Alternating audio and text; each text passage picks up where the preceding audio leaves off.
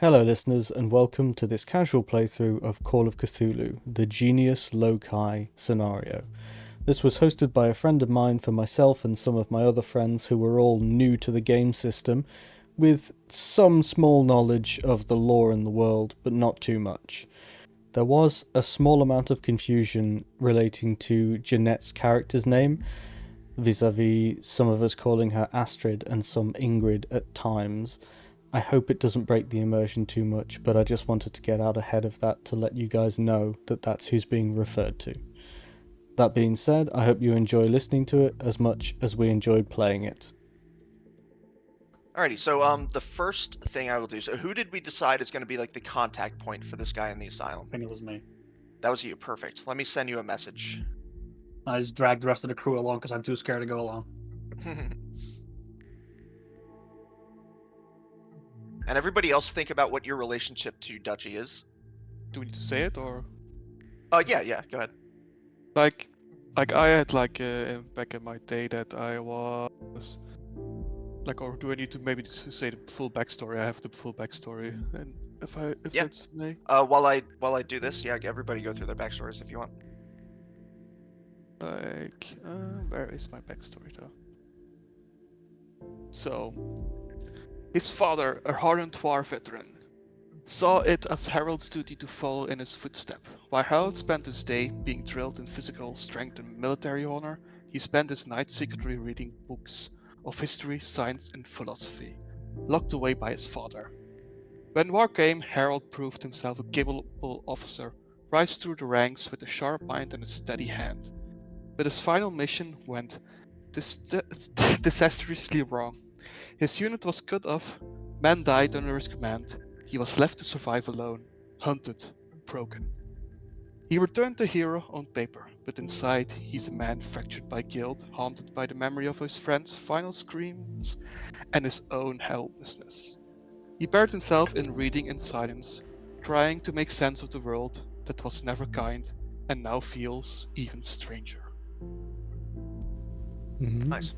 So Perfect. basically, I'm like also like a book reader, so I will know him. And I was like, because like I was a war veteran back in the day, I'm also more of like guarding the library because I know that she's like a really scaredy cat, and he shows me like with no muscles at all. So I'm like, hey Dutchy, I will like no, I need to say Edwin, Nice.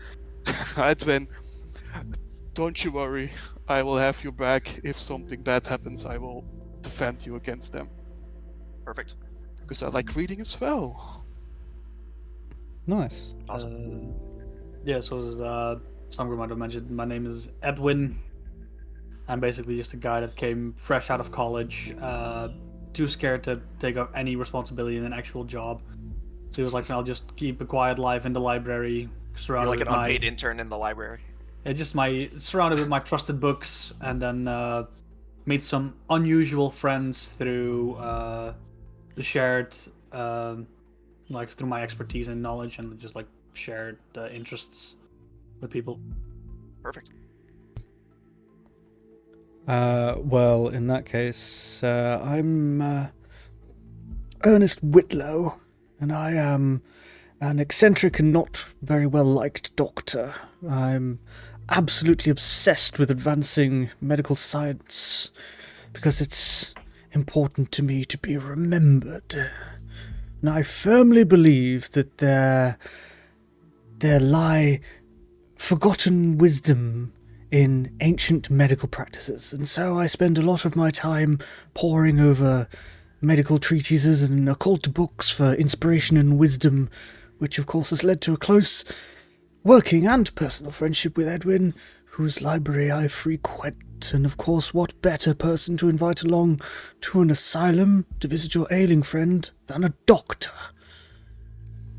All right, who hasn't gone yet? Astrid. Astrid Winter, born in Stockholm to a vanished father and a mother who only cared about herself.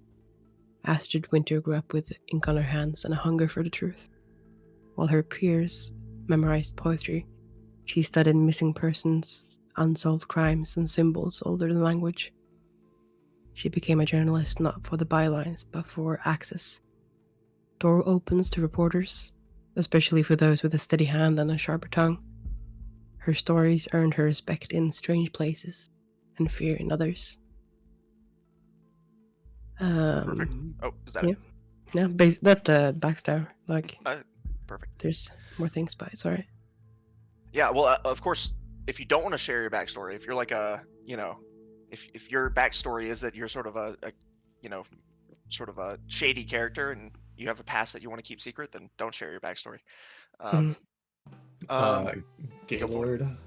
Gaylord M. Lester, male, age 58, was the film industry's first breakout porn star, starring in such films as The Dunwich Horror, Mountains of Manliness, and The Humping Horror at Red Hook. After the war, Gaylord enrolled in the physics program at Harvard University, where he received a doctorate. He fathered an illegitimate child with a fellow co-star on the set of one of his films. Amazing. Gaylord is a minor celebrity and often makes public appearances for his legions of fans, some of whom are residents at the Asylum that we're visiting. Oh my god. Probably there because they watched your films, but go ahead. Brilliant. Is that it, Bryce? That is it. All right, perfect. Oh, All right, so the start of this duchy, I have sent you a handout. Can you read it? Yes, I've read it. Excellent. I can read it So, aloud. it's up to you how you have received the letter, when you received the letter, and how you share it with everyone else, and how you decide to share it with these people in particular. So go ahead. Well, I have a friend that got himself committed at a insane asylum in Danvers. So have you gotten everybody together to tell them this, or what's the story there? Well, I guess it's kind of a story. I guess I just You just kind of met at the library, and you've got like you're yeah, like, I just "Hey, like as I meet them like in the library, I just go around Okay. like if I need people to come with me because I just no fucking way I'm going there alone. perfect." But he frequents in the supernatural, and he got himself committed after his most recent encounter with it. And now he's telling me he is in great physical, mental, and spiritual peril. Something's wrong with that place. He even had to sneak the letter out because they read the mail there. Fucking crazy. But yeah, he would like some help getting out of there, and there's no way I'm going there alone. So I would very much like your help. All right. Yep. Floor's open. Anybody else? Um, Anybody else want to go? Well, my voice in medical circles doesn't hold too much clout nowadays. I'd be more than happy to offer corroborating diagnoses and potentially lend my name to any bid for legitimate release for your friend. Besides, I owe you more than one favor by now, I'm sure. I just know you will need me, so I will come along with you. You're a wimp, so yeah, I'm just going to go with you so you won't be ending up there. Wow, this sounds just like the plot of one of my early films. Surely this chap must be a fan of mine. That's where I know you from! I knew you looked familiar. Well, I'd say that Astrid probably was just in the library and overheard and been curious to go to the asylum, so kind of invited herself along to be part of the mission. Excellent. All right.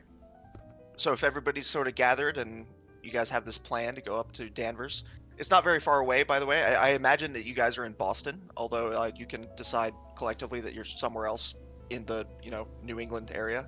But so you're probably in Boston. Danvers is about like an hour or two car ride from Boston.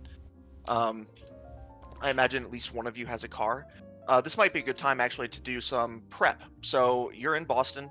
Pretty much anything you could possibly want, you can buy in Boston, even if it's illegal if you have the right contacts. But you can purchase firearms, you can purchase equipment, anything you think you might want. Right now, you don't know much about where you're going, except for it's an asylum, and there's a friend there who's apparently been committed against his will, and you're trying to get him out. So, buy whatever equipment you think might be relevant to that. Mm. And I'll just go ahead and hand wave it and say you don't have to like spend actual money or whatever. Anything you think your character could buy based on their credit rating, based on their sort of like general wealthiness, go ahead and buy. Alright. Just let me know if you buy any like firearms or like anything major. Or I won't like nitpick everything, but just add anything to your equipment that you think your character would buy. I don't think Ernest needs to take anything really apart from the things he'd normally have on his person, like prescription pad and pen and maybe just like medical bag, like one of those old school like doctor's bags. Yeah, exactly. A few little bits and bobs in its stethoscope and all that jazz, but Nice. nothing major. There's no sawn off in there, Yeah. Like, I would probably take my character already has a gun from the war. Yeah, definitely. Like, probably he wears his handgun everywhere as well. It's America. May as well. So yeah. I don't know about the rifle though. That's like a little bit iffy. I don't know. Yeah. Like, so that's like a handgun would be more suffice there. Sure, but you could store the rifle in somebody's car. I imagine one of you guys has a car. Who has the car? I've got a Buick 121. Oh, perfect. Yeah, everyone's going to the Buick. I'm gonna look a picture of that. Excellent. I don't know what are like standard things to get. Well, I'd say Astrid has a switchblade. Would also think like, because of my background of like picking locks, I would also like some lock picking equipment. I think. Like if we need to get in or need to get out in any way, that seems. Does Astrid have a camera or anything like that with her? She could have. That makes sense. Yeah, you can have a camera. Absolutely. I can only think Alrighty of like then. he potentially has like some books that he thinks might be useful. Perfect. What kind of books? Considering we're going to the same time, probably some psychology books. Okay. And since he was saying supernatural, like anything he could think of that, like more occult types of books, Okay. Perfect. Yeah. and weird ritual stuff. You're also free to do research while you're at the library on whatever topic you might choose. Yes, I think before we go, it's actually important to know a little bit more about why your friend committed himself in the first place, so I can perhaps get a better handle on his delusions, paranoias, or other phenomena. Perfect. I'll do something called a no roll. So this is when like information might be like you might know it, you might not. We'll see. You'll do a no roll. So this is based on let me look at the character sheet real quick, or if I can remember. Intelligence, I think. Yeah, intelligence. So Dutchy, please do an intelligence roll. Alright. That is. What a brilliant first roll of the game. That's a 100. Okay, so you don't know. You have no idea why he committed himself. Nice. You haven't talked to Croswell in quite some time, so you have no idea why he's in the asylum? Does anyone else know Larry Croswell, by the way? Because this guy, his background, I will give you, is he's sort of well known in like the occult sort of, like, alternative sort of scene in the New England area. So like if any of you guys are sort of tied into that community, you might know him. I think Ernest probably knows of him, considering he's Okay. got an interest in the occult, but not But not personally. enough to know why he committed himself. Yeah. Yeah. Okay. So nobody knows. Nobody knows why he committed himself.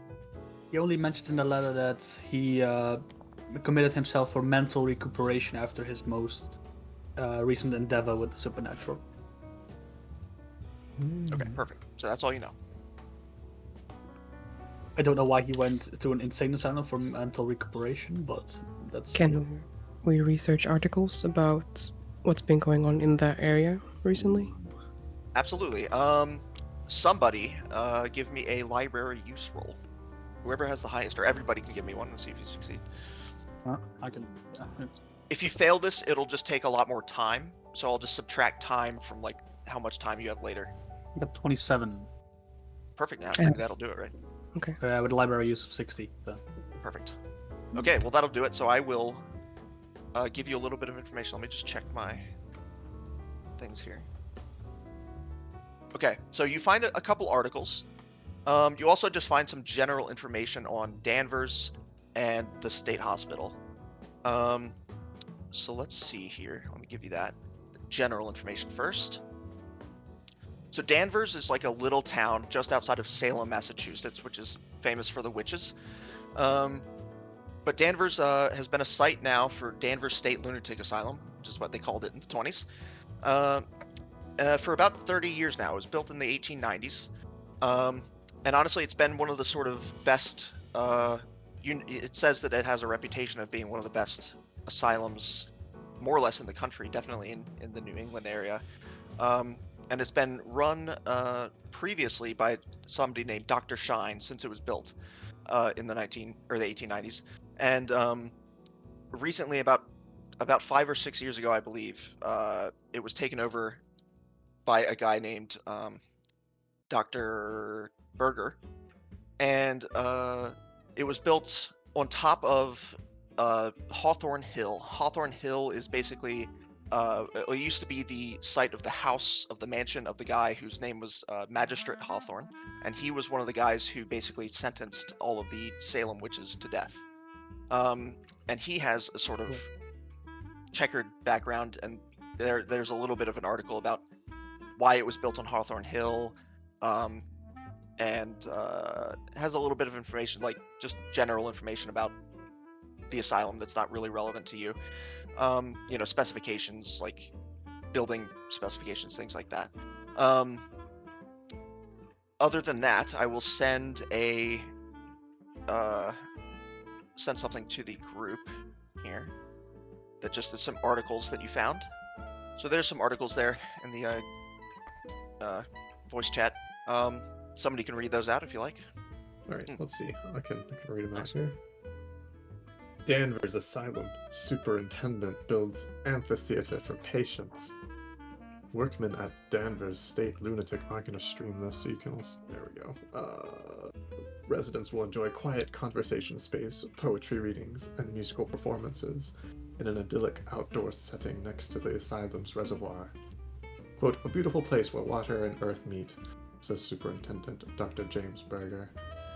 Asylum resident and chief laborer Andrew McBride added that his team had some difficulty breaking up and removing a large granite disc bearing an artistic design set into the hillside where the amphitheater is to be built.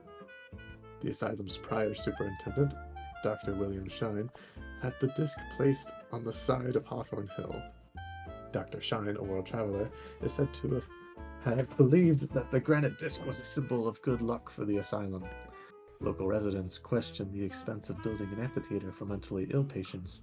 However, Dr. Berger defends the creation of the amphitheater, explaining, quote, it is important to remember that we must look the betterment of all our citizens, especially those deemed too delicate or damaged to be part of the ebb and flow of the greater world.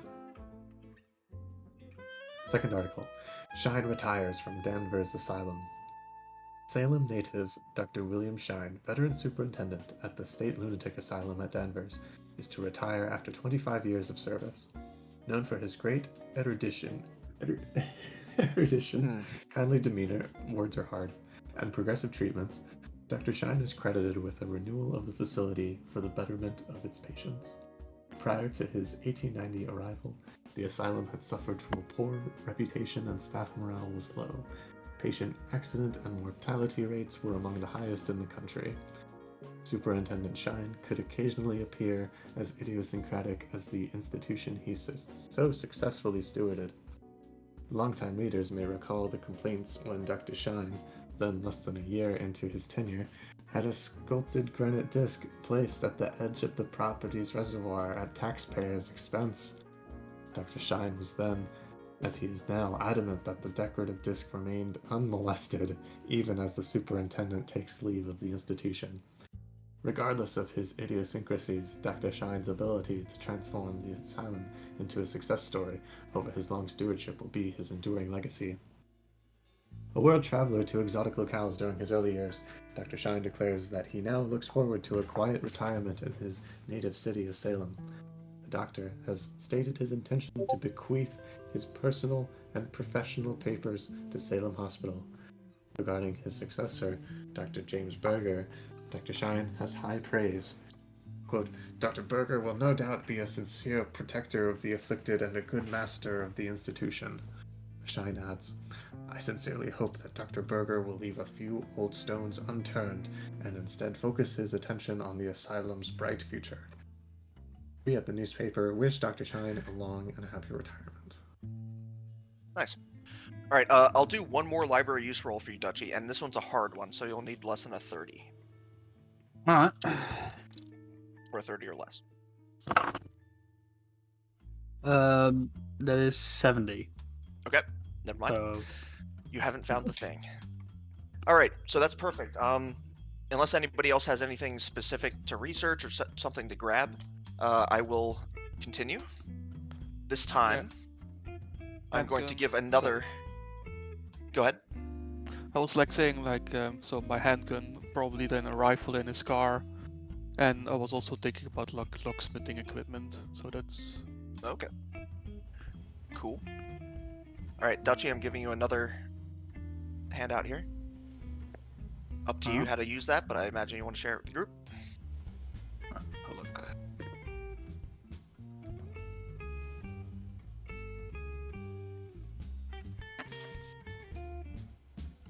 Interesting.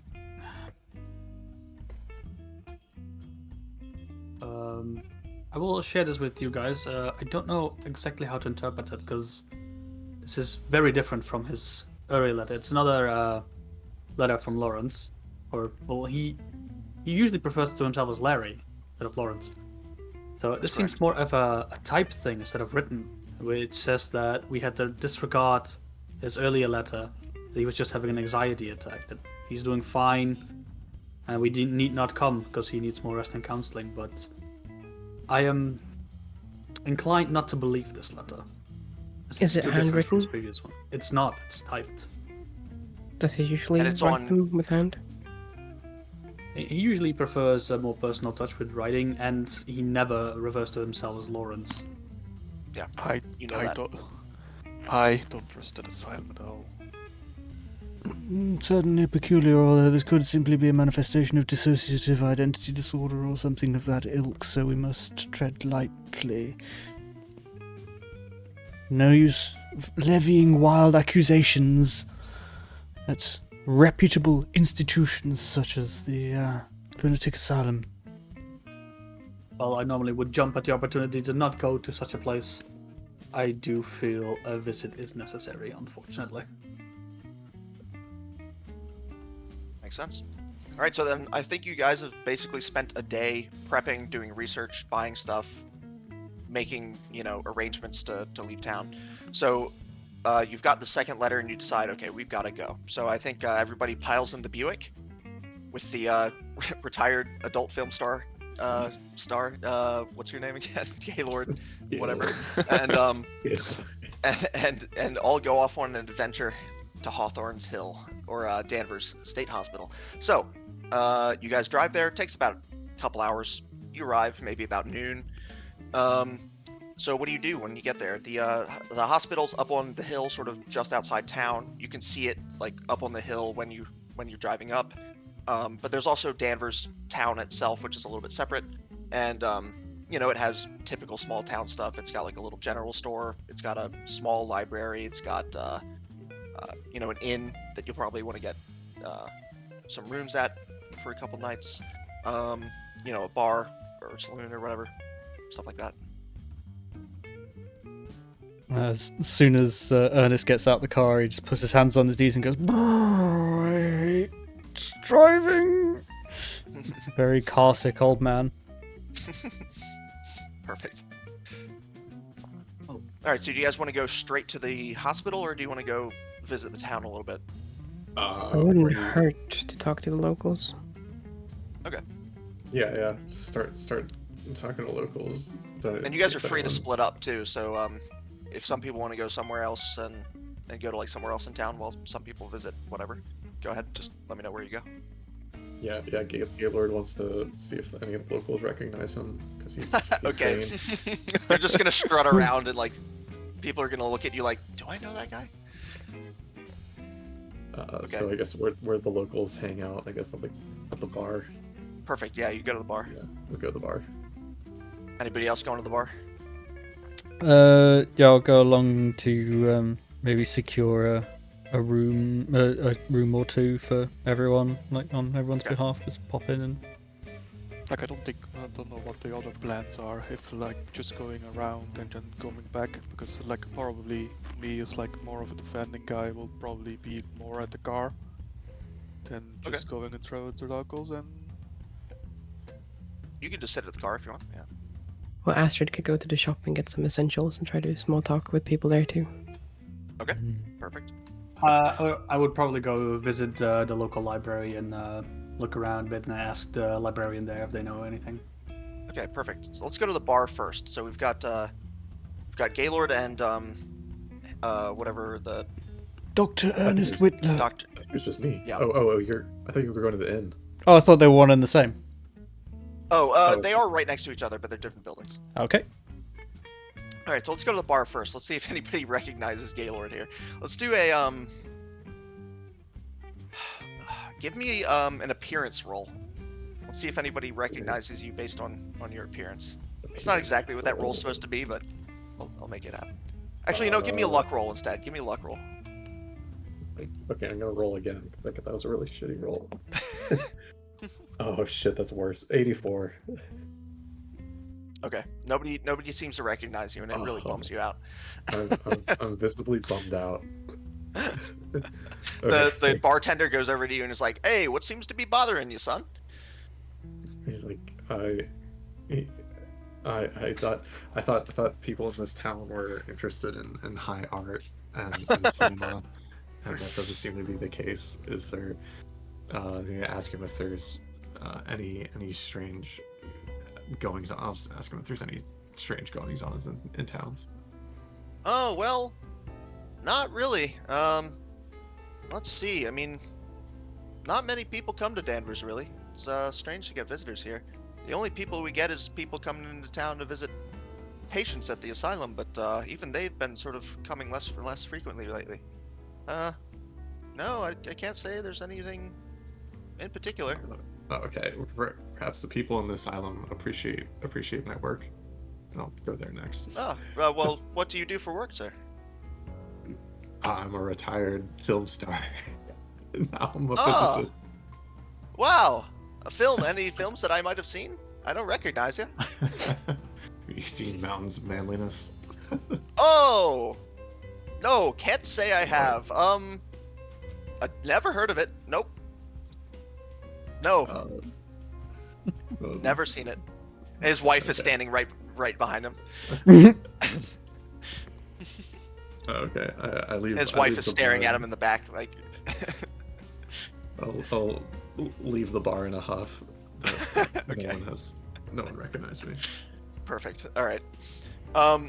You recognize. Actually, give me a spot hidden roll. Hidden roll. 32. Is that below your spot hidden? Spot hidden is.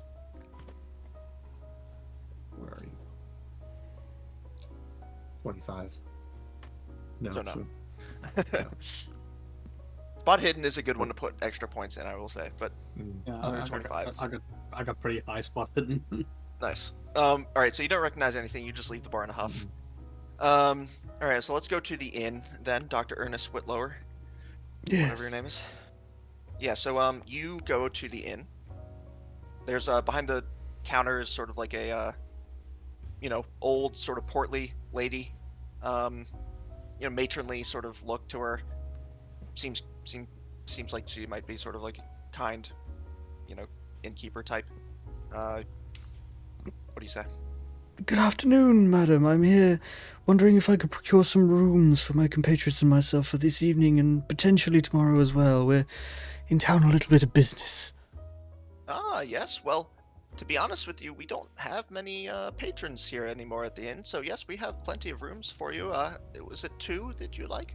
There's 5 of us, maybe 2 doubles and a single for the lady, I think. That's fine with me. Yes, well, I can have those rooms ready for you in just an hour or so. Marvelous, marvelous. You say there's not many patrons here. You've not had many visitors for.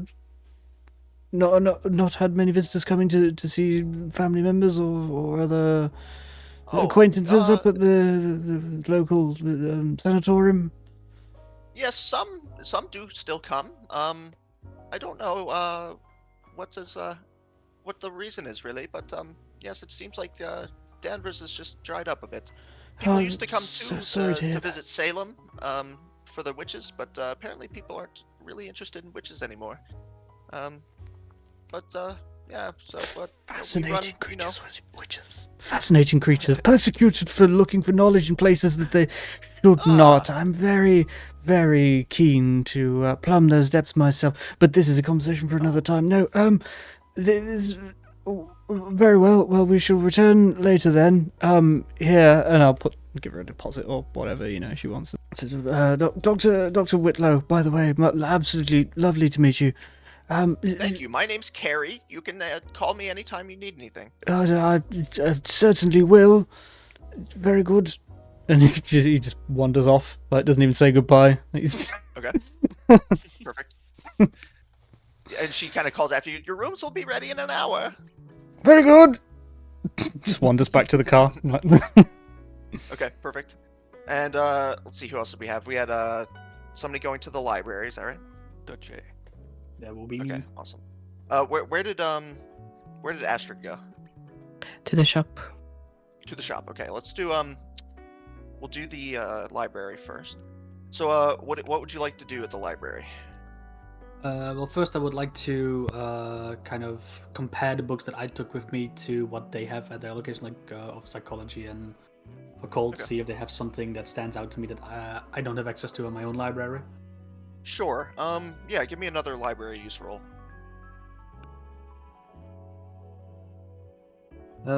50. Okay, so that'll do. Yeah. Let me just see what might be gained here.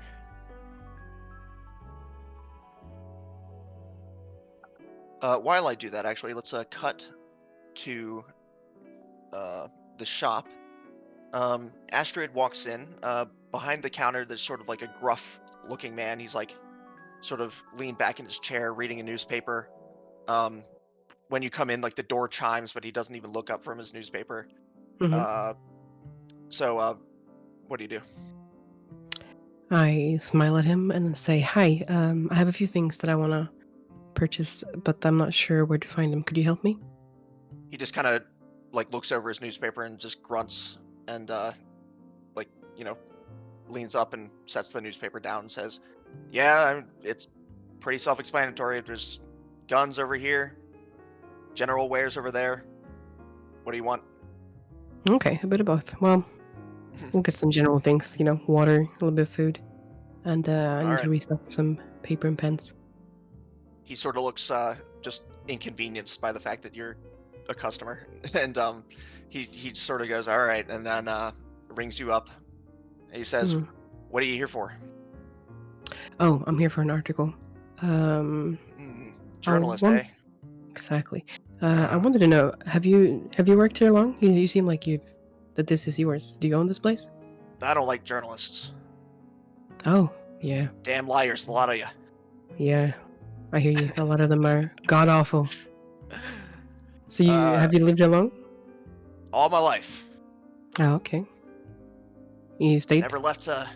Never been outside Danvers or the surroundings my entire Okay. life. You were never even tempted to leave? Nope, proud Danvers man. Never want to Oh. go to those seats of sin like Boston. I see. God, where would I go from here? So have anything interesting happened around the town, or is it just calm, like today? Interesting. No, Yeah? God, no. It's Danvers. Never? That's what I like about Danvers. Nothing ever happens here. Oh, okay.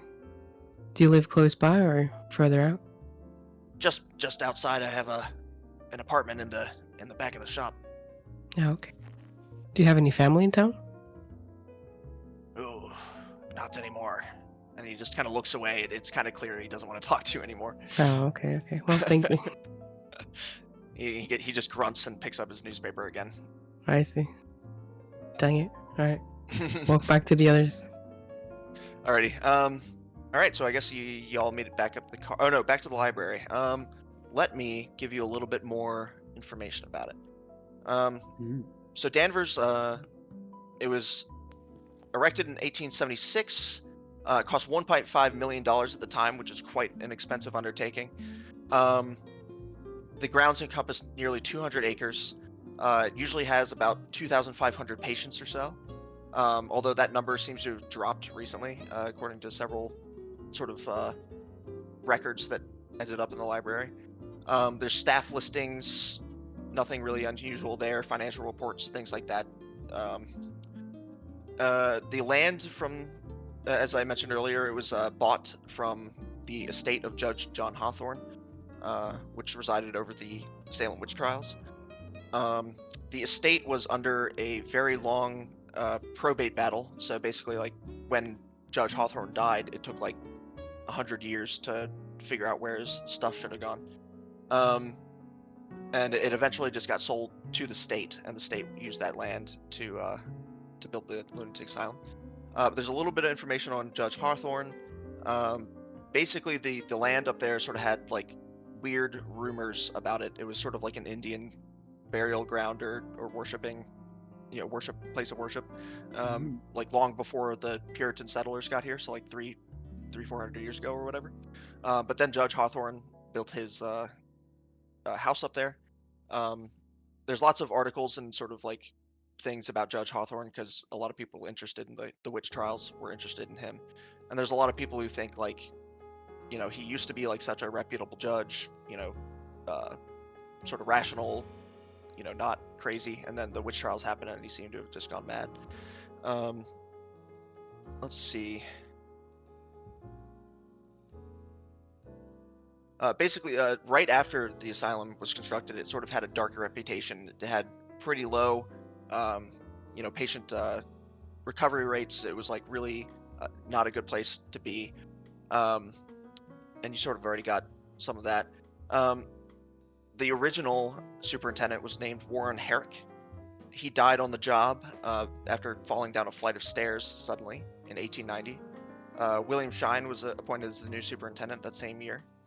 And it seems that there's a lot of praise for William Shine. There's like medical articles that are talking about the recovery of the asylum and how it should be like an example for other asylums to follow. And Dr. Shine seems to have been a lot of the reason for the sort of recovery of the asylum. But after he died in 1925, or what was it, 25? Let's see. Can't remember exactly when he died, but he died a few years ago. And after he died, Dr. Berger took over, and it seems to have sort of started to take a turn for the worse since then. But there's also articles saying, oh, maybe this is just part of like the general decline of asylums across the United States. There's been less funding, basically, for them recently.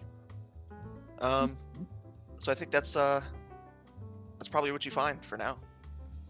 All right. Very nice. And with that info, I would like to go to the librarian of this place. Okay. Just like walk up to them and hello, I am Edwin from the Library of Boston. Just nice Fellow collection you librarian, got I here. see. Hello, how are you? Very good, thank you. How are you doing? I'm fine. We don't get many visitors coming around to the library, honestly. What would you like to research? Well, Anything in I'm here. particular? I've already had a quick look around. Nice collection you got Oh, here. thank I'm visiting a That's friend modest. up in the asylum, and I was wondering if you heard anything about the asylum recently, because he had some concerns in a letter he wrote me. Yes, well, we have some articles on the asylum. I mean, it's been there for longer than I've been in Danvers. Used to be a quite reputable place, but I don't know anymore. It seems that not many people come to the asylum anymore. I've never been up there myself. Something I am interested in, if I don't know if you have any more information around here, is in the mention of a granite disc that's around the asylum. I think we just recently came into possession of something that had to do with that. Let me look. She comes back a little bit longer, a little bit later, and she has the same article that you found in the Boston library as well, and she also has a picture with it. And she's like, this picture was taken when this article was written, but I don't think they put it in the paper. But it's here in our records, and it shows a bunch of workers. They're all sort of gathered round, and there's a large granite disc in the middle of them. And you can just make out with the sort of 1920s camera that it's a fairly large stone disc. It must have taken like a crane or something to get it out of the ground, and they're holding it up. And it's sort of in fragments. There's like two. It's like it got a big crack down the middle. You can tell that they're sort of holding it back together. It has a symbol in the middle. Let's see. It has sort of like a flame, and it has an outline of sort of stars around it. And that's all you can sort of see.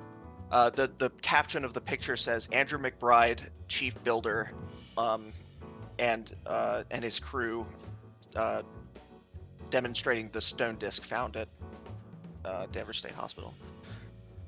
Or not found there, that was removed from Danvers State Hospital. Oh, that's very nice. It's very interesting. Do you think I could potentially borrow this picture? Oh, well, I can make you, yes, I think we have copies. Yes, absolutely. That would be great. Sure. Yes, just go right ahead. Give me an occult roll, by the way, if you have any occult skill. You should have a little bit at least. I do have a bit of occult. Okay. 15. Is that good? I have 40, so. Okay, perfect. So, you recognize the symbol on the granite disc as a mystic sigil, although you don't really know the particular significance of it, but it does have some kind of occult significance, probably something to do with like a ritual or a protection symbol, something like that. You're not exactly sure. Very interesting. All right. Well, thank you very much for your assistance. I might be back for more information before we leave, because I do love the library. But have a good day. Thank you. Yes, you as well. If you need to do any more research, let me know. I'll be here. I'll go back to the car with the rest. Great. All right. So I think everybody's sort of done their thing. Went back to the car. Yeah. The first thing I would do is immediately show the symbol to Dr. Ernest, because he would have interest in that. Cool. Nice. Also, if anybody can do a hard occult roll, I'll give you more information on the symbol. Yes, I think I will make an attempt at that, considering I'm being shown this symbol. Although I have been cut off, I was espousing the virtues of divining a patient's humours to Harold, who was listening very intently, I'm sure. No, right. That's right. I forgot you said your doctor's like he's so old school. He still believes in the humors. That is just a normal success with 39 on 55. Well, then you don't learn anything extra, but that's okay. This is marvelous. Merits further study, I'm sure. Definitely. All right, so what's your next step? Probably heading up to the asylum, I would assume. Perfect. We can do that. All right, so everybody gathers into the Buick and drive up. There's sort of a winding drive through like fairly picturesque hillside. It's very beautiful here. That just leads straight to the asylum. It's called like Asylum Road or whatever. There's a set of tall, like wrought iron gates that are just outside the grounds of the asylum. They're open. There's sort of a front, big central sort of administration building, and then it has two wings on either side. It's a very big building. 4 stories on the wings and lots of windows, so you can tell it has a lot of patients. Giving me Outlast vibes. Sorry? It's giving me Outlast vibes. Yeah, sort of like that. But it seems to be like sort of well kept. You know, the grounds are mowed and there's like, you know, bushes and topiaries or whatever around. It seems like it's probably managed by the asylum patients though, because some of them are a bit fucked up. Um, so you know, you start driving up. There's a big sort of circular driveway that you can park in. Nobody else seems to be there. At least cars. You see like patients sort of milling around outside in sort of gowns. Orderlies are like, you know, wheelchairing people around or like, you know, trying to catch an escaped patient or something. There's one guy who's just standing in the middle of the circular drive and like the grass in the middle, and he's just seems to be like staring straight into the sun, just like unblinking, just looking straight into the sun, just like with his arms up like this. You think that's weird. But as you drive even closer, everybody looks, you know, gets a good look at the, you know, architecture and everything. Everybody give me a power roll, please, and tell me if you succeeded or failed. All right, who succeeded? Oh. Hey, Lord. Everyone except Songbird. I failed. succeeded. I succeeded Well, with an extreme good- success. Good for you, Songbird, wow. because actually failing on this one is bad, or succeeding on this one is bad. God damn it! Oh, So shit. anybody who succeeded, give me a sanity roll, please. Oh fuck. And it's A fail. pass. Pass. Okay, if you pass, still lose 1 sanity. If you fail, lose 2. And that's because you just, when you look at it, you get this weird, like deep down and unexplainable feeling of dread that isn't like, you know, you're not gonna like freak out, but it's just like a simmering dread that you get when you first look at the hospital, and it seems to fade fairly quickly, but you get the sense that something really weird is going on. And did you say you got an extreme success? I did, yeah. Okay, so you also get the sense that the asylum is watching you. Not like somebody from the window or, you know, somebody on the grounds or something like that. Somebody like the asylum is watching you. And that's like, it's just it seems weird, like you don't believe that really, but that you got that sense. Car sickness is getting to me. Someone should have gone to the pharmacy. This place is giving me the creeps.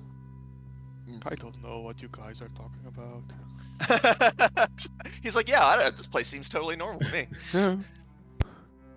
I would love it Excellent. to be here, yeah. Maybe I should check myself in because of my PTSD. Yeah. All right, so yeah, the place like nearer to the asylum, it's like outside it was like rolling green hills. It was a nice spring day. Here, like even though it's like fairly well kept and you know, not like, it doesn't look like in disrepair or anything, but it's like, I don't know, something seems like a little bit dull about this place. Like the grass is just a little bit less green. The trees just have a little bit less leaves on them. Things like that. So all right, you make it in, you park. There's an orderly outside that kind of calls over to you and says, "Hey, what are you here for?" Yes. My name is Edwin Crane, and I'm here together with some friends of mine to visit my good friend, Larry Crosswell. Oh, I see. Well, visiting hours are still on, so please just go into the central administration office and they'll direct you to where you need to go. Thank you very much. Of course, sir. And then he just goes back to wiping the drool off of a patient. All right, so you go into the central administration. It's a fairly like, you know, Spartan interior. Nothing really much on the walls. Hospital antiseptic smell pervades like the entire building. It looks like freshly mopped and fairly clean though. There's grills or like bars like over all the windows here though. In the sort of administration office area, there's like a couple patients, you know, just sitting in a chair, like staring out the window or like reading or something like that. There's a couple like shuffling from one ward to the other. There's this sort of severe, like, you know, angry looking attendant behind the desk. Or she's like a nurse, I guess. So she says, "Are you here for visiting hours?" Ah, yes. I am here together with some friends to visit my good friend Lawrence Crosswell. I see. Yes, Mr. Croswell. Let me look up his records, but I believe he's in J Ward. 1 second. And she just goes to look through a filing cabinet. She comes back and says, yes, I apologize, but I can't let you see Mr. Croswell without Dr. Berger's prior permission, given that he's in J Ward. J Ward's for our most violent patients. Well, let me see if Dr. Berger's available. And she kind of goes away and picks up a phone, but she's too far deep into her office, so you can't really hear what she's saying. You see her like nod a little bit more, and you can hear her say, "Yes, Dr. Berger," and puts down the phone and comes back and she says, "Yes, Dr. Berger can see you now." Which way should we go? I'll take you to his office if you like. Will it be all of you? Normally we don't allow 5 visitors at once, but if you're talking to Dr. Berger, I guess you can ask him if that's okay. Gaylord will stay behind to chat with Okay. the office Are administrator. you gonna hit on the old nurse? I actually was in a film about nurses once. I played a doctor in a film. I take out an 8x10 glossy and autograph it and hand it to her. Say, Okay. Yeah, she asked for your autograph, but she here you doesn't are, want to ma'am. like. She asked for your autograph, but she doesn't want anybody else to know where she knows you're from. Okay, so everybody else goes up to Dr. Berger's office. She sits you down in like a waiting room. While you're waiting, you can see a picture on the wall of Dr. Berger when he first became the superintendent, and he's like, he looks like a mid-30s, pretty well-kept doctor kind of guy. Very happy in the photo. He's shaking the hand of William Shine, who was the previous superintendent, in front of the building, and he looks happy, normal guy. But then just at that moment, Dr. Berger sticks his head out of his office and says, "Yes, I will see you all now." Yes, very good. Yep. So I guess everybody shuffles into his office. Some of you have to stand. There's a couple chairs in front of his desk. I will stand. I'm more of a stander. Fair enough. So he sits down and he says, "Yes, well, my nurse has said that you want to visit Mr. Croswell. Is that right?"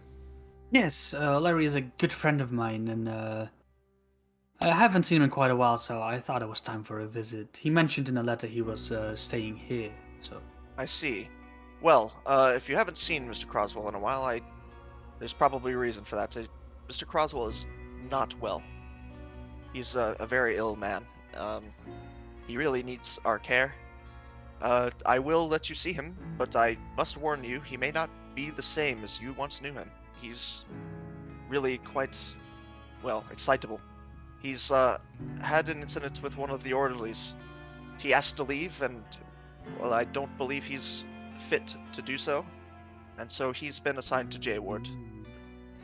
Don't worry not, I'm more than capable of helping my friends and compatriots deal with someone in a fragile mental state. Dr.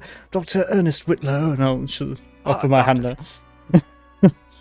He shakes it, sort of, a little bit coldly, but he shakes your hand and he says, "I see, doctor. Where did you get your medical degree?" It was one of the more reputable establishments in the local region, Miskatonic University. I'll just sort of stumble over it a little bit. Like being asked for credentials is something that it obviously kind of perturbs him quite a bit, But of course, as you can see on my lined face, I have very many years of personal experience dealing with such matters. You'll get there one day. I see, doctor. Yes, Miskatonic is quite reputable. In fact, I did my residency at Miskatonic State Hospital. But I was Harvard class of 74. And he just goes back to... anyway, back to Mr. Croswell. And yes, doctor, I imagine that it would actually be quite good for you to examine Mr. Croswell. It's always good to have second opinions. But, of course, my staff is more than capable of doing its own analysis. But yes, I will allow a short visit with Mr. Croswell, but I must warn you not to disturb him too much, not to upset him, not to introduce any weird ideas into his head. He's very excitable and sort of well, he's not all there right now. I'm very sorry to say. And you can see that. Does anybody? Let's see. Do a psychology roll. Everyone, no. Actually, not a psychology. Do a spot hidden. Anybody who has spot hidden, do a spot hidden roll. I pass. I pass as well. That's plenty. Actually, I have a extreme pass. Okay, perfect. So My you see normal that, pass, like, so- Dr. Berger looks way older than you think he would, given that the picture you saw outside was only, what, like 6-7 years ago or something like that. He looked like he was in mid-30s. He looks like he's in his, like, late 50s or something like that. He looks quite old. Still, like, healthy-ish, but, like, older than you'd think he would. And maybe that's just, like, maybe you think that's just the picture, you know, or maybe it's just having worked as a superintendent's really stressful, but he looks old. But he's also like way sterner than you think he looked in the picture. He looked like really happy, kind of friendly, happy-go-lucky kind of guy. He's very sort of like muted and just not very friendly now. He's not being like rude, but so the other things you can notice on his wall, since you noticed you did the spot hidden. This isn't really hidden, but I'll tell you. He's got, his diplomas on the wall. He's got like certifications and things like that, all the normal stuff that doctors have on their wall. He's also got a painting of St. George and the Dragon. Normally this painting, you sort of recognize the painting that it's supposed to be. It's normally a painting of St. George on a horse with a lance and he's slaying a dragon. But this one is strange in that the dragon has slain St. George and has ripped his entrails out, and his horse is dead in the background. Jesus. Yep. Interesting artwork. Never seen that interpretation before. He says, yes. He looks kind of excited that you've asked about his painting. He says, yes, this is something I acquired not long after I became superintendent here, actually. It's a piece done by an artist out of Boston who, actually, Doctor, works at Miskatonic as well. But, yes, he said that this painting was one of his best, and I thought so as well. It's quite a strange piece, isn't it? Yeah, it's very unique. Yes, I think that it represents something of the Freudian in the St. George story. Everybody thinks that story is about good at triumphing over evil, but, well, sometimes evil triumphs, doesn't it? Yes, quite. Like Ernest is definitely trying to see more. He's in an intelligence dick measuring contest with this man now. After he just casually dropped in that he was like, yes, I'm Harvard. Like he's like, yes, quite. You could definitely see elements of the phallic stage of psychosexual development in the brandishing of the lance in such a way, and the fact that this has been turned on its head definitely is a critique, I would say, of the Freudian method. But I can see that someone who had a surface level reading of this image could interpret it thus. I think he's like kind of impressed. He's like, yes, I see you've read your Freud, and that's quite recent developments in psychology. You must have kept up after you graduated. He's actually quite impressed with you for knowing all that. All right, so he says, okay then. I think that's all I need to hear. I wouldn't allow a visit for more than 15 minutes today. I don't want to overwhelm Mr. Croswell, especially with so many people at once, so please keep it below 15 minutes. My orderlies will kick you out after that. But yes, please feel free to have the orderlies outside, and he snaps his fingers and 2 orderlies appear. And he says, please take these ladies and gentlemen down to J Ward to see Mr. Croswell, please. And the orderlies kind of say, this way. Okay, I'll rejoin them at this point. Okay, Go down with perfect, them. yeah. Okay, so they had to come down the stairs anyway to like go past you to go to J Ward anyway. So they pick you up, They pass through one ward that's like pretty normal, just normal sort of looking patients. You know, some of them look pretty out of it, like drugged or just in a psychosis or whatever. Or what's it called when like people just like can't like move, or like Paralysis?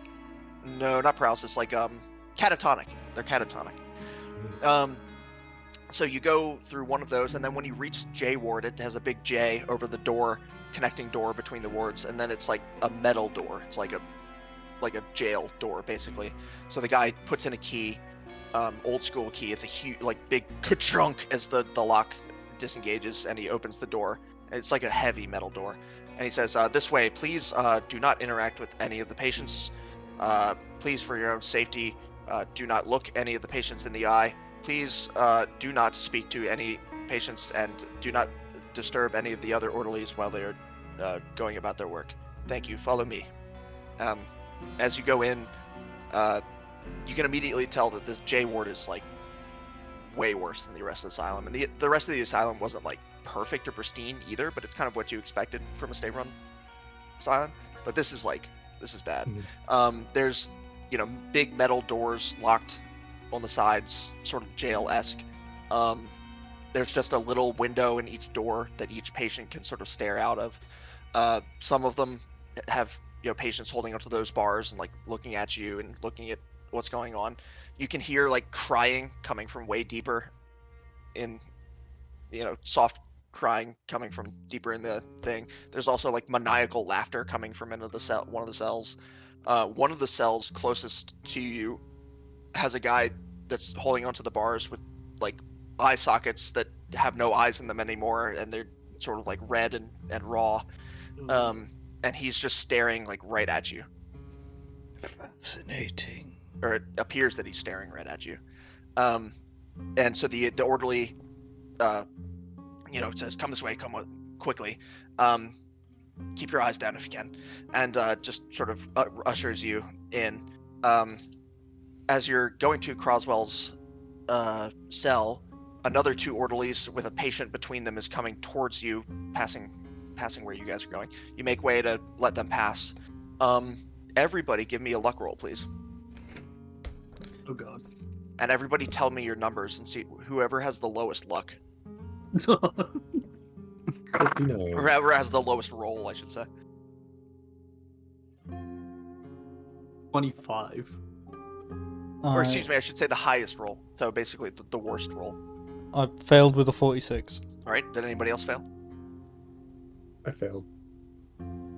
What's your number? 59, luck is 40. Anyone else fail? 87, luck is 35. Okay.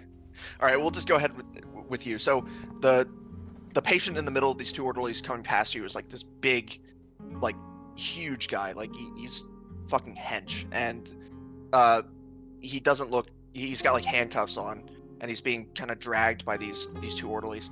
As all of you pass, he's like kind of looking. The patient's sort of like looking down, but as he passes, he looks up at all of you and immediately rushes at Ingrid and pins you to the wall and starts screaming, "What do you know? What do you know?" And like almost immediately the orderlies like have realized what's happening and are dragging him away and like getting him away, but he just keeps screaming that, "What do you know?" as they like rush him into another cell and throw him in and close the door. And that shakes you up a bit. Let's do a sanity roll for me, please. 7. Okay, so you're good. No sanity loss, but you're still a bit shaken. You're like, "Oh man, what the hell?" And the orderly's like, "Oh, I'm so sorry about that. That doesn't normally happen. I mean, it is J ward, but I'm sorry. We really should have had a better handle on that. I'm sorry." And please give me a spot hidden as well when this orderly's checking on you. 72. Okay, so is that a fail? I have 50. Okay, yeah, so fail. Okay, so you don't notice anything, but actually, could anybody else give me? Anybody else can give me a hard spot hidden roll, please? Ooh, yes, please. Let's do it to it. Oh, yes. I got 3. pass. I pass. Is it a hard pass? So half. Yeah, hard pass. Hard pass. Okay, Yes, perfect. yes. All right, so you notice on the orderly's sleeve as he's sort of like trying to see if Ingrid is okay, he has like this really raw, sort of like new puffy red scar on his wrist. And you see it really quickly, and then it sort of disappears up his shirt sleeve as he like rushes to hide it. I'm Um, too busy. Oh my goodness, my dear, are you all right? For goodness sake, but for all we know, that man could have been both phlegmatic and bilious. Sorry, a hard pass was half the points, I guess, or how much was Yeah. it? Okay. and for spot hiddens, if you're all together, I Okay. just kind of play it as if one person succeeds, I'll tell the group. You know what I mean? Okay. So that's perfect. Next thing. So yeah, the orderlies say, anyway, Mr. Croswell's cell is just around the corner. So you get to J12. That's the cell number. He unlocks the door, sticks his head in and says, Mr. Croswell, you have some visitors. And he sort of like gestures you guys inside, and both of the orderlies that took you there, they are sort of standing in the doorway. And Croswell looks up at you and, yes, oh, Edwin! Yes, Edwin, I sent you my letter. Come in, everyone. And he says, I don't believe I know the rest of you. Who are these people, Edwin? I've got some friends that I met in the library that I took with me because I could not handle coming here alone. That's But- right. I remember visiting you in the library once. I think I may have seen some of these faces, but and I guess you guys all sort of introduce yourselves. Yes, Larry, my dear boy, I heard you are a huge fan, and I must come and see you. I take out my pen and I just autograph the front of his smock that he wears. He looks confused, but he also seems a little bit touched that somebody has autographed something of it. Oh, okay, thank you. I don't think he knows. You don't think he knows who you are, but you take the compliment as if he does, just because it's good for your ego. So he says, "Thank you. Yes. Well, I assume you're well." And then he glances at the orderlies and sort of holds his mouth for a moment. Well, yes, I came according to your letter, but everything we've seen so far, I mean, it seems just viscerally a bit of a creepy place, but what why? He sort of talks over you and he says, Mr. Orderly, could we have a private moment?" The orderlies kind of look at each other and say, "Yes, I suppose that would be fine." And they step out and sort of half shut the door. But it seems like they're out of earshot now. Don't mind me, I'm a consulting physician, it's fine, he's in good hands. Okay, that seems to convince them, actually. And so Croswell says, "I'm so sorry. I just need to speak about this privately." Of course. What were you saying? Like, why do you need help so badly? What seems to be the problem here? Yes, listen. Things aren't right here at Danvers. It's, there's something very wrong here. I think there's something malevolent in the asylum. I know that you share some interest in the occult.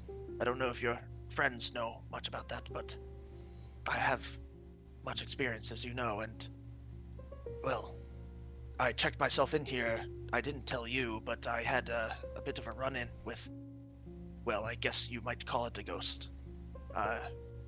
But it really rattled me, and I had to come here and convalesce. But as soon as I got here, I felt that there was something wrong. It took me a few days to really realize it, but then, by then, it has really taken hold here, I think. And then when I tried to leave the asylum, I think it tried to make me stay. And it made Dr. Berger make me stay. He said that I was violent, but I haven't been. I was put in J ward and they won't let me leave now. I think that I met this man in D ward when I was there. His name is Andrew McBride. He used to be a construction worker here, but now he's a patient. He's touched, much like the others. Very inconsistent on when he is lucid, but when he was lucid, he could tell me things that the other patients could not, and he seems to think that there is something wrong here as well. He said that there's a presence, and I agree. Dr. Berger, though, he said that I must stay until at least the new moon. He said that that's when I would be cured. But I don't need a cure. I did not send you any letter saying that I was okay. I need to go. And that's all he really has for you. But... Yeah, Dr. Berger seemed insistent on having you stay here. Maybe Dr. Ernest, he has some expertise in the occult as well. That's why I took him along. Maybe he knows, maybe we may have a talk with the doctor to get you to leave, but I don't know of how much help I can be here. Right. He says, do not trust Dr. Berger. Something is wrong with Dr. Berger as well.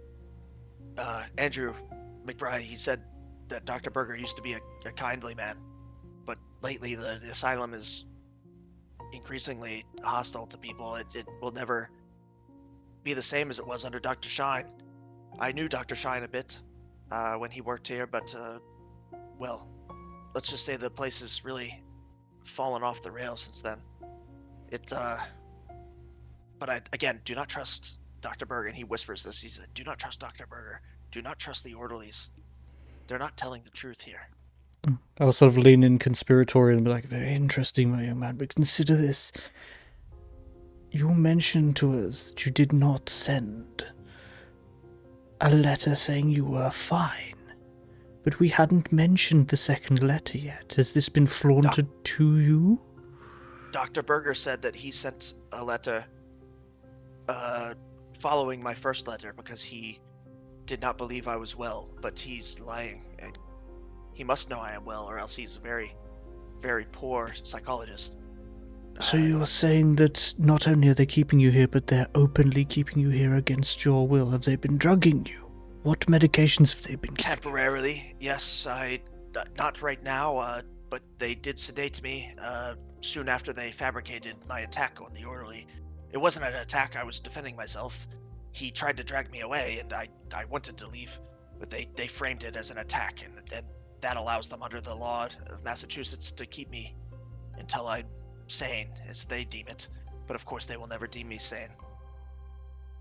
Yes, it's I suppose quite contrary, because if of course you are telling the truth, which you know, I don't know you, but I'm sure that my dear friend Edwin can vouch for you. If indeed you are telling the truth, then the fact that you've been confined under in a high security ward under violent threat means, of course, it's going to be much more difficult for even someone in my position to extricate you from this sort of situation. So, what would you have us do? Well, I didn't know you were coming. I suppose any letter you sent me was probably interdicted if you did send me a letter, but I have been trying to think of escape.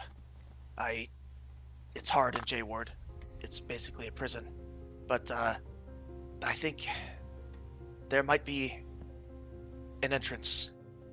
You might be able to get me out if you are willing, through extra legal means, let us say.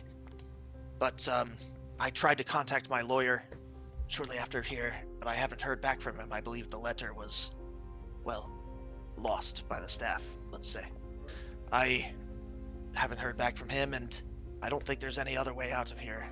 And I think we may have to try to extricate me some other way. If you were all okay with that. In case something might have happened, I did bring some more, someone who is more experienced in the violent ways. Okay. Yes, I see.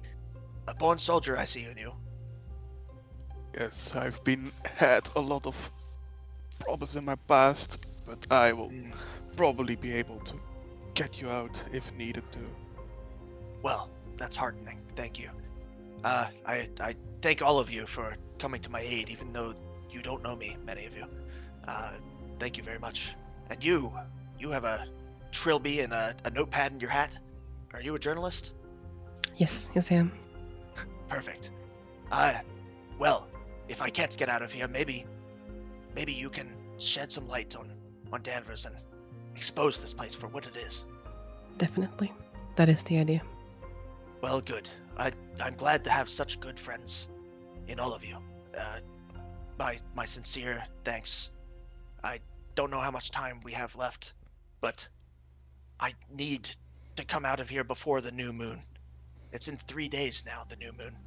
The way that Dr. Berger said that I would be cured then, I don't think I will be cured. But I don't know what will happen on the new moon. Before we leave, did you happen to hear any mentions of the weird of the granite disc outside the asylum? Ah, yes. McBride told me something about that in one of his lucid states. He said he was on the work crew that removed the disc. They built the amphitheater on the hill. You probably saw it on the way in. Dr. Berger built the amphitheater. But actually, I think that was 3-4 years ago, and that's when everything sort of took a turn for the worse. I don't know if the amphitheater, cost more than they expected and don't have the budget for proper care anymore, but something happened.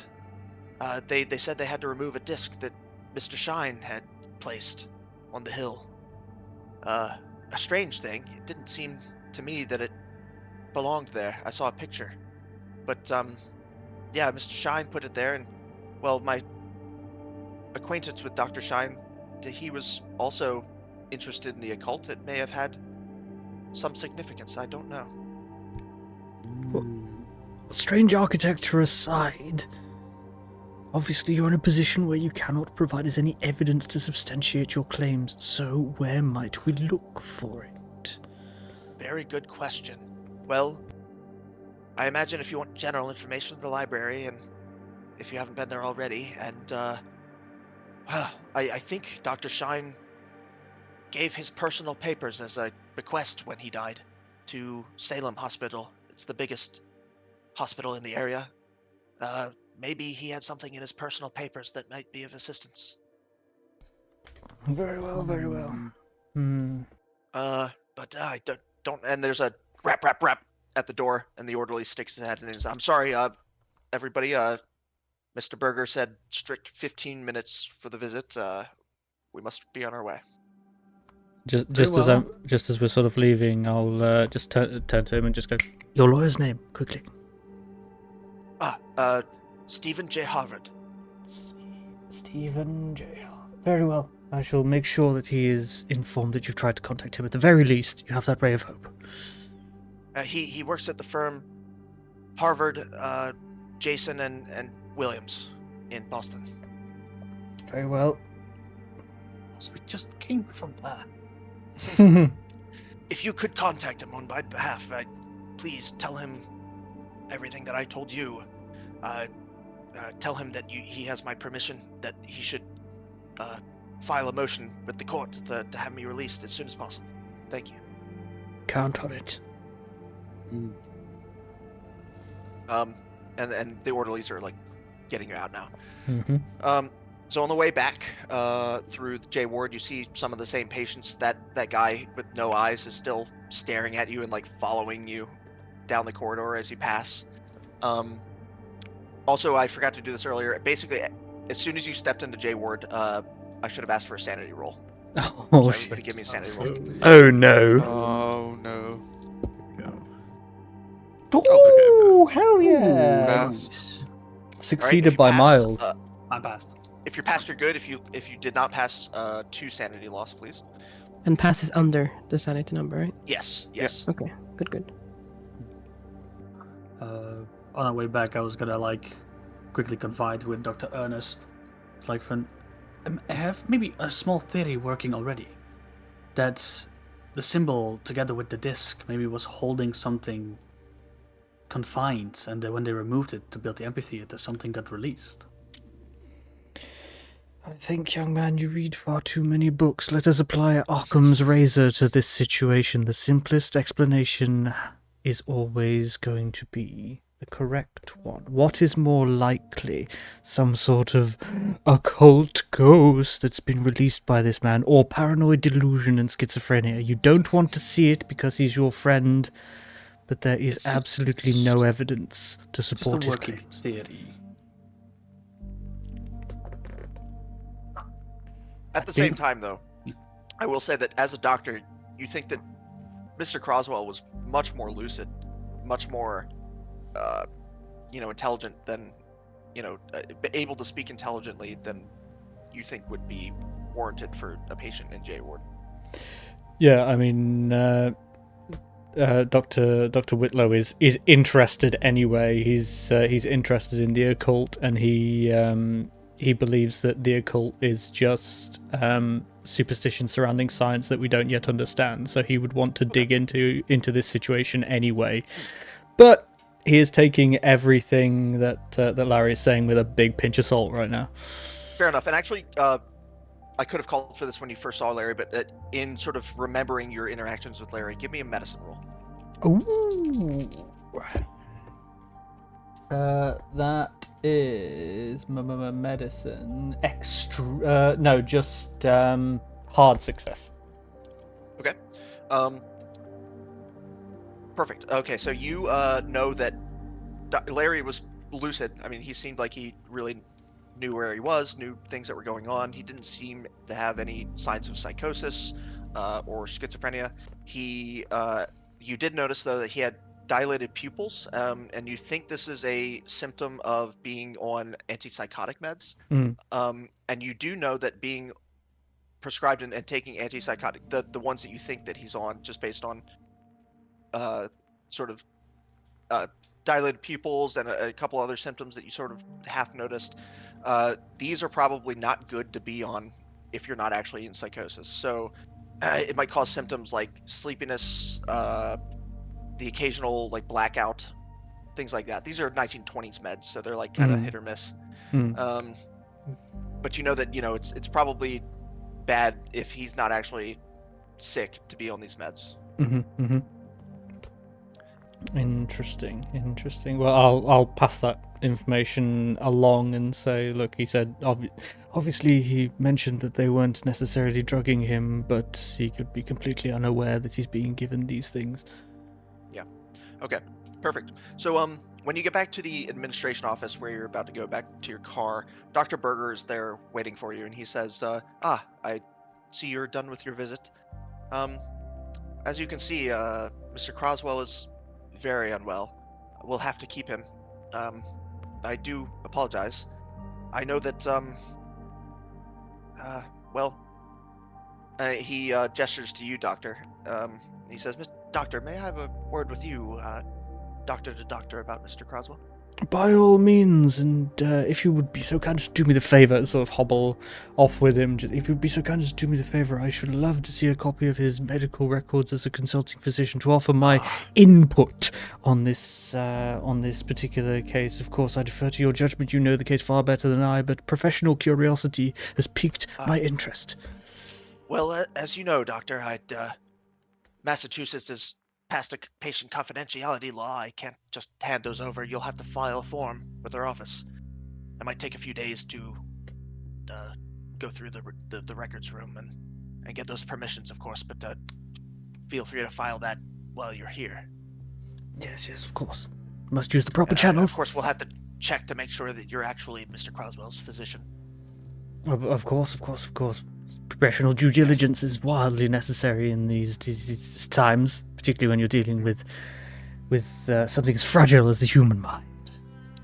Exactly, and I wanted to speak with you about that. In fact, I'm concerned for Mr. Croswell, and he may have seemed lucid here, but he has his moments of insanity, and I just wanted to tell you that psychology is a very complex thing. Now in the modern era, we've explored all the world's oceans and even have understandings about the stars that we didn't have some years ago, but the mind is still a mystery to all of us. It's the final frontier, in a sense. We will never explore the human mind like we will the West, or even the depths of the oceans or the stars. And I just need you to know that Mr. Croswell's case is complex, and that you shouldn't read too much into what he tells you. Do you understand? Well, by all means, I am a man of logic and science, and I will, of course, defer to your judgment. You know this patient far better than me. Far be it from me to tell you how to do your job. No, of course. Could you give me a psychology roll, please? Do I need to? This guy's blatant. That's a fail. Okay. Well, you don't get anything extra. But... Yeah. Of course, I'd be more than happy to offer any help with this care that I can. As you know, I have a personal tie to this particular case, and I will be staying in town for the next few days to help get Mr. Croswell's affairs in order, shall we say, if he is under no capacity to manage his own legalities. I must, of course, help his friend intervene. I see. Well, that's quite all right.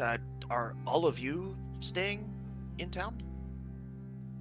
Well, far be it from me to speak for the others, but I believe his friend Edwin will be, at the very least, staying on to perhaps visit with him again and try and... You and I both know that familiar faces and comforting presences can do wonders for cases such as these in trying times, relieve stress, etc., remove paranoid episodes. I think it would be beneficial to everyone concerned, but I cannot speak about our other associates. We'll need to do some evaluations to make sure that Mr. Croswell is well enough to see friends again. But yes, of course, I do believe that visitor hours will be open tomorrow again if you would like another short visit. But again, I must stress it must be short. Of course. Are you and your friends staying at the inn in town? Well, I don't think we have any firm plans, but I believe that that would be a good place to start.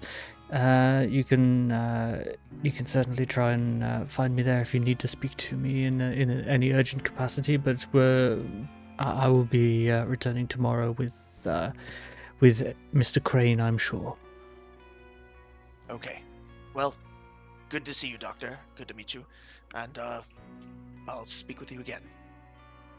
Yes, good day to you. Thank you for providing such consummate care to our friend.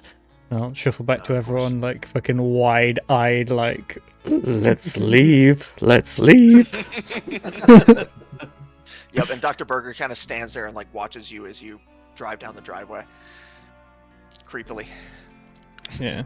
When we're back in the safety of the car, I'll mention to everyone that this guy is not only sort of acting shady and trying to reinforce the professional doubts that I already had about this man, but he also wants to know where we'll be sleeping and if we'll be staying here for very long. You know. Yep. Yeah, like, to me it's also weird that first they say, like, there's a letter that's like, oh yeah, there's a problem, and then the next letter is okay, and then after we speak to him, he's crazy again. So yeah, I don't trust him at all. No, I will admit the question of the letter being sent in typeface rather than his own hand, and that he claims it was not sent by him when that was already your suspicion, Edwin, is perturbing to say the least. I've seen something seemed off about the doctor as well. Didn't he seem much older than he's supposed to be? Tread lightly, young man. I'll scratch my greying beard. Gaylord is convinced that Larry is not crazy. He's just a simple fan. He knows something's wrong with this whole scenario. In case of being starstruck, do you think? Of course. Is it nighttime? Should we set up like a watch? It's getting to nighttime, so you can go back to the inn. there might be people at the bar at this time of night. Mm. It was pretty empty when you went there before, but now you can go back to the bar and there might be some patrons there. You can get a drink, whatever, or you can just go to sleep. It's probably like 6 though. It's not too late. Probably have some dinner. Try to see if we can small talk or overhear conversation. Okay, so yeah, the bar, the bar that's like right next to the inn. I think it's probably managed by the same people. But it's a different building. It's like pretty much the only place to get food in town, so you go there. It's pretty crowded actually. Mostly locals, like regulars. You think? They sit you down at a table and give you a menu and whatever. Okay, so yeah, it's the same bartender. He's like, "Oh, hello, guys." And he recognizes Gaylord again, and he says, "Ah, yes, you're back," and gets you guys some drinks and whatever. Yes, I'd like to pick Ingrid's brain personally as the investigative journalist of the group. What do you make of all this? These disappearing letters and falsified diagnoses. Do you think this is something worth pulling the thread on, or do you think it's simply the rabblings of madman? No, we need to, as we said, try to get in again and try to see if we actually can get like any hard evidence, because everything is very locked away. So we might have to see if we need to be able to spread up and maybe even, see which doors we can open to Perfect. to find out more. Croswell did say, he said, listen, we've got probably 3 days. I know that our limit is the new moon. That's when that is. So you've got like a couple days to do research and prepare and whatever it is that you want to do, to figure out what's going on and to figure out how to get Croswell out. Well, while we're like, go ahead.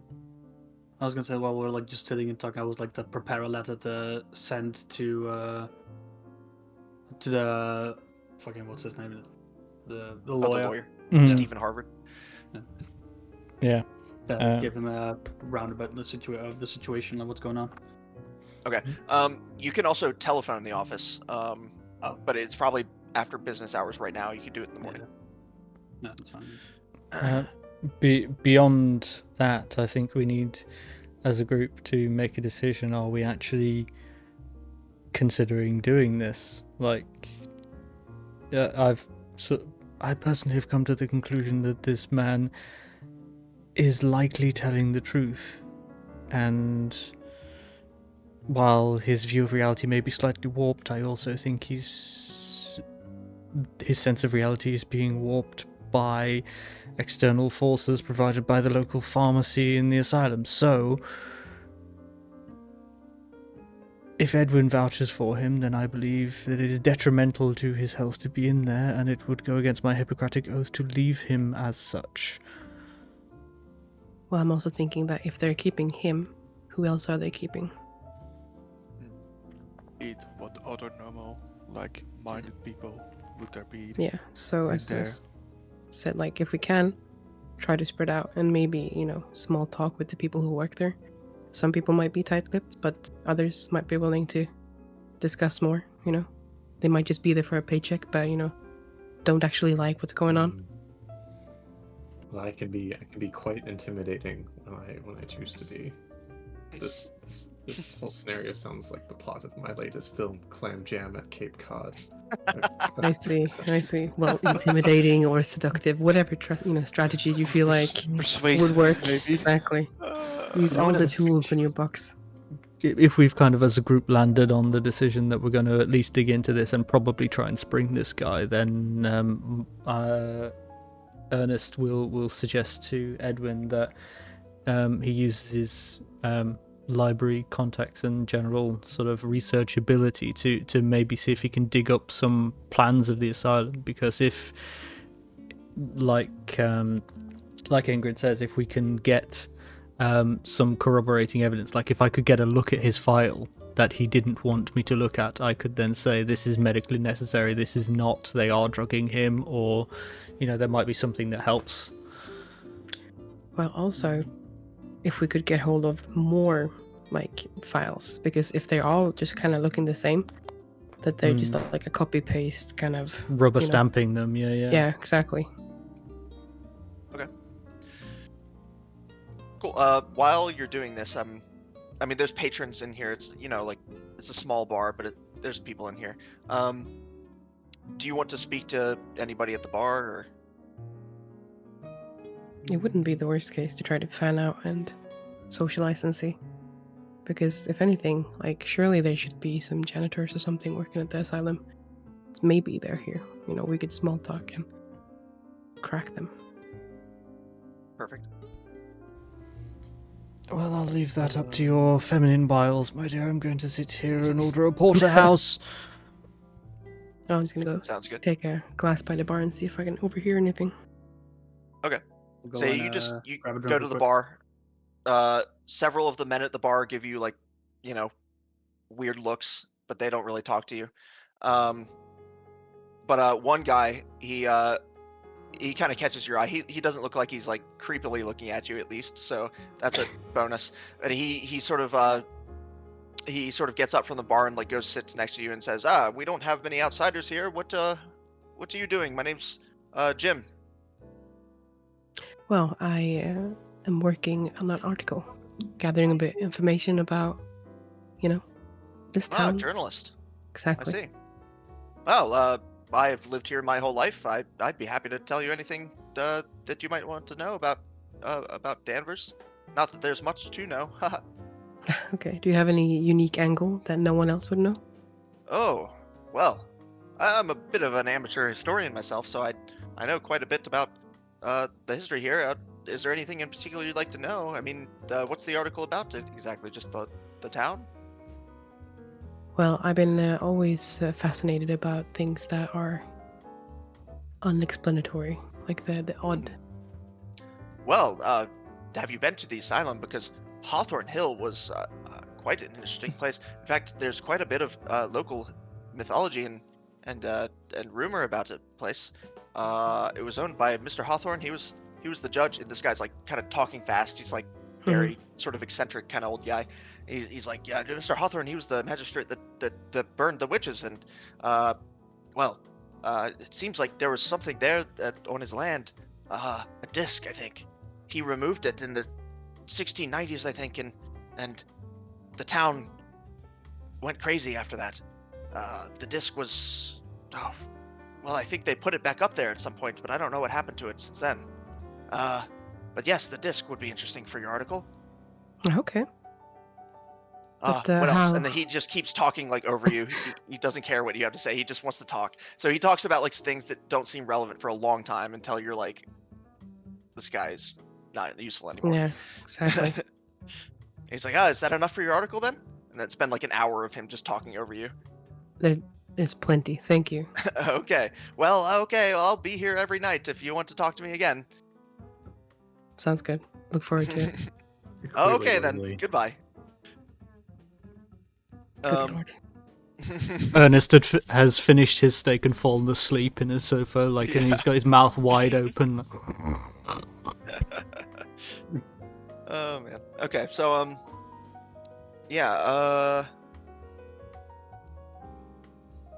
somebody else who was like kind of listening to you have this conversation with the guy. Once he's left the bar, he sits next to you and he says, "Hey, I heard you asking about the town. I was wondering if you're here for the asylum." Yeah, partly. I'm trying to get Right. that whole picture of the town. So Well, any angle is good. there's Turn every stone. something wrong up there, I tell you. I don't know many Alright. people that work there. They seem to keep to themselves nowadays, but it used to be a good place. It used to be respected.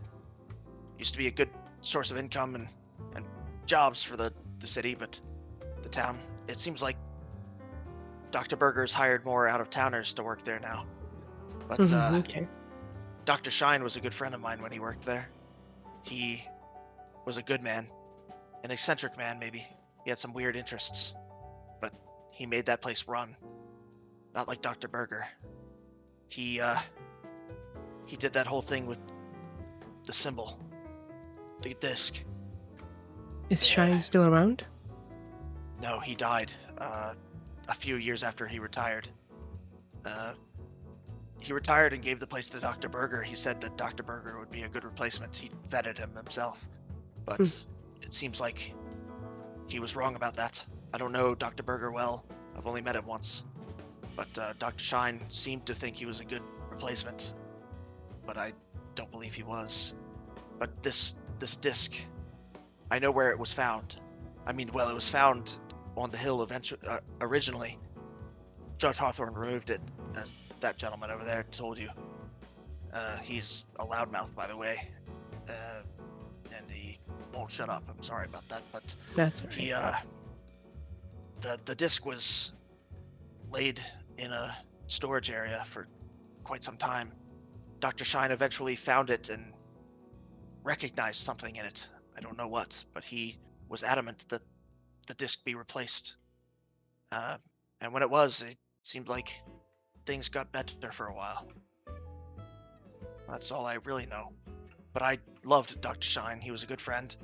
And well, I'd like to see the asylum back to where it was. So if something you write, an article or something, could fix that, I'd be happy to help. My sympathies. Yeah, I hope that I can find anything that could help your situation and, the town itself. Well, good. I live just outside of town, and he gives you some directions. If you need to find me, I'll be there.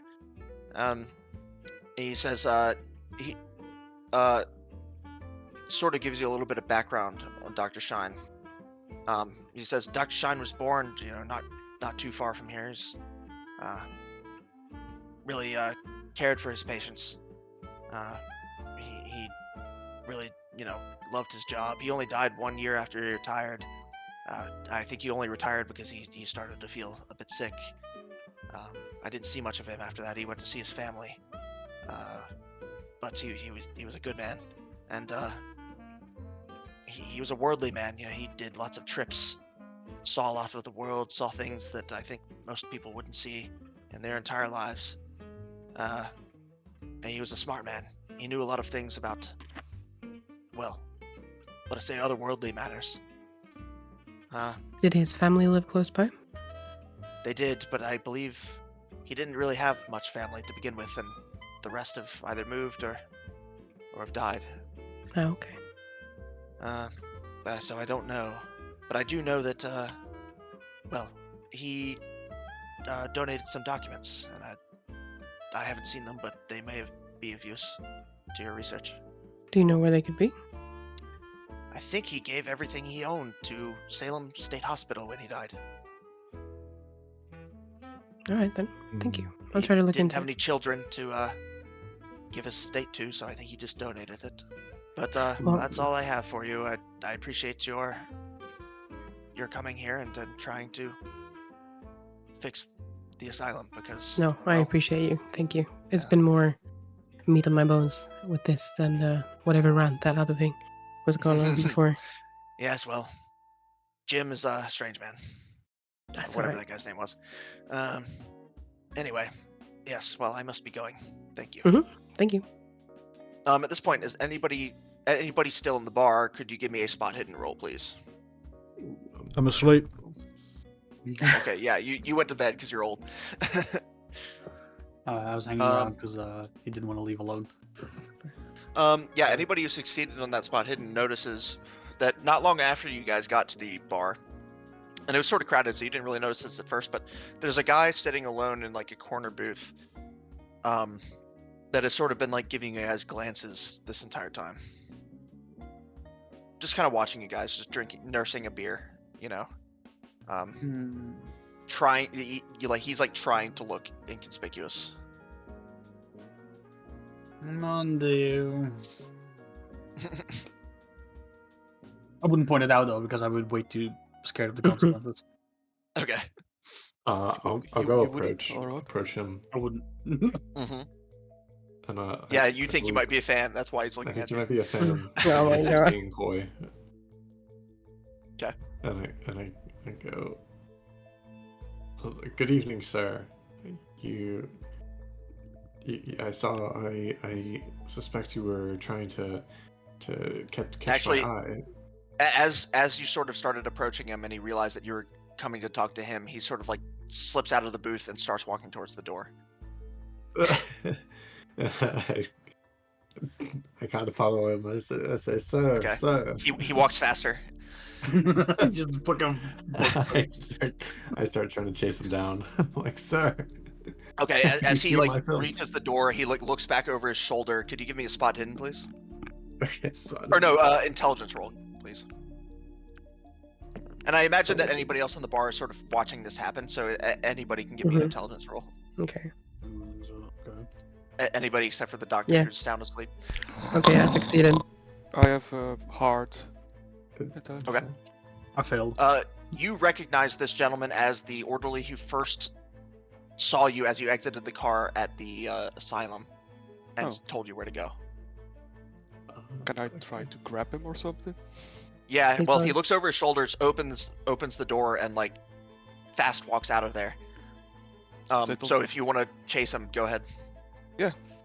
Okay, you I chase try him. to grab him. Yeah. Okay. Perfect. Like- Let's do a chase scene. So let me look at the rules for this because these are sort of like a little bit more of an obscure rule. Where's my rules? So I'm going to go after him. Get back here.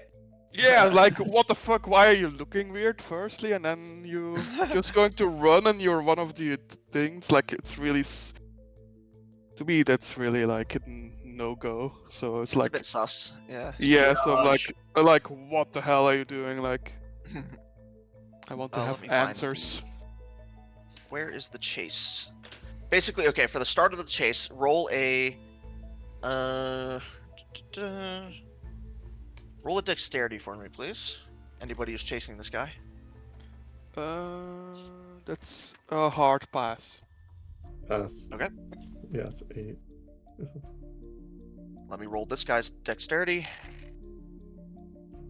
Okay, this guy also rolled a success. Just a regular success. So anybody who had a hard success I will had a gain hard on this guy. success. Okay, perfect. He's like running through the streets now, but you're running after him. You're kind of gaining on him, but he's still a little bit ahead of you. At this point, he's like running through the street. He turns a corner, and you hear a crash. And as you turn the corner, you realize that he's like knocked a big thing into the like what is it? Maybe like a dumpster. He's like rolled a dumpster into the alley, so it's hard to get past. Could you give me another dex roll to see if you can get over this dumpster? Yes. That's.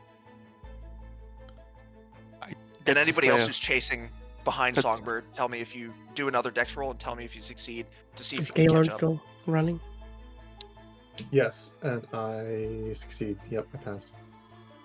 So you guys catch up to Songbird right as did you succeed, Songbird? I failed. Sorry. Thanks. Okay. So you guys catch up just as he tries to jump over this dumpster and fails. And if you do a strength roll, you can move the dumpster back. And also, since more than one of you is there now, you can have advantage on that. So you can roll twice and take the lowest. I passed the second one. Okay. I did not. So you get the dumpster out of the way pretty quick. Both of you start running. Give me another dex roll to see if you gain on this guy. He caught up a little bit of ground while you were dealing with the dumpster. I passed. Okay, Almost this passed. guy Fail. hard passed this time, so he's kind of outrunning you a little bit. So you can still see him though. He's not too far away. The alley he went down is like, it's not a dead end, but it's there's not many places for him to go once he gets out of the alley on the other side. So you can sort of like keep chasing. So he's a little bit ahead of you, but you round the corner of the alley on the other side, and you can see him running towards a car. Give me another dex roll, please. Shoot him. Yeah, can we just No, start I'm not passing? going to Also- kill someone just for. Also, you can try to do either an intimidate or a persuade. You can call out to this guy. He can hear you if you yell. Okay, I'm good at intimidating. I'll try to I'll attempt to intimidate him, saying, Also, if you have a gun, you get advantages on an intimidate. okay, I roll. also have a gun. So you can say, "I have a gun. Stop!" Or if you have a gun. But Or you can lie and say you have a gun. He doesn't know, I suppose. Okay. But you'll have to succeed on a intimidate roll. Okay, I'll do intimidate check, and I'll just yell intimidatingly about. Well, what do you say? I say, it Go doesn't have back to your be like Irish. this, kid. You and I are not so different after all. Yeah, okay. That's more just of a just like a bunch fast of talk. cliche movie lines that like don't make sense for someone in the 20s to say, but I'll just say them. They were from your films. Oh yeah. Okay. They're quotes from your films. I think this is like part of the game, and we're like reenacting a chase scene from cinema legend. And just start reciting lines from it, and it's a. Do you succeed? It's a threatening scene. No. Okay. All right. Harold, you're a soldier, right? You could try to intimidate if you want, It's like or persuade, or a charm, or I'm more whatever like you think might work on this guy. intimidator. I think like my Okay. more of a like stop now or I will shoot, and I have a keen eye. I have been an officer for quite a while, so I don't miss. And do you have your gun on you? Yeah, Okay. my perfect. handgun. Yeah, he Okay. looks behind him and he sees that you have the gun and he hears you say that. So you get advantage on the intimidate because he knows you have a gun. Go ahead and roll, please. Advantage or not? Like the Advantage, first you have roll, it's like a 91. I was like, fuck. Yeah, so roll again. That's a hard pass. Okay, I think. perfect. Like I rolled 30 and I have 30 on my hard pass. So is that a hard pass then, or Do you have 30 in total or 30 in the second number? 30 in the second number? Like Okay. Like I've half is like it's displayed 30 to me. So So you and I have rolled a 60 30. total, right? Yeah. Okay, yeah, so that's a hard success. So this guy, yeah, he immediately stops. He's like almost to his car, but he puts up his hands and like slowly turns around. He says, okay, you got me. Like probably ask why he was running away from us. Like We'll do Yeah. the thing that the mental patient did to Astrid, which is say, "What do you know? What do you know?" like why was he there? Why did he follow us? He says, listen, I don't know anything. I was just seeing who you were. You're outsiders. I was just curious. I don't mean anything by it. Give me a psychology roll, please.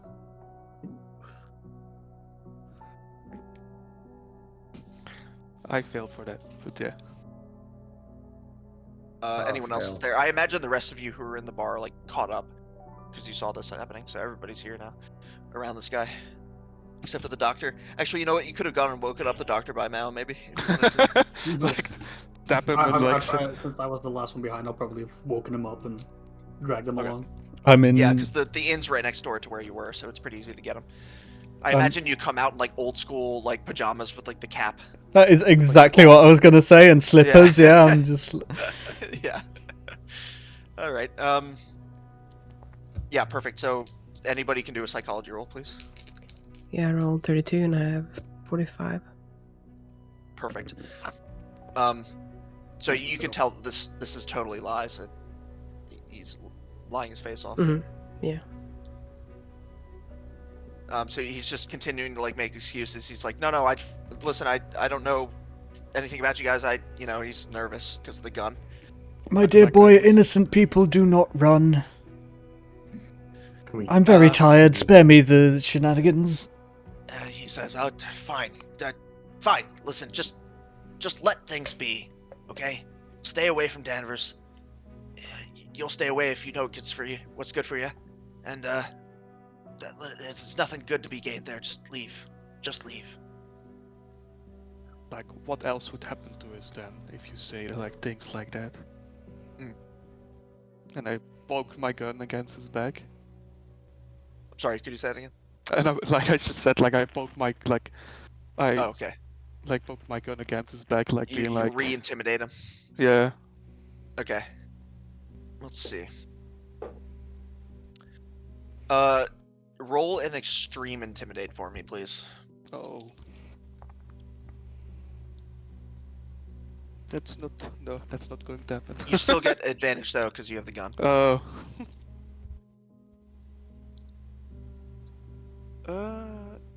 That's an extreme. Is it? Okay. Woohoo.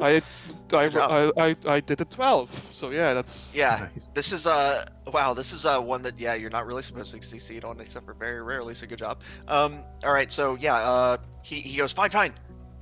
Listen, Dr. Berger told me to do it. I have to. The place is. And he sort of like cuts off, and he sort of rolls his eyes back into his head, and he shakes his head and says, I can't. I can't. And then he just starts like, he grabs his face and he's like, ah, and he sort of like seems to pass out. Oh. Yeah. Okay. Yeah, he's, I've seen this look before in the film. I think that's exactly right. Can I take his his orderly uniform? Does he have like any keys on him? For fuck's he's sake! dressed in plain clothes. He doesn't have any keys on him. Oh, okay. Yeah. Does he have anything in the car? Good. With the car's locked. He didn't unlock it yet. Well, he does have the car keys. But that's it. So While you can unlock the they're car. while they're looting him, can I see if he's alive? Like, gonna just bend down next to him and just like He take his does vitals call. and stuff like that. Yeah, the doctor's like, hold on a second, don't loot the corpse yet. You put your fingers to his neck, and he is alive. And He's still breathing. Does he seem okay? You Is think he he on one? probably had like a seizure or something. It was kind of a weird looking seizure, but you don't really know what else it could have been. He seemed to have had sort of like a little bit of an episode and then passed out. he's stable though. He's still alive. Yeah. What's his pupils looking like? Good question. I don't really know enough about medicine to know, like, in this instance, are they supposed If to be he would- dilated if he's had a seizure? Yeah. No, I'm Okay, so- thinking if he was on drugs Oh. or something. Yeah. No, you don't notice anything like that, Doctor. People seem normal for a patient that has just had a seizure, basically. I don't know if there's anything different about the pupils in that instance, but if there is, it's that. I'll just put him in the recovery position sort of thing, and just like make sure he doesn't swallow his tongue or anything like that. You know, I don't want anything bad to happen because of us. You know. Yeah, fair enough. I think at this So do we point, wanna break other into the car? patrons from the bar had like noticed you get like you were chasing Dang somebody, and they went to go like see what happened. And they say, what happened?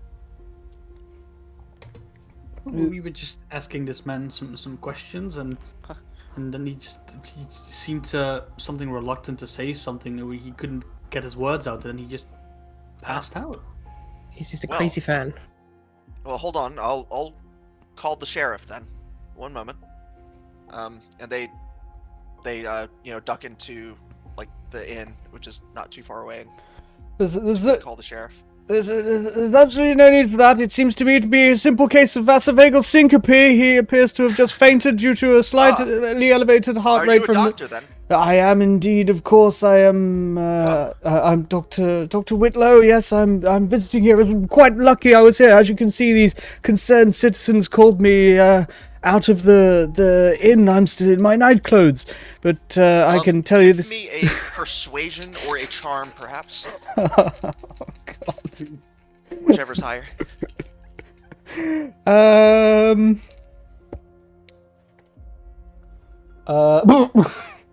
Or That even is- fast talk. One of those three. Well, I have Whatever's charm. highest. I can roll 41, and I have 16 charm, so I could just sweet talk. If him. you'd like to try to convince the guy, yeah, you can do that. Yeah, yeah. Good, because I failed You'll my have to like tell him something. my persuade by quite badly. I rolled a 92 No, I on wouldn't. persuade. So. Yeah. You can always remember you can always re-roll, but if you fail, it what's the re-roll called? Goes worse. Push. Pushing the roll. You can always push the roll, or you can use luck. But if it's really far away, using luck is probably not good. I think I'll probably let Ingrid flutter her eyelashes. Yeah, no, I'll just try to explain it. Okay. It's a misunderstanding that he thought it was a fan who was chasing him. It was just, things Okay. happen. But he's alright. We looked him over. Everything is okay. Okay, what is your appearance? My appearance, Yes. 70. Okay, perfect. Yeah, this guy, he's he's like a man, so he's more willing to believe you because you're a pretty lady, and So you get advantage on this persuade roll or whatever. So you can roll persuade or fast talk or charm. In fact, I guess it should be charm because that makes more sense. So charm this guy, and you get advantage though. Yeah, I rolled 31. So, Okay. and I have 60 on charm, so. Perfect. Okay. So yeah, this guy's like, oh okay. Well, if you're friends with the doctor, I suppose that is fine. I suppose well, okay, fine. I won't phone the sheriff. He needn't know this. Are you gonna take this man to the hospital? Yes, he has nothing to worry about. He's in good hands, don't you worry. Right. Okay, Yeah, we'll well bring then, yeah. Well, he turns to Ingrid and he's like, well, my name is, I don't know, I'm bad at coming up with names on the spot. Sam. My name's Sam. I'm always at the bar if you want a drink. Thank you, Sam. I appreciate you. Well, okay then. Then he just goes back to the bar. Alright, should we scoop this man up and get him to the hospital? Because, I don't know, what's the time even? Like, It's probably like 8, 9. okay. The nearest hospital, like actual hospital, not lunatic asylum, is in Salem, which is it's about 20-30 minute drive, something like that. Mm-hmm. So you could take him there easy. You could even use his car to do it if you want. You've got the keys. Well, if we do have his keys, I do want to search his car too, just in case there Oh is yeah, you anything can in search the car. Give me a luck roll. Anybody who's searching the car.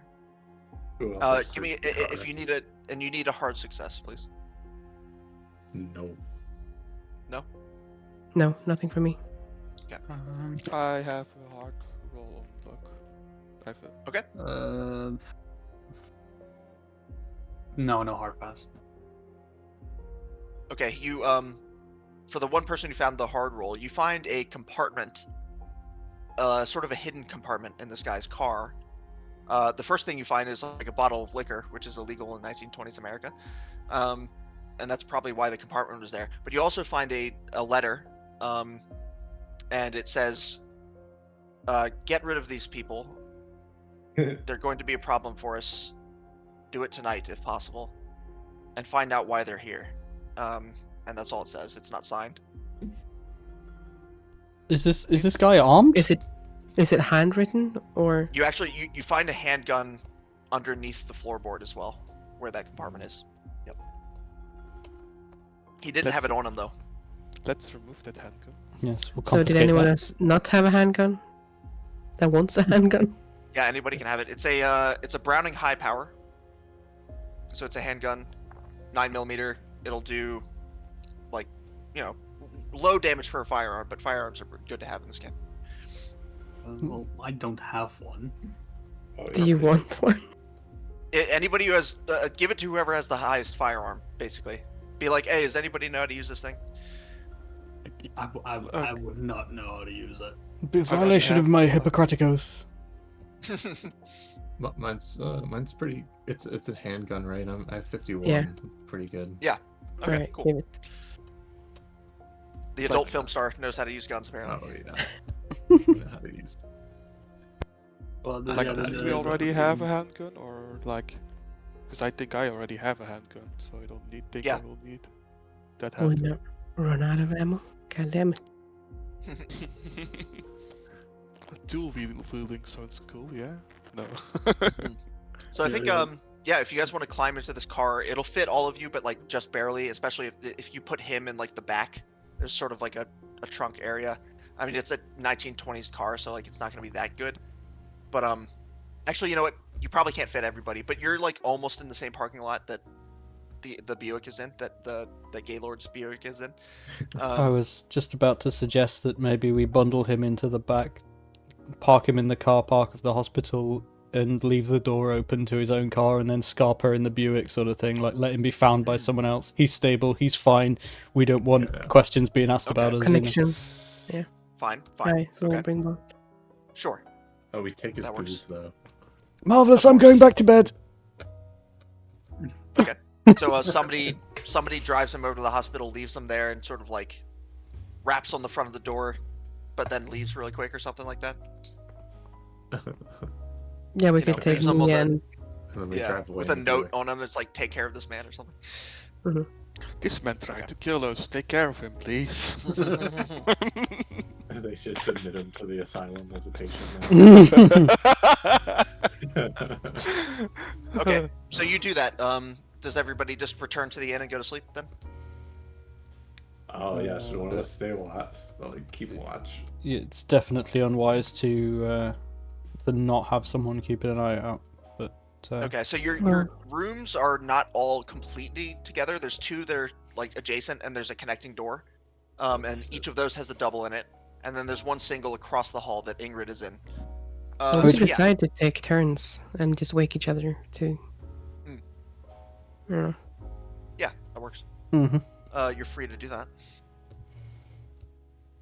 Yeah, let's do that. So the person on watch is just like in the hallway watching all the doors then, I assume. Yeah, put a There chair don't seem to be outside in the hall. any other patrons like coming and going. So that wouldn't be like, nobody would think that's weird. Yeah. I assume we're the only ones sleeping there. Okay, yep. Yeah, she said it was quiet. Okay. As you're going up the stairs, whoever's last in line, let's do another luck roll.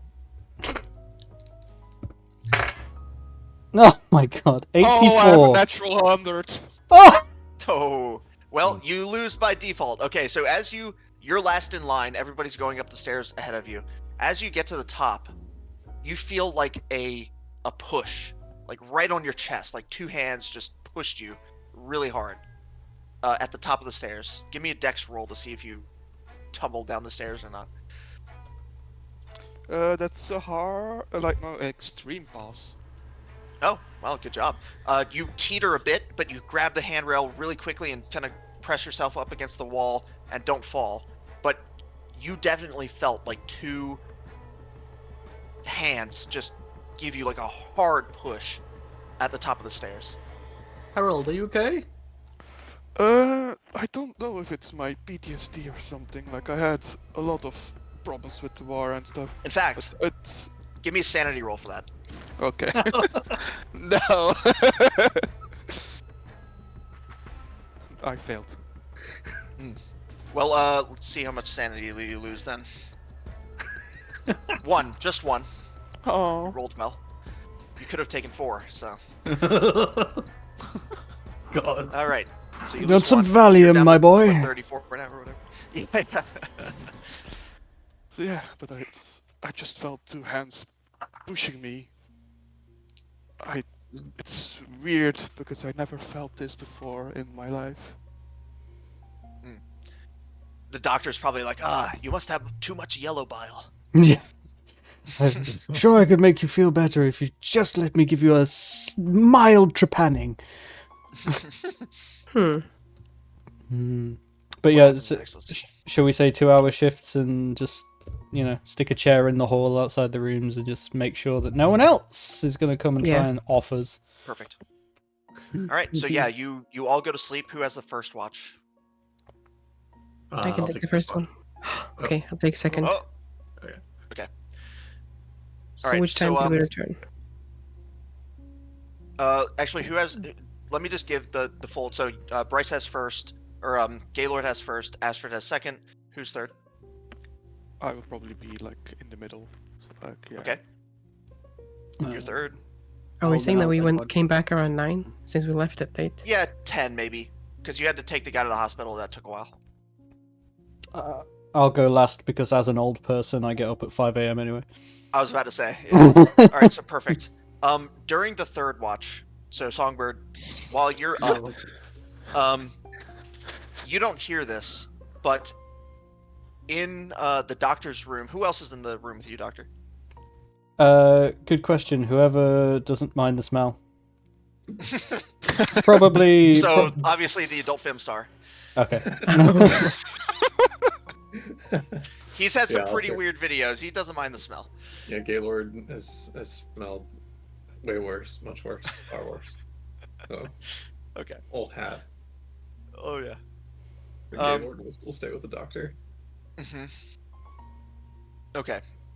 So, both of you get woken up in the middle of the night. There's a sound coming from the dark room, The only light in the room is coming through the window from the moon, so it's very hard to see. But you can see a hulking, shadowy figure looming over, sort of between your two single beds.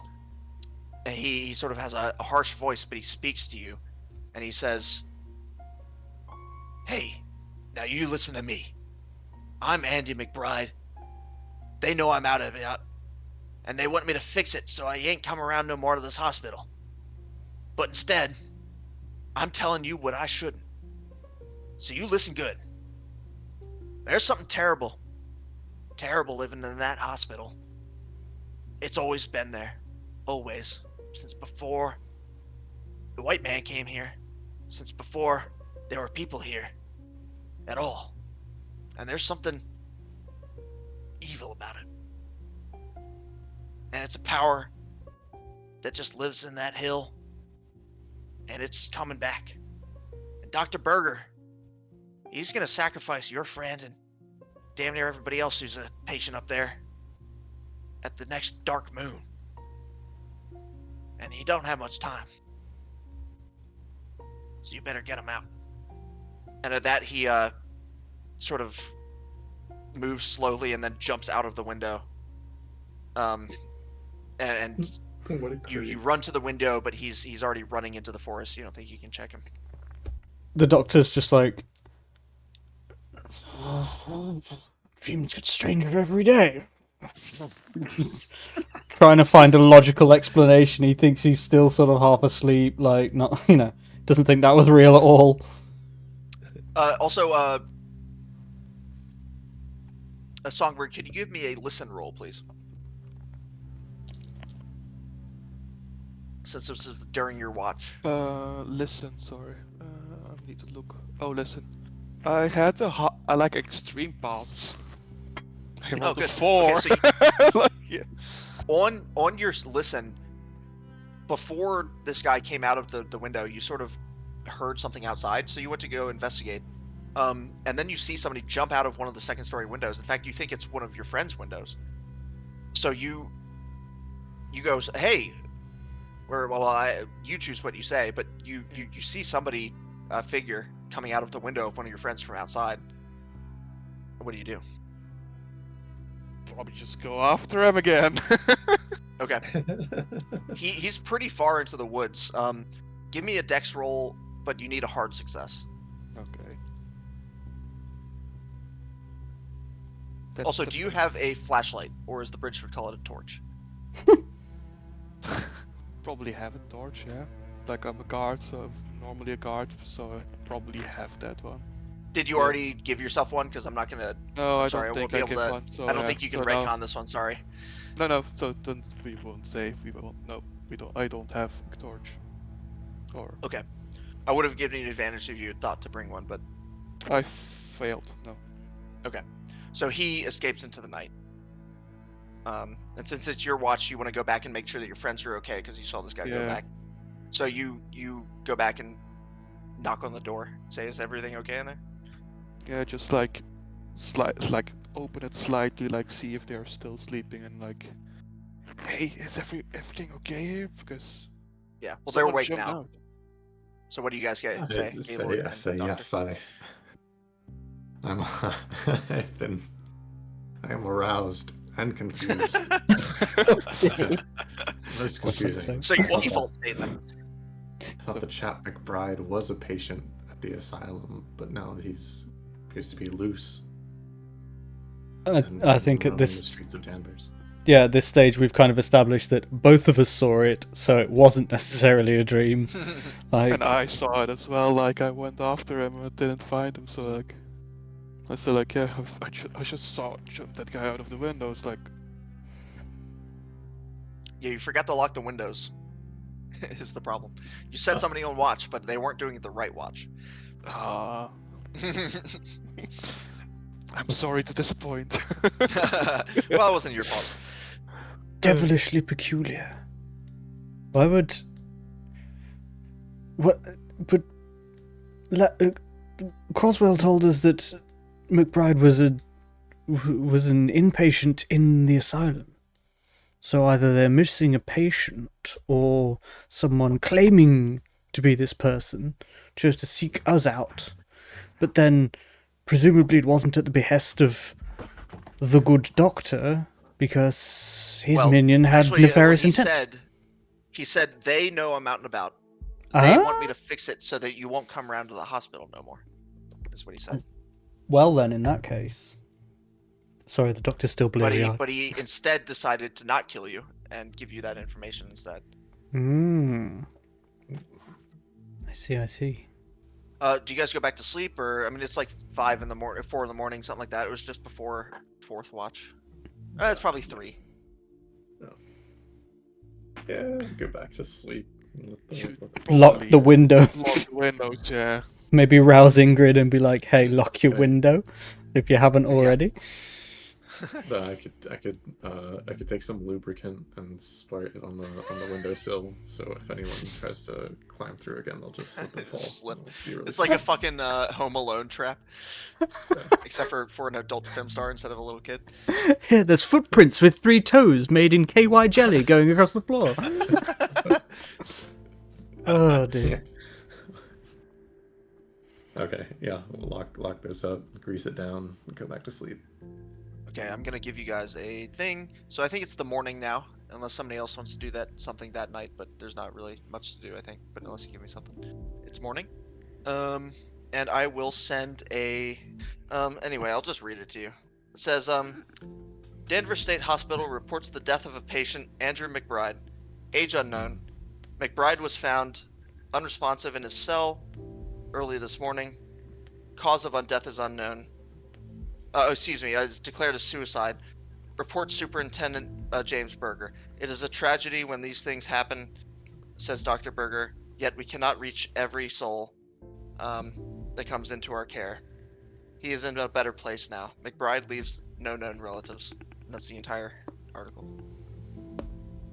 Well, should we make a play to try to find his body? Or like something like that? The article didn't mention any like funeral arrangements or anything like that. Actually, most patients, especially if they have no family in the asylum, are cremated. Okay. I think we should visit this. And when you were there, you saw that there's like an in-house crematorium and mortuary in the asylum. So I was just about to ask. Get back in. But if quite clearly this. If these minions are to be believed, the good doctor wishes us a great deal of ill will, and so I think we should better do this surreptitiously. We're not going through the front door this time, I don't think. Should we go and buy some lockpicks, flashlight, and maybe some Carsick medicine for the old guy? I will have a visit at the library to see if I can find any floor plans. Okay. Mm-hmm. Very wise. And you've got a couple days until you think there's sort of a deadline in terms of whatever's going to happen at the new moon. Andrew McBride also mentioned that at the new moon it's going to be something happening. Also, I'll remind you that Dr. Shine's papers are at the hospital, the state hospital. Those are all things you can do. I think it's definitely worth doing all of what we just said and doing it quickly. It would be nice to be able to get to the... It would be, I think, beneficial to get to the morgue before the body of this McBride person is cremated, so we can ascertain if this was a suicide. It seems not, but the manner of his dispatch may provide us clues into the modus operandi of these nefarious forces that are at work. If Dr. Berger is behind all this and he is attempting to perform some sort of sacrifice, perhaps, I only know very little about these things, but perhaps there is some sort of ritualistic nature to his dispatch of the patient, and coroner's papers can be quite easily fudged in my experience. Not that I would ever stoop to such thing, of course, even if I was low on supplies of certain bodily fluids. Okay, perfect. Yeah. So do we want to divide? So some of us go to the hospital and then if It's a Edwin wanted to crematorium. research? Don't we Yeah. think that they are close by? Research. So the mortuary, is like a little bit away from like the rest of the asylum. So it would be possible to possibly like sneak in there, depending on how much sort of how many guards and things are around. You could even do this at night if you wanted to like make sure there's not really going to be anybody around. Like I said, you've got a few days, so like you don't have to do it like immediately. The hospital though is the same place you took that other guy. He's going to be in there, but you could go there and find the records as well. Of course, nobody at the hospital saw that you were there, so they're not going to like raise any suspicion about you guys showing up. What do you want to do? Who wants to go Have in? we reached out to the lawyer at all? Mm-hmm. Oh yeah, you can call the lawyer now that it's morning. I think we leave that up to Edwin, maybe. Mhm. Yeah, I would probably contact the lawyer and explain the situation. Okay, let's go ahead and do that. Bring. Hello, this is Harvard, Jason and Stewart or whatever I said before. God, what was his speaking. name again? Stephen Harvard, was it? It is? Stephen Yeah. Harvard. I'm looking for a Stephen Harvard. Yes, and who's calling, please? My name is Edwin Crane. I'm a associate of Larry Croswell. Larry Croswell. Yes, I know he's a client of Mr. Harvard's. Let me put you through. 1 second.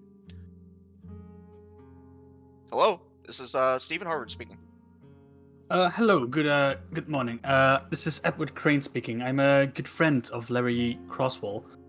I see. I'm contacting you on his behalf, as he is. I don't know if you've gotten any correspondence from him at all. Because he is currently admitted in an insane asylum in Danvers. I'm currently on a visit there. I see. He's told me he's sent some letters to you that probably wouldn't have arrived, and he would like some immediate release, but currently the doctors do not see him fit. They refuse to release him. I see. That's strange. I haven't spoken to Mr. Croswell in some one moment, and he puts the phone down, but you can hear speaking softly in the background. He's talking to his assistant or his paralegal, and he says, "Have we received any communication from Mr. Croswell?" And you can hear sort of like rifling through files, and the assistant says, "No, I don't. We haven't in quite some time." Okay. Well, and he comes and picks up the phone again. He says, "I'm sorry, I haven't received any communication from Mr. Croswell about what you're speaking of. Is there any corroborating evidence you have of this? I mean, I would need some direct communication with my client, I think, to do anything about this." Well, they insist on keeping him there, so any outside communication that he wants to have is being cut off. That's why he's asked me to call on his behalf. Is that really?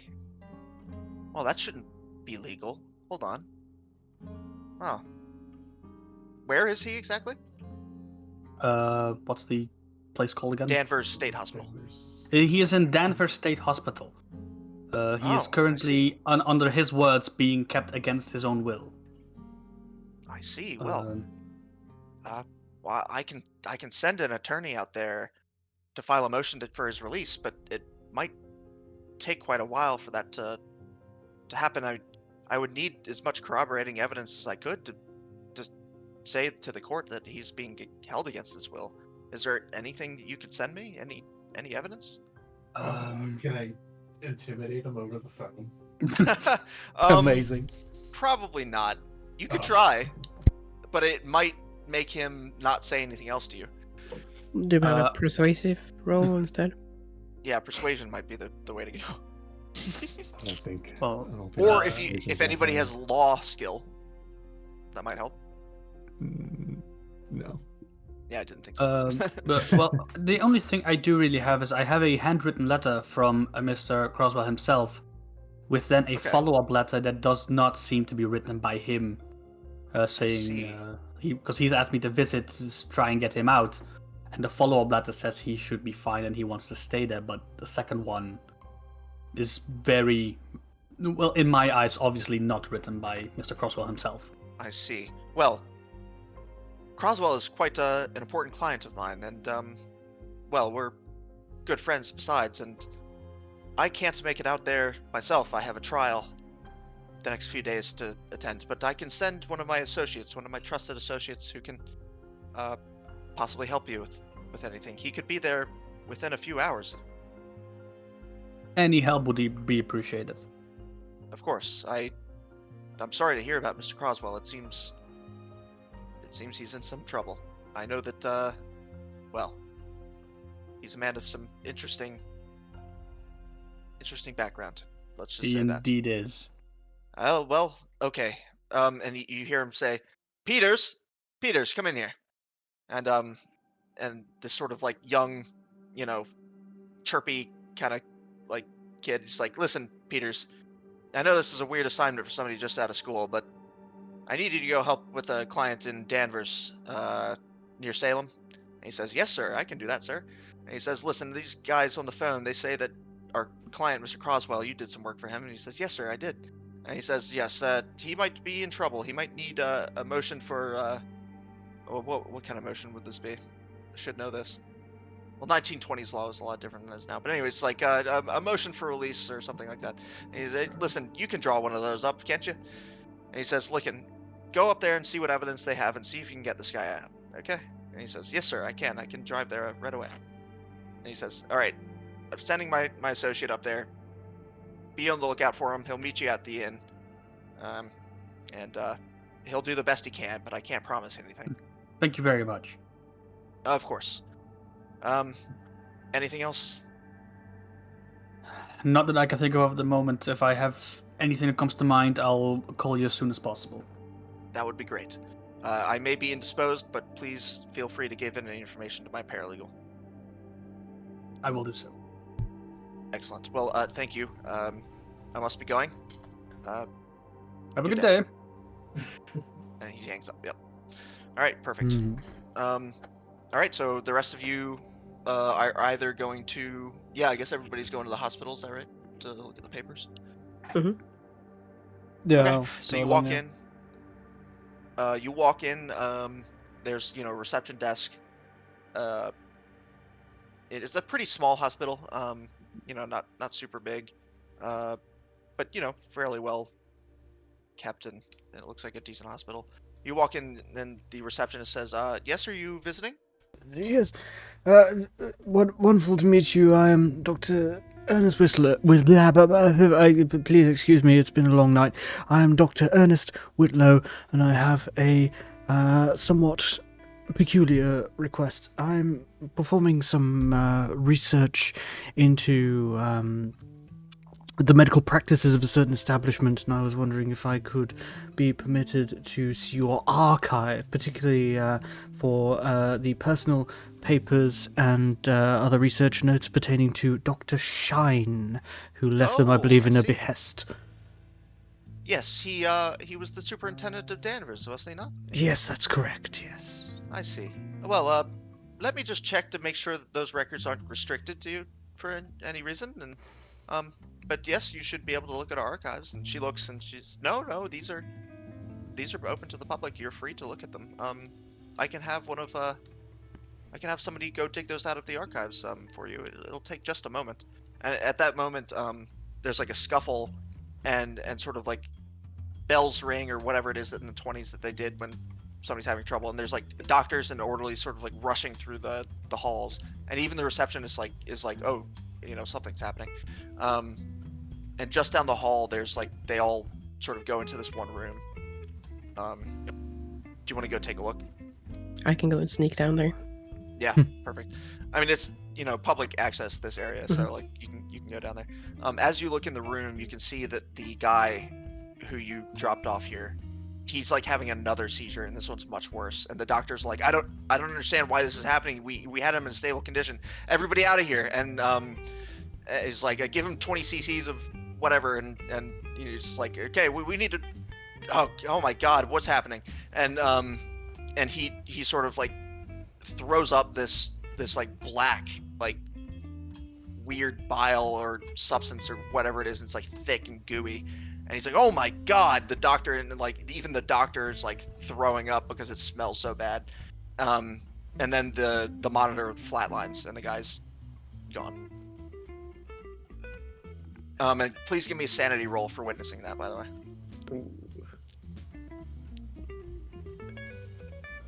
Is that all of us or just? Just Ingrid, unless you all also. Anyone came to else witness. sneak the peek? I rolled a 5. Oh, okay. Nice. Nice. Very sane. You're a journalist. You've seen weird shit before. Yeah. All right. So yeah, the doctor's like, I don't understand what happened. He showed up last night. We don't know anything about his medical history, but something must have happened. I've never seen this before. And they, check his pulse one last time, and time of death is 10:35 a.m.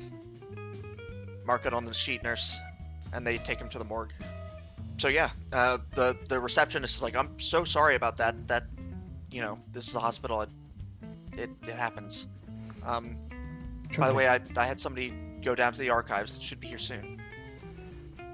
Marvelous, thank you for your help and your composure in such a trying circumstance. You're right, this is a Yes, please. hospital. I'll direct you to the conference room, and those materials will be brought to you shortly. Yes, my associates will assist me, and we just Yes, please. get shepherded, I assume. Okay. All right, I will send those records over to you as a handout. So I'll let you read them out since you're the doctor. Yes, quite, yes, very good, yes. Very interesting. Some strange. It seems to be personal journal entries here. Towards the end of his tenure in 1890. June 2nd. The troubles afflicting the asylum run deep and are of a kind my esteemed colleagues would never accept as part of a rational, orderly universe. Indeed, if I were to communicate my convictions to my peers, I would find myself consigned to these very walls as a patient, not administrator. However, I've seen these problems before in my travels and must act swiftly. The Thing, aware of my suspicions, has moved against me, but I have spoken the words of protection that I learned so long ago in that queer ancient city, and so far have been safe. I must find Hathorn's disc, and soon, as to lay down that living which torments... As to lay down that thing... Sorry, his handwriting is terrible. To lay down that thing which torments all here, twisting already damaged and vulnerable minds. Hawthorne had the disc removed, thinking it a pagan symbol of heathen spirit worship. What a terrible mistake by a zealous preacher. Heaven grant that I find the disc, and if found, that it will restrain the thing which moves against us all on Hathorne Hill. November 12th, 1890. I found Hathorne's disc. It is, as I suspect, an ancient sign from elder times, a ward against that which lairs in the very earth and air of the hill. Mercifully, the disc has weathered the years and neglect remarkably well. The sigil etched upon its surface is as clear as the day it was placed there, but by whose hands? Best not to dwell on such Aeolian mysteries. My task now is to install it once more upon the hill, restraining that which, like others of its kin, is inimical to we who have inherited this world. Interesting. December 3rd. It is done. The sigil has been placed upon the earth, forcing down that which lays upon the hill into an uneasy torpor. The taxpayers question the expense of having such a useless decorative piece installed at the asylum, but they pose no serious threat to its removal and are mercifully unaware of its true purpose. But to those who know, the sign shall serve as a ward for now and the future. Already, I see signs of recovery in the patients and staff, as if they are surfacing from a long, waking nightmare. Seems to be one more relevant entry here. May 7th, 1915, 25 years later, at the end of his tenure. I've met with my successor, Dr. James Berger. He seems a cheerful and capable young fellow. Nothing his active character, I have admonished the young doctor to never remove the... Noting his out of character, his handwriting is atrocious, I do apologise. I have admonished the young doctor to never remove the disc that lies at the edge of the reservoir upon the hill. Will he heed my words? It was impossible to impart to him my true reason for planting the disc all those long years ago. I had to fabricate reasons of sentimentality to impress upon him the importance of leaving the disc unmolested. I pray that he will remember his promise to leave the disc undisturbed. Interesting. Perfect reading. Alright, so that's all you find that's relevant in Dr. Shine's papers. But yeah. Is there any other My public? theory rings true. Is there any other public papers in the hospital that could be of use? Not that are relevant to Danvers. 'Cause the only Okay. reason these are here is because they were part of like the, he donated like all of his money and his personal stuff to the hospital. Okay, and now we wanted to go to the morgue, or did we want to do that at some other point? Yeah, you can either do that in the light of day by asking to get in there, but who knows if that's possible. But also you could try to sneak in. I believe in sneak. As do I. I believe my name does not carry sufficient clout to gain us entry into any areas of this hospital that aren't open to the public. So do we need disguises? Like, do we need to sneak in scrubs just to like have a reason to You be could there? try that. In fact, I think there's like a disguise sort of skill, isn't there? Let's see. There is. Yeah. So if And- anybody has a and disguise, acting. you can try that. And I acting. have disguise and acting because I am Yeah, an actor. see? God damn. Right in my wheelhouse. Because the adult film star is really good at acting. It's just Definitely. Can I help you with your plumbing? you delivered that line perfectly. Everyone watching your films was like, "That's a plumber." No, but we could always, I guess, sneak by some wardrobe or something if we want to have any medical clothes Yeah. for the actor. Okay. You think that there's like places where the scrubs are washed in the hospital. If somebody can do like a fast, what's like the sort of, like, give me a dex roll as you're Sleight of walking hand. down the hall to see if you can slip some scrubs under your it's sleight of slip hand. some Coat. scrubs. Yeah. Yeah, sleight of hand. Sleight of hand. That's the one. Yeah, if anybody has sleight of hand, try that. Also, I'll take. I have 40 sleight of hand and I rolled 37. Okay, I'll take sleight of hand or stealth, one of the two, whichever's higher. For Oh,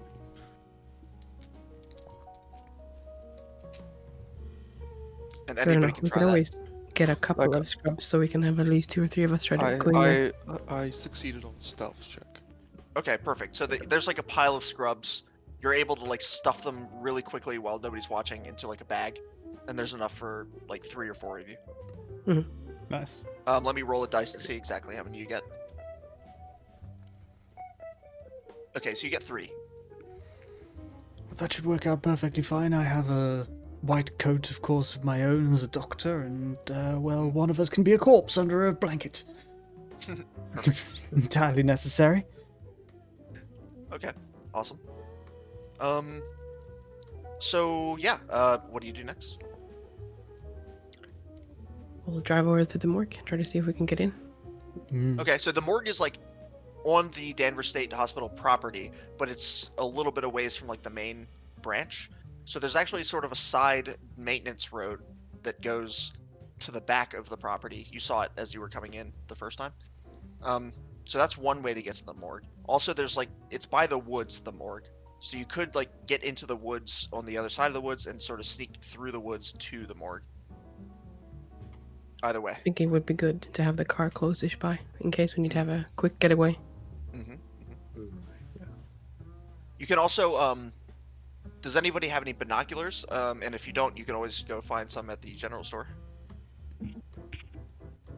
We might have to go by. I don't think anyone. Yeah, I think we gotta buy it. Which just, That seems fine. Yeah, I think you go in there, the same guy with like the newspaper doesn't even recognize you as you go through. He's just reading the paper still in the exact same position he was the other day. Did we get And a he just flashlight as looks- well? Yeah, maybe Sure, flashlight yeah. good as Thank He's well. you. still irritated. He's still irritated that you're Ah. there. He's like, he kind of looks at you when you buy it, and he goes, "What are you using this for, then?" And I'll Alright. deflect and I ask him if he saw Green Mountain Gangbang. You weren't here before, right? No, he was not there. No, Yes, no, okay, I yeah. wasn't in the shop. He goes, "Hey, I know you. Yeah, I'm your biggest fan." Yes, that's And he's just like, it's good to meet a fan. "Yeah, oh my gosh, hold on a second. I have one of your films in the back. Can you please sign it?" And he like rushes into the back, and he comes out with like a big box that has every one of your films in it. Just He's like "Please sign." reels of nitrate films. Yeah. I'll say, Uh, but of course, anything for a fan. Maybe, yes. I've been following your career since the very beginning. What was your first film again? First film, I struck it big with Salem's Lot of Hot Daddies. Oh yes, of course. That was my favorite. Yes, well, please take these on for free. I would love to support my favorite star. Okay, so we get some snacks and some bullets and a torch and Okay. What else do we need? But the binoculars. Binoculars. Perfect. Okay. Okay, he's like, "Oh, well, please, anytime, Mr. Lester at Gaylord, if I may. You're a true hero to me." Oh, please call me Gaylord. Okay, sir. Anytime. Yes, of course. Anytime. Yeah, just come by. And he kind of gives you a wink as he says that. Oh my god. But anyway, I'll be seeing you then. And he just goes back to reading his paper. He's seeing you. All right, we got the stuff. As we're leaving, the doctor is You very. finally found a fan. Not a fan. As we're leaving, the doctor's talking to Gaylord and in a very loud voice is saying, "Are you familiar with the symptoms of tertiary neurosyphilis?" Like, Let's do a luck roll to see if you actually have syphilis. Let's just see who's the one with syphilis here. You. Yes, you are correct. Goddamn. Okay. Lose 1 sanity for having syphilis. Okay. Going down from 69 to 68. oh man. Aw. What's the guy with syphilis like twice as sane as me? Oh. He has seen a lot, you know. He can bear it. Okay, but what's the game plan? We want the doctor to try to talk to someone there, and or do we just want to go there and kind of see what the place looks like? It might not even be that there are that many people working at the morgue. Oh, you know what? Who did the stealth roll earlier and got the stuff? Me? I did the stuff. Okay, Songwer, give me another. Give me a luck roll. Actually, give me a luck roll, please. I passed. Okay. You also got a doctor's name tag and like ID from the hospital. It says Dr. Timothy Warrench, and actually the photo looks remarkably similar to Dr. Whitlow. Oh. Handsome devil. And you That's think, why they have given it to him. this might be useful. Marvelous, marvelous. In that case, I suggest we attempt to just simply walk through the door using confidence and bluffing, and if not, then I could impersonate this fine fellow, and failing that, we can have our friend Harold over here give them a drubbing. Perfect. Okay, so yeah, you all go to the sort of maintenance road. It's sort of off the beaten path. It has a little bit of like a what do you call it? Like one of those things that's like at a guard station that comes up and down. The barrier. Yeah, like a movable barrier kind of thing. It has one of those, but you can move it on your own. It's not chained or anything, so you can drive up the way a little bit. But as you approach, like you realize, okay, maybe it's better to. Well, it's up to you guys, but you could observe from the woods the morgue for a little while. Like I said, it's far enough away from the rest of the asylum that like nobody could see you from over there. What do you think, Ingrid? You strike me as the sort of person who spends a lot of time in places that she doesn't belong. Yeah, I don't how do know. these stakeouts work? Well, Yeah, I feel like we could have a couple people outside. I don't know which one wants to stay out and who wants to go in. Okay. I probably have to go in. Stuttering. I prefer to stay outside. I can't handle these stressful situations. yeah. Mm-hmm. Okay. So who else wants to stay out? Are you staying out, Astrid? I don't know. Depends who. Like, I can be outside as well. Okay. If the And guys you can have wanna the go in. binoculars because Yeah. I imagine you probably do like investigations Staking that way. out. You do Yeah, I sort of try to stakeouts. Yeah. pick up on the small hints that can happen outside. Perfect. And you can also observe before you send anybody in there to see like what's about the place, if you want. Mm-hmm. Well, if we just look at it for a little bit, like how many people do we feel like is actually there? Like, does it look active? Yeah. So you reach the edge of the woods. That's about, I don't know, 50 yards away from the actual mortuary, 50 meters if you like. So you can sort of see with the binoculars into some of the windows, and it looks like there's a couple staff in there, but it doesn't look like heavily frequented or anything. You don't see any doctors. You just see kind of nurses right now. Of course, there's a crematorium, so there's like a big smokestack where they like will cremate people. There's also like you can see through some of the windows that there's like the typical sort of morgue like doors that have bodies in them and things like that. And in fact, you can see one of those is like pulled out on the the gurney thing, and you can see the body of Andrew McBride on it. Or at least you think it's Andrew McBride, based on the photo that was in the newspaper, because you didn't actually see Andrew McBride. I guess you could pass the binoculars to somebody who did see them. Exactly. See what Well, that's I'll pass it to one of the guys that I was chasing, or saw him. It's far away, so in order to confirm, I'll do a spot hidden roll. But like, he seems to be the only body in there right now, from what you can see through the windows. You can't see everything inside, but Harold, did you want to take a peek, or? I'm gonna take a peek, see if I remember this guy. I only think I saw his back though, so yeah, you saw it was like dark as well, so you sort of saw his face, but not super well. so yeah, I can do a spot hidden roll. Perfect. I have. Wait. No, I have a hard pass. Okay, perfect. Yeah, that's definitely Andrew McBride. That's the guy you saw coming out the window, and he's got a gunshot wound right in the forehead. So, yes, that's the guy that I saw last night. What, Running like- away from us. Like center forehead, like execution style. Oh dear. Okay, well, when you guys go in there, if we can try to find some paperwork, because I was thinking if there is an excessive amount of papers from the morgue that they, or the asylum, that they just keep on killing people, like a lot. I don't know. To see how many people they actually send to the morgue, like how high is the death rate from that place as well. That would be a good case also for the law.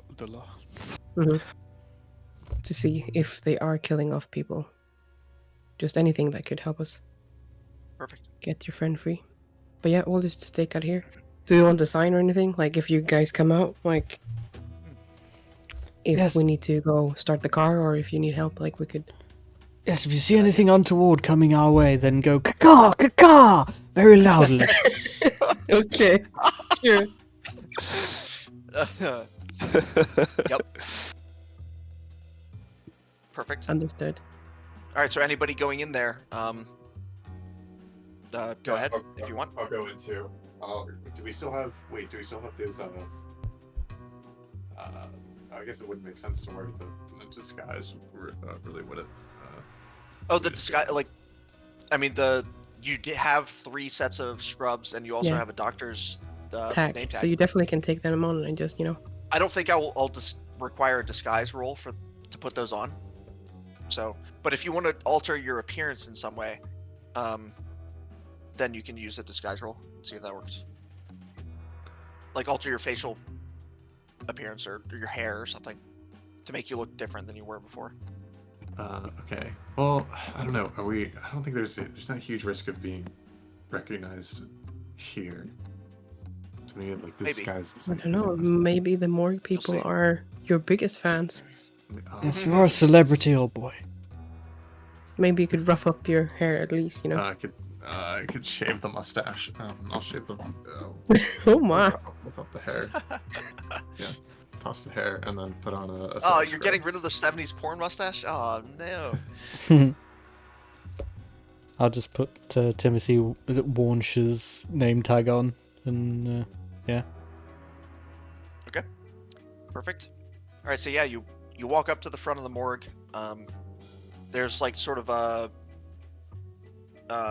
orderly like sitting outside smoking a cigarette. Just he's like on break, and he sees you guys coming up, and he's like, hello. Are you new staff?" I think I'll leave this up to the actor to do the bluffing. Come on. Go ahead. Who me? Oh. That's you. Yes. Yes, I've just been transferred here from Salem Medical here to begin my new residency, and now I want to check out your fine facility here in the morgue for when things go wrong on the operating table. You see. Okay. Well, let me speak to the mortician real quick. I'm sure he'd be fine with that, I suppose. And he ducks in real quick. And shortly, another sort of like older man comes out. He's like wearing sort of like a doctor's outfit. He says, "Oh, hello. Who are you then?" I'm here. I'm here to tell him a completely different story. I'm here with the government. I'm here to audit your medical records to make sure you're in compliance with the state. All right, give me a persuade roll or possibly an intimidate. Because invoking the state is always intimidating. Invoking the state is intimidating. Okay, my intimidate is actually like really high, so I'm gonna. Okay, go ahead. It's 50. Yes. Okay, my intimidate's 58. Okay. So this guy's like, yeah, these are government agents. I don't want to fuck with this. He's like, okay, yes. Has Dr. Berger cleared this? And I'll need a persuade for you to. Ooh, persuade. Persuade yes, or charm, perhaps, and I'll give you advantage because you're like in the proper uniform. Okay. Persuade. Ooh, yes. Pass. Yes. Okay. I have Dr. Berger's full approval for this audit. Right. Okay. Well then, yes, come on in. And you are? And he points to the doctor, who's like clearly a doctor. And he says, "And who are you?" Doctor Timothy Warnsh. I'm an associate physician at this hospital, and I am here to ensure full compliance of our staff and facilities with this audit. Excellent. Sure. I'm really glad that you remembered the dude's name too, without without having to like look at your name tag and be like, "Who am I again?" Because if you had, this guy would have been like, okay, so yeah, he's like, okay, come on in then. Yes, please. Thank you, my good man. When you go in, it's a single. It's basically like a sort of room in front. It's like a waiting room, and then he takes you through the waiting room into like the back, and it's basically this one single room that you saw through the windows partially. The gurney that you saw Andrew McBride in is in the wall now and like shut up. So he's in the whatever you call those refrigerator drawers, yeah. Yeah, people drawers, yeah. So he's not visible right now. He's like, okay, well, our records are in the back. Not much to find there, really. Just death records. Those are all public information, of course. We'll be the judge of that, thank you. Well, okay, I see. All right, so you're from Massachusetts State Medical Board, are you? You bet you. You I bet see. you, sir. I see then. Okay, well, I- you have at it. You're free to see the records. This reminds me of a film that I once. Oh, you know, Oh no. let's not go there. That's a film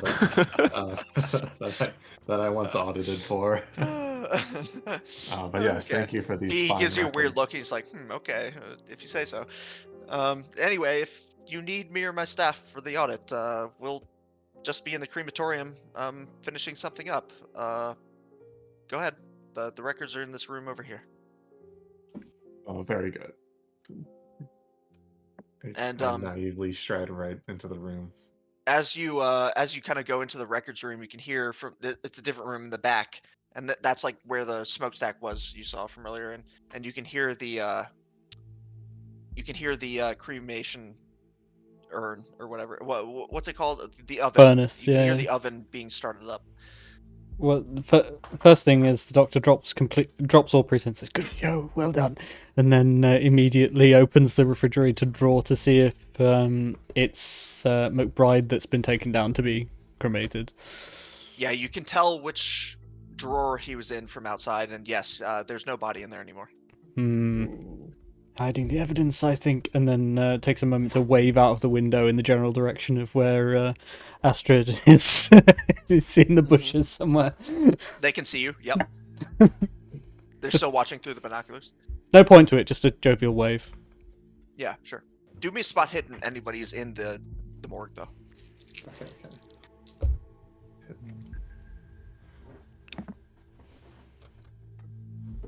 A pass. Normal pass. Pass. Okay. Failed by Perfect. miles. Okay. Fail. All good. We got one pass. So, Songbird, you recognize, in the corner of the room, there's like a set of drawers, and it's marked personal effects. And there's one that has like a scrawled label on the drawer that says A. McBride. Interesting. I will go there and take Okay. that scroll out and probably show it to the doctor because I'm not good with those things. Yeah. Well, you open the door, and it's just Oh, it's a door. open the sorry. drawer. Sorry. Drawer. You open the drawer, and it has like normal stuff in it. Mostly, it has like a pocket watch and a few like $20 or something, and a journal. But you open the journal and it's like basically blank, and the stuff that is written in there is gibberish. But the other thing you find is like a small note, and it says, "Read under the light," and the rest of the note is blank. I'll probably put that into my pocket so that we could read it later. It also you see a little bit of a weird like texture on the rest of the note. It's like there's something written on it, but you can't see it. So Ben might know what this is, but do Give I need to me do a roll a- to see if the doctor knows what this is? Yes. Let me figure out which roll this should be because it's an interesting one. Give me a chemistry roll. Chemistry. I have pharmacy, not chemistry. Okay, pharmacy can work. What is your pharmacy skill? 71. Okay, give me a hard pass on that. Hard roll. Nah, it's just a normal success, not a hard success. You can push it if you like. Or spend luck. Nah, I'm too far away for luck. Fuck it, let's push it. So I can definitely help with this. I'm a very learned individual, and I'm sure I can crack this one for you Perfect. with a hard success. Let's go! Let's Oh, go! you got it. Yeah. Let's go. Okay. All right. You can 27. tell that this was written in invisible ink. Mm. And if you view it under a UV light, you could probably make out what the rest of the text is. Nice. Well, I will relay that information to the guys. Perfect. Okay. UV lights are pretty rare in the 20s, so it might be a little bit difficult to find one. But I mean, this is a medical facility. Possibly they have something of the sort.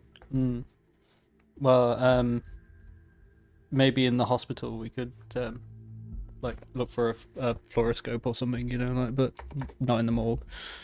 Yeah. Actually, give me a you specifically give me a spot hidden. See if you can see anything around here. Actually, give me a luck. Give me a luck to see if there's anything good in here. Well, that's marginally better. My spot hidden is 25 and my luck is 30, so... Fine. That's going to be 97. So, So that's actually a critical fail. Mm-hmm. I don't really know exactly what would be like the additional consequence of that. So at this point, you just didn't find what you were looking for. Cool. Cool. So From the outside, can we see like where where they burned the bodies? no, there's no windows to the crematorium. There's only windows in the morgue area. The crematorium is like sort of half underground, like in like the hill that this thing is next to. So it's sort of underground almost, and there's no windows in there. Because it wouldn't be the worst if I was able to get close, because don't we True. want to see the body? And I do have a camera with me, so we could take a picture. Mm-hmm. Okay. Yeah, if you want to sneak closer to the crematorium, there's nobody outside that you can see. And there might be windows on the other side. You can only see one side of the building, to be fair. So if you want to do that, yeah, go ahead. I will call for a stealth, because there might be other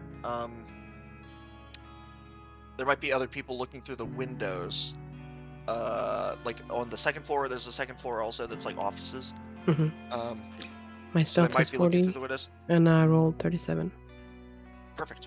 All right, so yeah, you make your way to the other side of the building, kind of like doing a sort of a route. There's a window on this side that does look like it goes into the crematorium, and you sort of sneak up close enough to poke a camera through. Yeah, I think it's too high for you to look through, like unless you stand on something, but you can like hold your camera up and take a picture. Yeah. If that's what you want to do. Yeah, I can try to do that. Okay. Yeah, you take a picture. You have a nice fancy like modern camera for the 20s that doesn't need a flash necessarily, so it doesn't alert whoever's there. And but you will have to develop the photo to see what's on it. Which you have like photo development stuff with you if you want to do that later. But you will have to see like later on what's on the photo. All right, then we do that. Perfect. So back in the morgue, you kind of look through the records that they have given you access to. They are pretty normal, as far as you can tell. I mean, there's death records, but deaths at a lunatic asylum is not like that strange. And as a doctor, you kind of would understand like what the normal death rates would be. And they're not that high. I mean, considering everything that you know, it seems like relatively low. Maybe there are records missing. It's hard to tell from these because you don't have the total patient records. You just have the death records and all the information for that. So it doesn't look like what nothing Ingrid seems was super out of saying. place. Like they're not rubber stamping everything or like forcing things through or anything like that. Well, it's sort of a complete incomplete information, but it doesn't look as though that's the case right now. But everything seems to be in order. You mean like it's not complete information, like there are records missing, you think? Or like maybe. Well, so like, there seem to be like enough death records that they've been keeping records, but you don't have the entire patient records, so you don't know if there's like a patient that just disappeared and didn't get put in the death records, right? But how many doctors do they have at that place? Is it the same person who signs every death thing, or is it different names? It's the mortician, so he signs all of those. Okay. But there's only one mortician at the place. The records that you found in the library, there's usually 20 physicians total, including the mortician. But most of them are like psychologists, and that includes Dr. Berger. Well, perhaps we've found all that we can find here, but I do find it rather suspicious that they've decided to immediately take care of the earthly remains of Mr. McBride. Well, if you think that's weird, I mean, you are an auditor. So, from the state, you could put a hold to that if you want. Ooh. If you can convince them that you're still an auditor, that is. What do you think, Gaylord? Ooh, okay, we could plan. We could say we need to observe their practices, but maybe we can sneak a peek at the body before we let them cremate it. Okay. What do you think?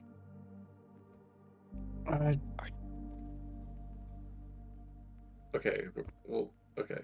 I'm not sure we could glean too much more than what we've already seen through the binoculars. From an up-close examination of the body, it already looked quite like a suspicious execution, but you don't know until you look. What about you, Harold? I would think it's better to have a look at the body, so we're certain. Very well, after you, gentlemen, after you. By this time, actually, you start to smell the smell of biscuits. Oh no. No, it's Ah. too late. Crumbs. But at this time that you kind of are walking out of the office that you got let into, somebody else is walking out of the crematorium. Not the doctor that you had talked to earlier, but like a nurse or whatever, male nurse, I guess. He's like, I'm sorry, I didn't know you were here. Is there anything you need? Oh yes, we need to. Shit, we came to audit your cremating process, and we'd like to see this facility and the right. as well as the remains of the body that you just cremated. Oh yes. Well, you must have smelled the smell. Well, yes. We just cremated the body. We're putting him into the urn now. You could watch the process. I don't think the doctor would mind. Yes, very good. We will observe. And he leads you back into the crematorium. There's, it's a typical crematorium as far as you are aware. It's like, 3 ovens or whatever, and it's like a brick sort of part of the building. Fairly like nondescript. That's basically what it is. It's just for that one purpose. They just put the bodies in there, cremate them, and then there's like 2 orderlies sort of dumping the ashes into like an urn. Okay. And he says, "Well, it's pretty normal. I mean, if you'd like to inspect anything, I guess it's fine."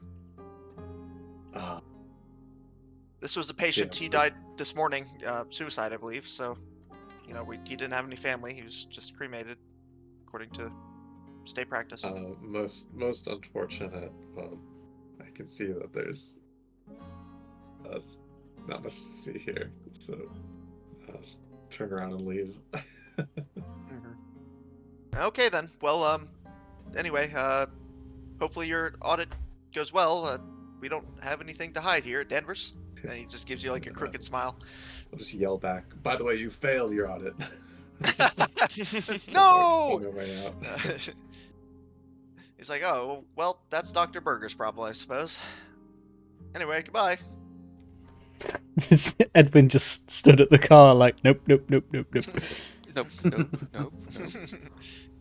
It's like, let's get out of here. Yeah. All right. So yeah, the doctor also is like, when you go back into the main morgue, he's like, anyway, I hope you found everything you need. Do you need anything else? Just a quick question about your equipment on hand. Yes. Are to the main hospital, do you happen to have any patients with rickets or requiring phototherapy at all? Oh well, I'm sure we do. I don't work with the patients necessarily. I only work with the dead ones. Haha. I don't know. How silly of You'd me have to expecting ask, you to know where the Dr. Berger. equipment was as an orderly. Never mind, I'll mark that down on the audit and just start to disappear. Oh, and he's like, oh, okay. Fine then. Goodbye. I was hoping for a UV lamp that we could just yoink. Oh, But, is rickets good for? Are UV lamps used for rickets? yeah. Really? Yeah. Oh. And certain skin shit as well, yeah. I didn't know that. Okay. Well, then in that case, the doctor is like, oh, I'm sure they do. Yeah, it's a typical diagnostic tools. Yeah, we have all of those. Too little, too late, my friend! And just disappear out of the door. That's an F. Okay. All right. So then, yeah, you guys leave the morgue, walk back to your car. Nobody follows you or anything, it seems. Wait for Because Astrid to come back. now we just need. What do we need next? Well, we can go back. Did we need to go to the hospital then for this light? Is what we're saying, right? The UV lamp. Otherwise, you could go back to the Salem hospital too. They probably have the same. Yeah. Or, I mean, if we want to actually attempt to enter surreptitiously and get Larry his freedom, then it's probably best to do it at night, wouldn't you say? Yes, I was thinking once we're back in town, I could go to the library to see any points of entrance in the plans of the building.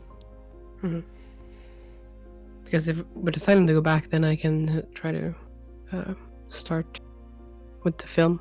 Try to Wait, yeah, we're fucking idiots. She's developing film, like, can't she fucking do it? God damn it. Astrid, we found this. Astrid.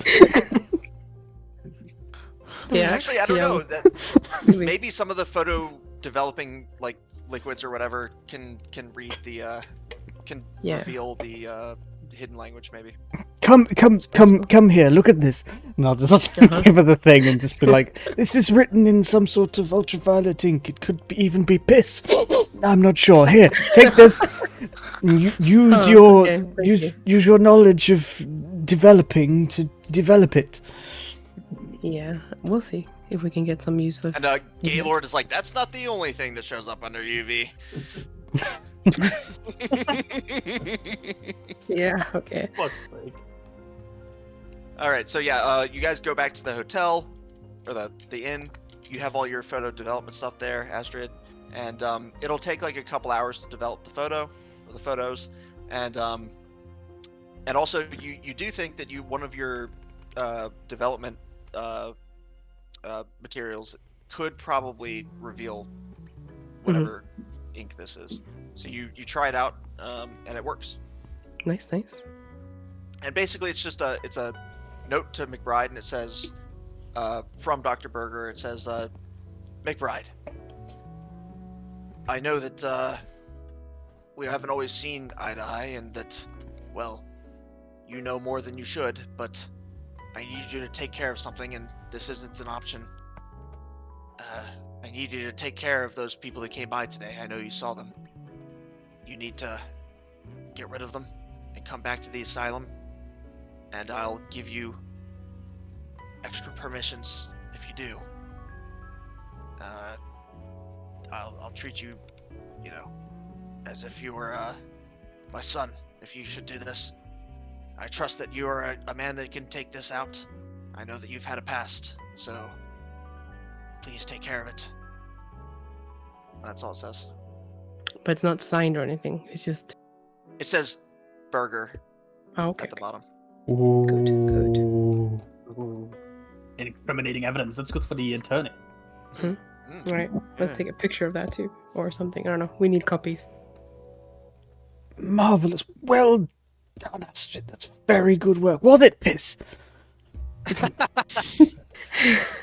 I didn't have a taste, so no. All right, so yeah, you take a picture of that as well before the ink fades, and you think like it's sort of you take a picture before it fades, but once it's faded, you think, oh, the chemicals from this have like sort of worn away the ink now, and so it probably won't be readable anymore. But you have the picture, so you can develop all the pictures you have now. Like I said, that'll take a couple hours. So you guys develop the photos. Yeah, the photo you took through that window is really weird. So yeah, you see the body of Andrew McBride about to go into the crematorium, but it's not the way you saw it through the window. It's like mutilated, like heavily mutilated. One of the arms is like completely cut off, and it's like laid next to him on the thing about to go into the crematorium. There's 3 people around that are like orderlies or something, but they seem to be like almost praying around the body, and like with their arms sort of raised and like face to the ceiling and like and all that, and it's like the body is like totally like messed up, and you can barely recognize it. Can you see their faces? Any of them? Sort of, but it's a bit blurry. You recognize at least one of them as being like the doctor that you spoke to, that the people in the morgue spoke to, but you can't really like make out the faces all that well. But they are sort of like, you know, Having almost, it's like a ritual, yeah.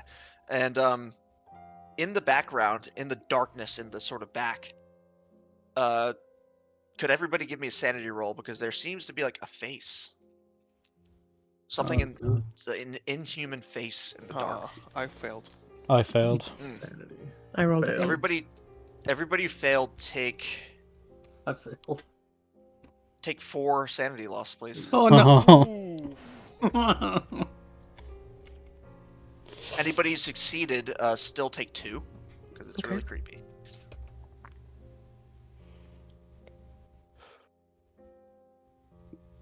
Oh dear. How much sanity have you lost, Ben? 6 total. Okay, is that how much is a fifth of 35 or whatever your score is? 7. Okay, you're pretty close to going permanently insane then. Hooray! All right. So now you've seen that picture. What do you do? You've still got another day and a half until the new moon. Is the lawyer back? Or the little guy? You can check at the inn if you have a message. Because I'm thinking we want to show him everything we have. Right, so the lawyer far. they sent over. Yeah. Yeah. Yeah. There's a guy waiting for you Peters. when you come back down. Peters. Yeah. And he's in a suit. He's like pretty young, mid-20s or something. Sort of like jittery. Yeah, He's like round, powerful. glasses on. Does he look kind of like me? A little bit, yeah. And as soon as you come down the stairs, he looks up and he says, "Oh, hello. I'm Mr. Peters, from Harvard, Wilkins and Jones, or whatever it is. And did you all send for me?" Ah, Mr. Peters, yes.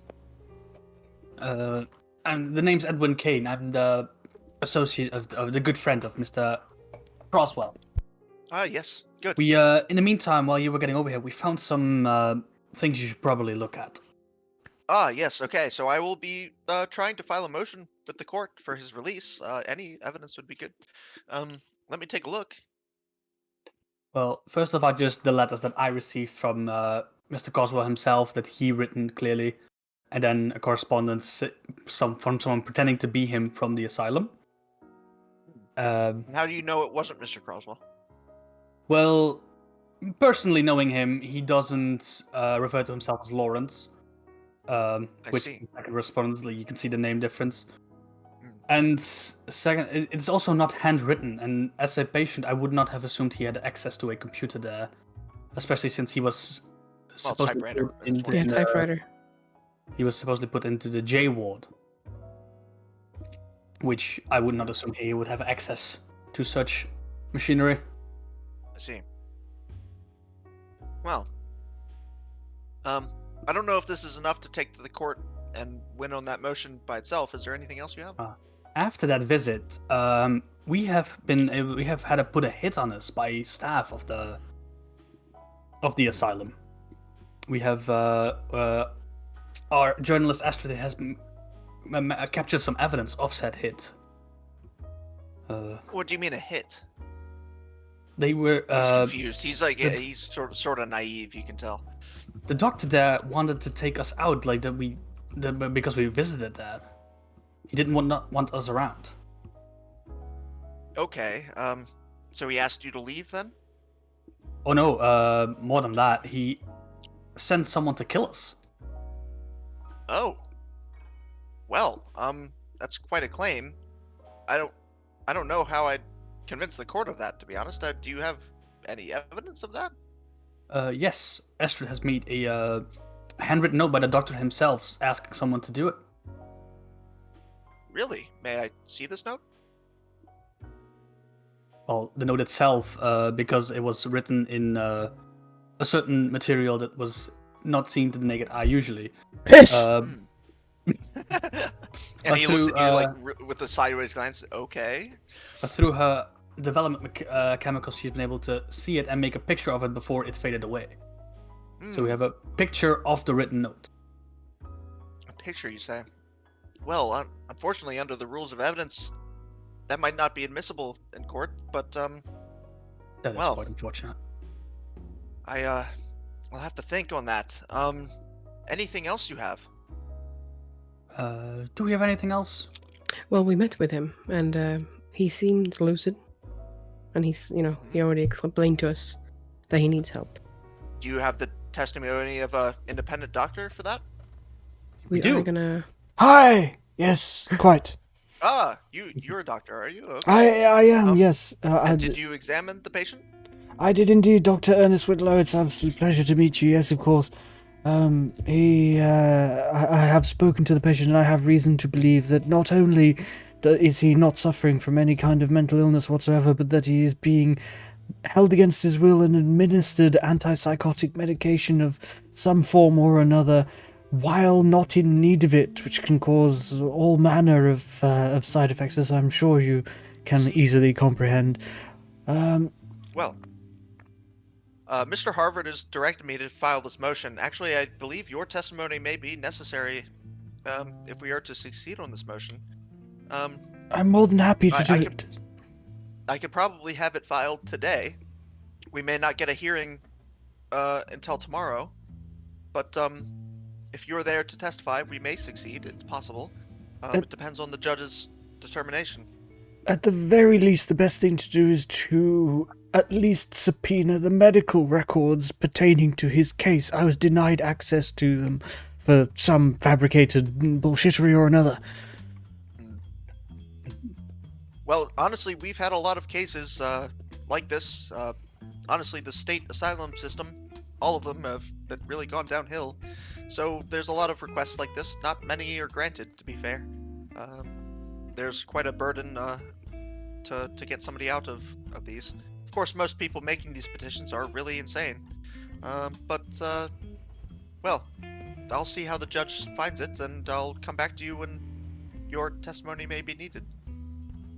That's fine, that's fine. At the very least, we can shine some light on what appears to be a not legitimate organization. Yes, well, of course, it's my pleasure to help you all. Please, I've rented a room here at the inn as well, and he gives you the number. Please visit me if you need anything. In fact, I should be done writing the motion in just a few hours. Why don't you come by at 4 o'clock, and I should be able to go over it with you and see if there's any changes you might need before I submit it to the court. Do we That want to tell him sounds- that someone who tried to warn us ended up dead? Well, anything you tell me is under attorney-client privilege, so feel free to mention anything. Yeah, let's put all the cards on the table. Hmm. Tell Wilson Peters, you're probably gonna die, because that's what tends to happen around here.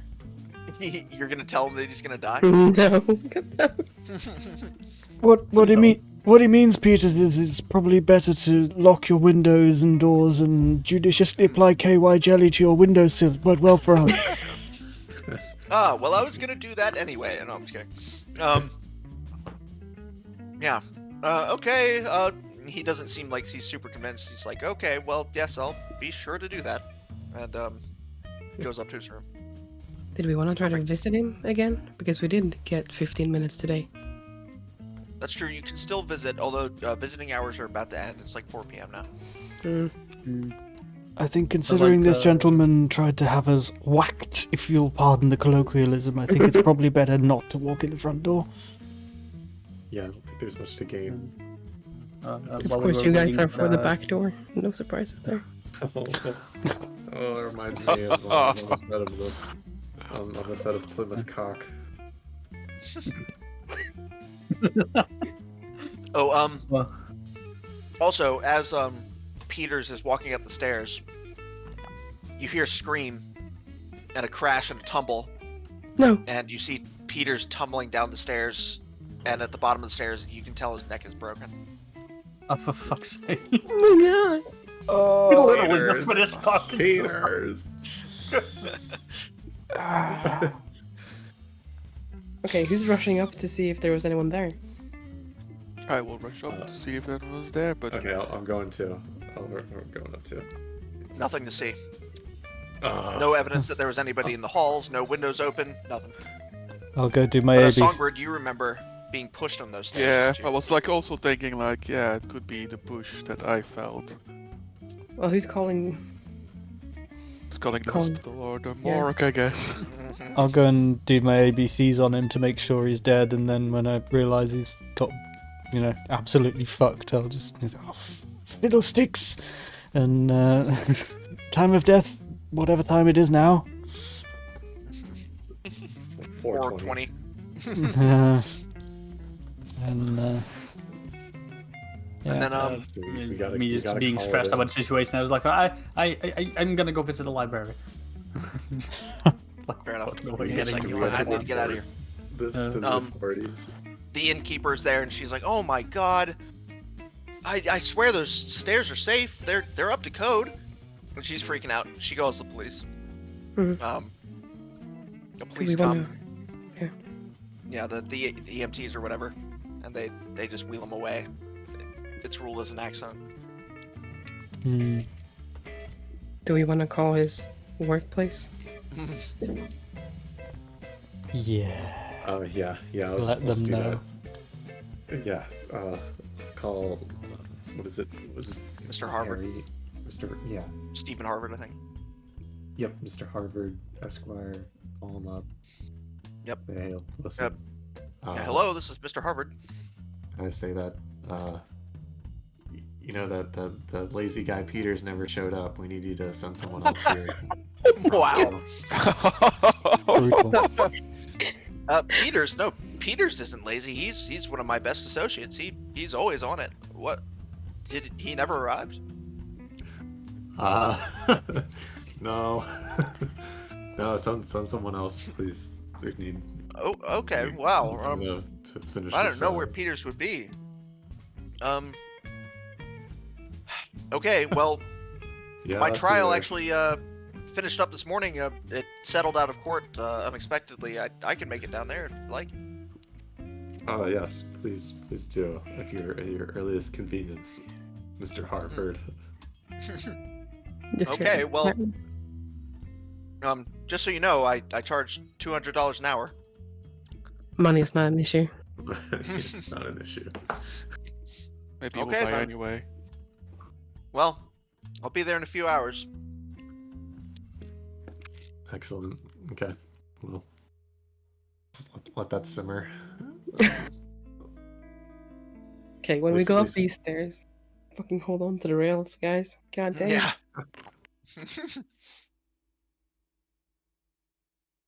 All right. What's next? Do we want to wait for the guy to come? Like, do we have anything else we can do? Like, which time do we want to try to sneak in? Because it's probably good to fill him in before we sneak. Yeah. So do we Well, at this point, wanna... the lawyer also says, he's like, look, it's a Friday. I could get there now, and I still wouldn't be able to file the motion. So, actually, maybe it's better that I stay here in Boston. But call me with any evidence you have, and I'll have a motion sort of written up that we can just fill in the blanks for it. We can file on Monday. I'll be there on Monday.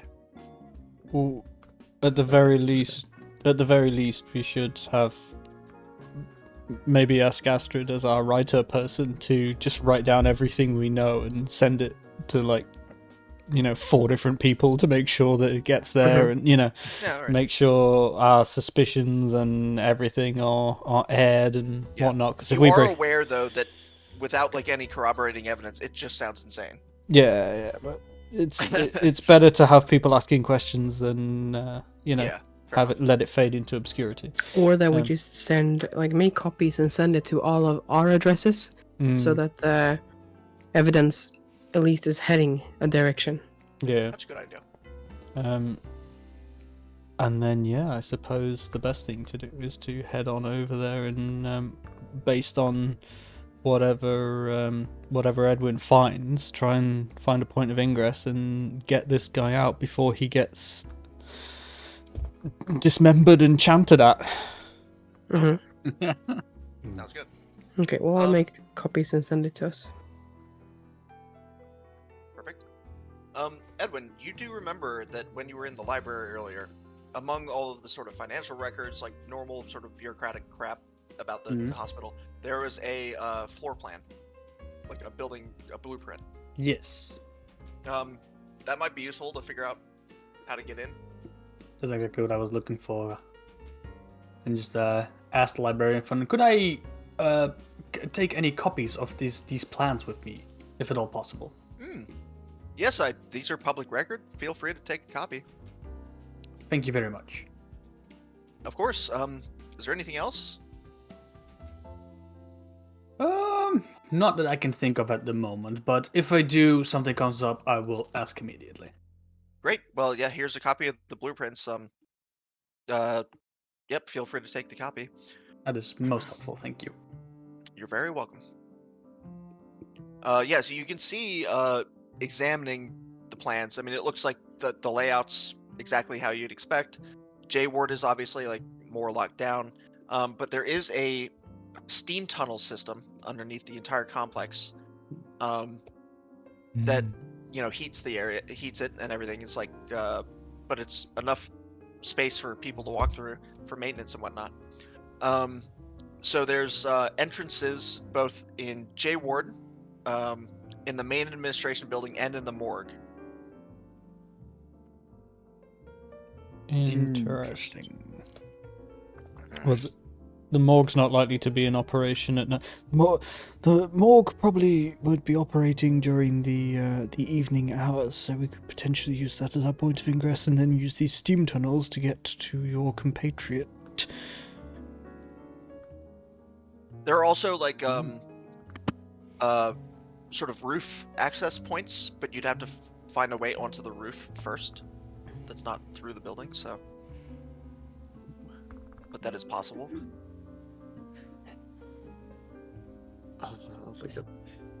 Tall trees. A tall trees near the building? Yeah. Can we know that? There's a couple of big trees, big oaks that have been kept around because they're old oaks, but otherwise there's not forest around it. It's not in the woods. Okay. But there is one that you remember. There's one tall oak that's just near J Ward. It's on the corner, and it's fairly close. But it would it would be hard to climb that thing all the way 3 stories up to get on the roof. Yeah. Well, I'm not Unless very you had some assistance athletic, with so- ropes and stuff. You're not athletic. You're not athletic. And there's a climb skill, so if you want to climb the tree, I will require a climb skill roll. A little bit too old to be climbing up the sides of buildings and such. I do kind of am afraid of heights, so I prefer the tunnels, please.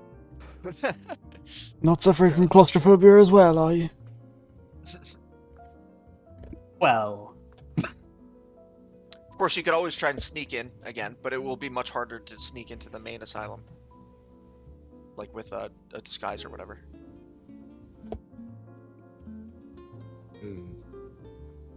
What do you think, Astrid? The back door it is, alright? We'll take the morgue and just penetrate through, alright? We'll be fine. Sounds good. Excellent choice of words. Let's do it. Yeah, we're still gonna wear my disguise. Well, yes, but I agree. Let's execute the plan and go through the morgue. All right, excellent. You guys go to the morgue. It's nighttime now, I guess. Sun is just setting. You see, if that's what you guys want to do, you guys want to go to the same spot that you like observed it from before. I think that's probably. Yeah, we can do that. Yeah. Okay. So you can see people are like locking up the morgue. You know, the doctor you saw earlier is there. He locks it up and he walks towards the main asylum. Everything seems, you know, shut up and, you know, locked for the night.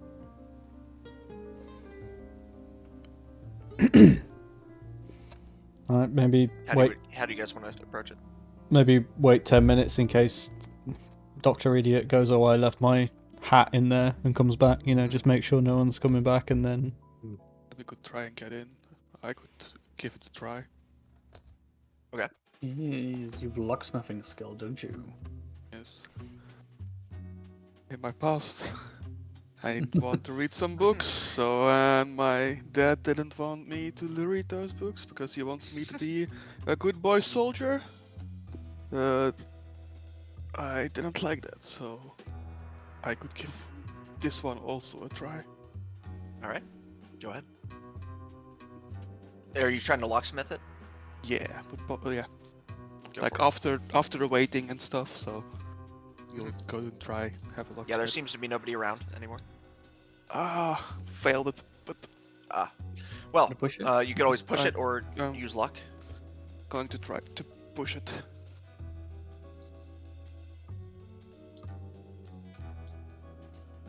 That is just a normal pass. Okay. Sure. Yeah. So after some fiddling, you can hear the lock disengage, and it seems to open up. I'm like out of practice, but please, we can go along now. Okay. Perfect. From the plans that you found, you can find the steam tunnel entrance fairly easily. It's like a maintenance hatch, and there's a ladder that heads down into this steam tunnel that has like pipes and things running across it. It's really hot down there. It's like 100 degrees Fahrenheit, and kind of uncomfortable, but you can make it down there.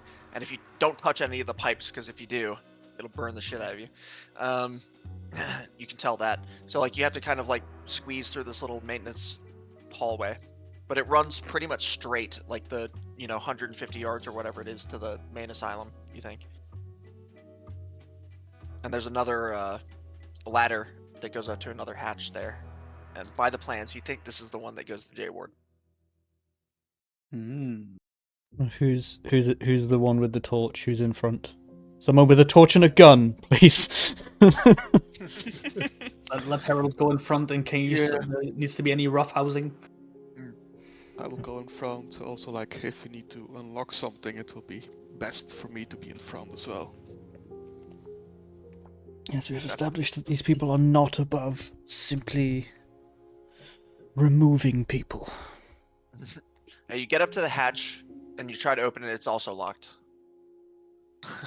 So I'll try another I try my locksmithing, own. please. It pass. Hey. Yep, it opens up. It makes a little bit of a sound, but you kind of open the hatch and you kind of peek through. There doesn't seem to be anybody. The corridors are dark. All the lights are pretty much off except for like a couple lights in the hallways and stuff.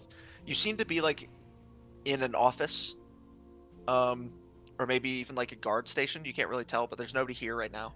There's like a filing cabinet, but there is a on the desk, like sort of you think it's a guard desk. There's a still lit cigarette in an ashtray.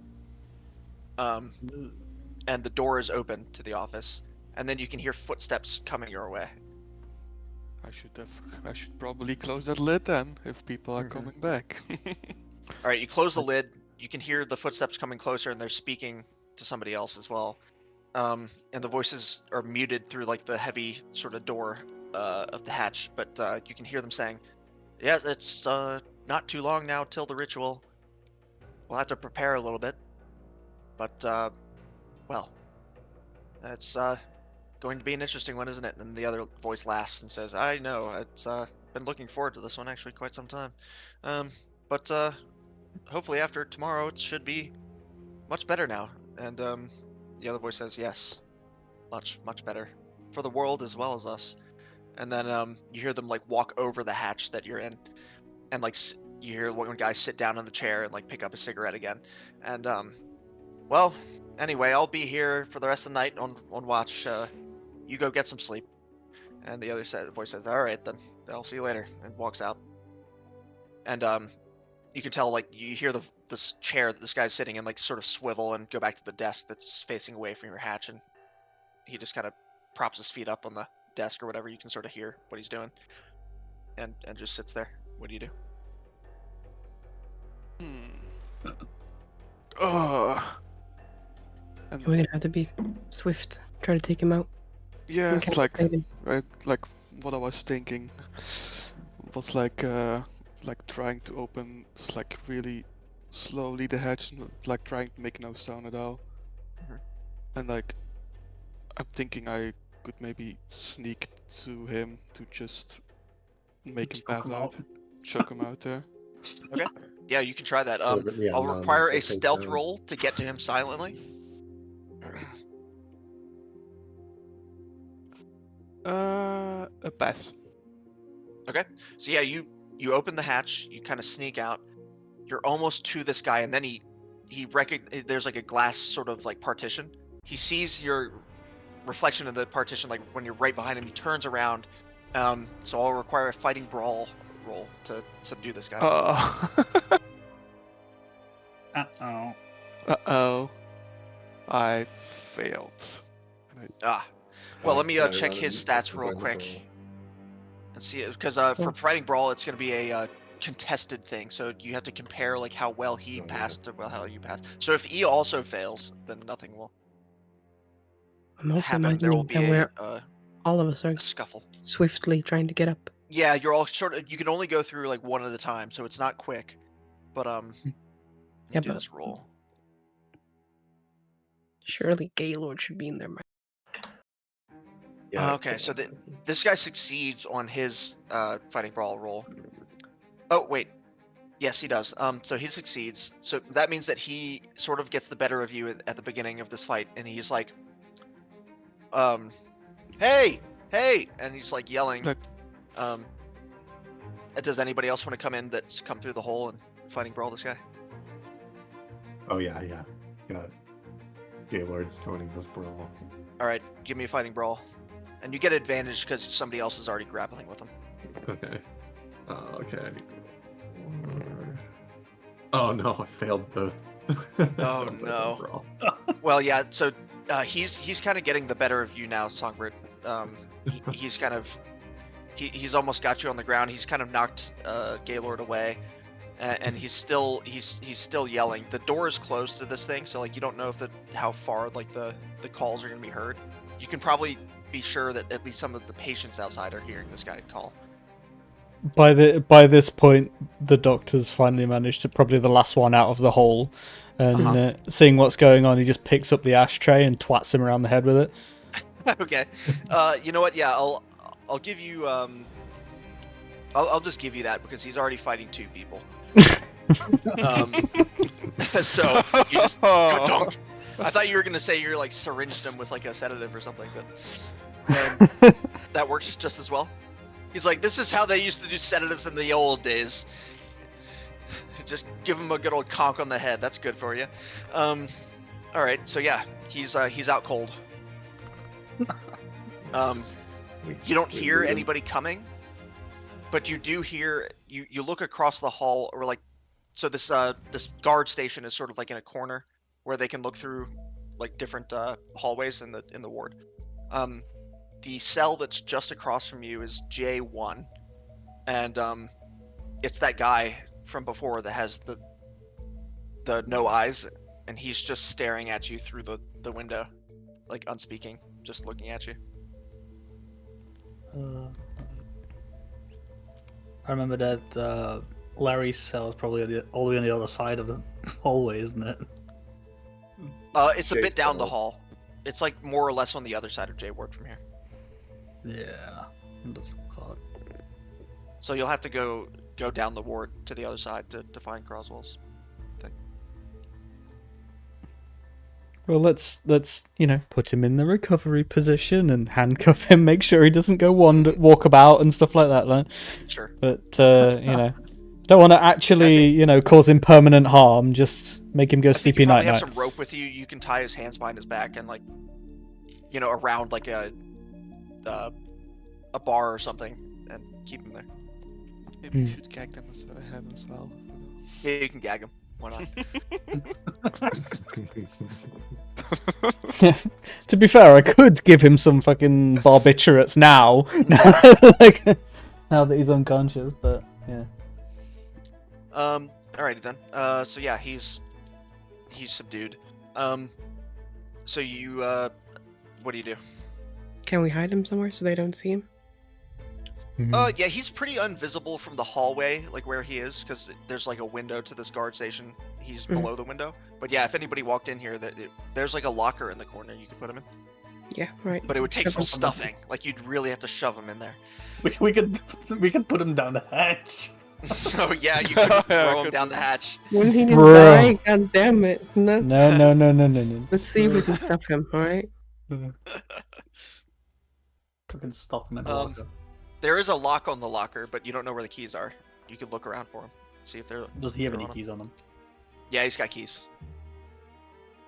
Fucking They're unlabeled, yoink. so it'd be hard to find out which one it is. But he's got keys that are labeled like J1 through 25, and then there's 1 or 2 that are like something else.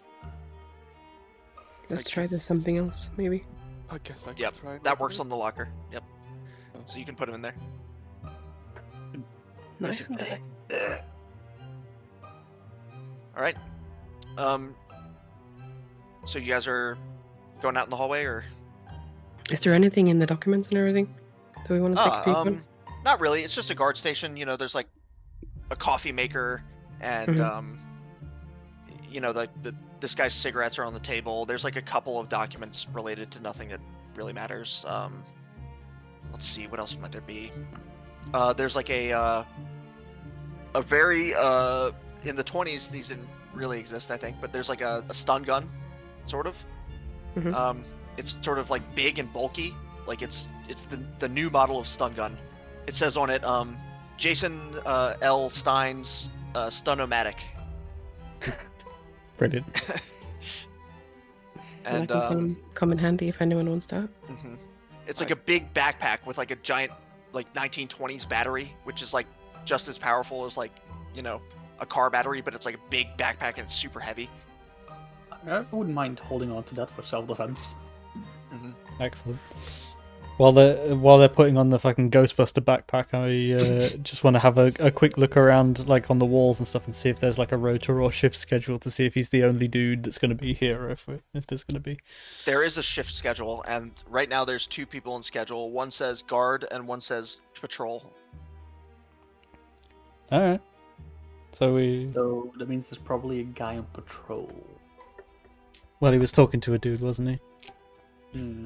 He said for that guy to go to bed, though, so it must be another guy. Just at that moment, you hear somebody coming through the halls.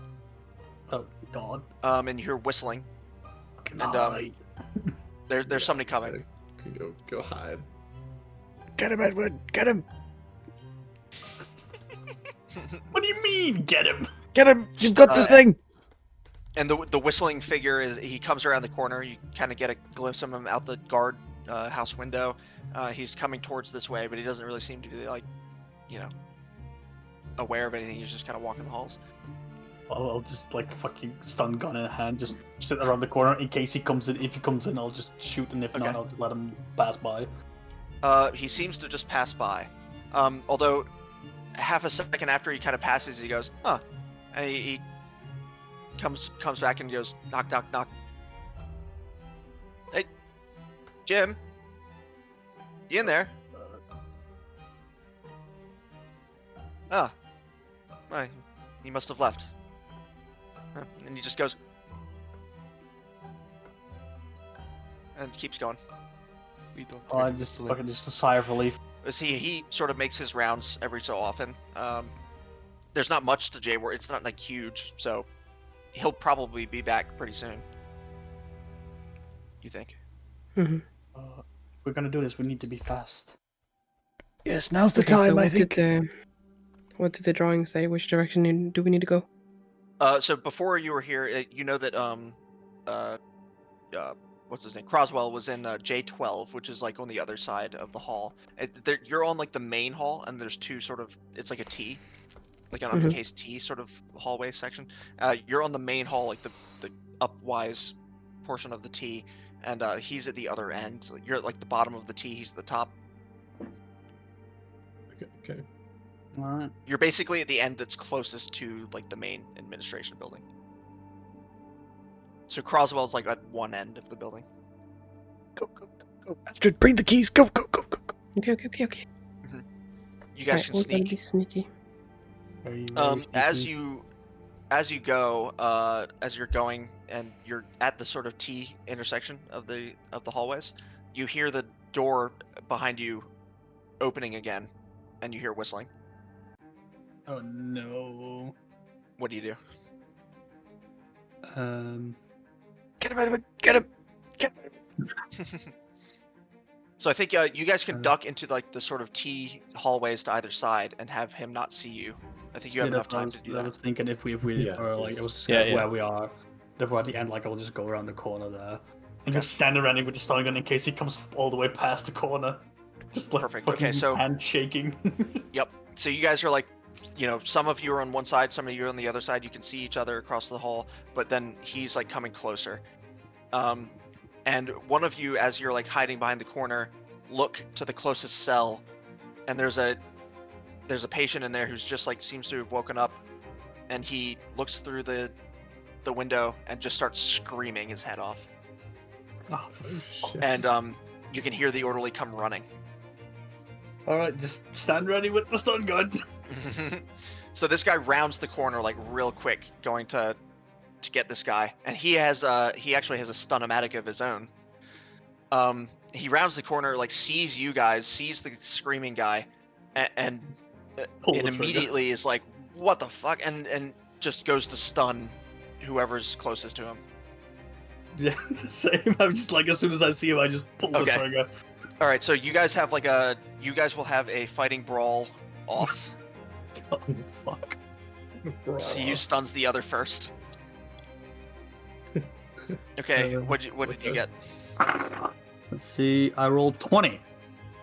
Is that a hard success or an extreme success? That is a normal pass.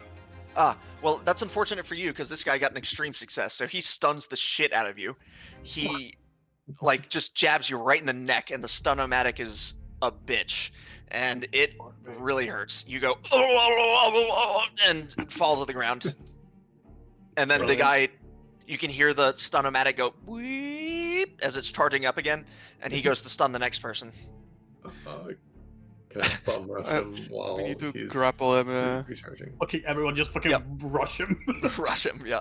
And at the same time, as he's like waiting for the stun-o-matic to charge, he runs across the hall, and he's about to smash this big red button that says panic. Or emergency or whatever. Oh shit. So somebody fighting brawl him? Oh yeah. I'm gonna. Who's closest? Probably me. I think. Yeah. Okay, go for it, fighting brawl. Brawl. My brawl is 45, and I rolled a 51. Ah, okay. Well, this guy passed.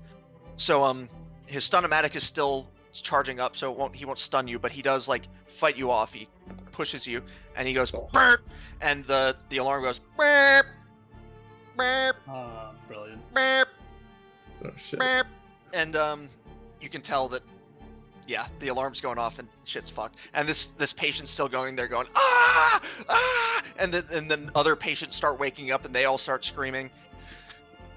It's not good. Crumbs!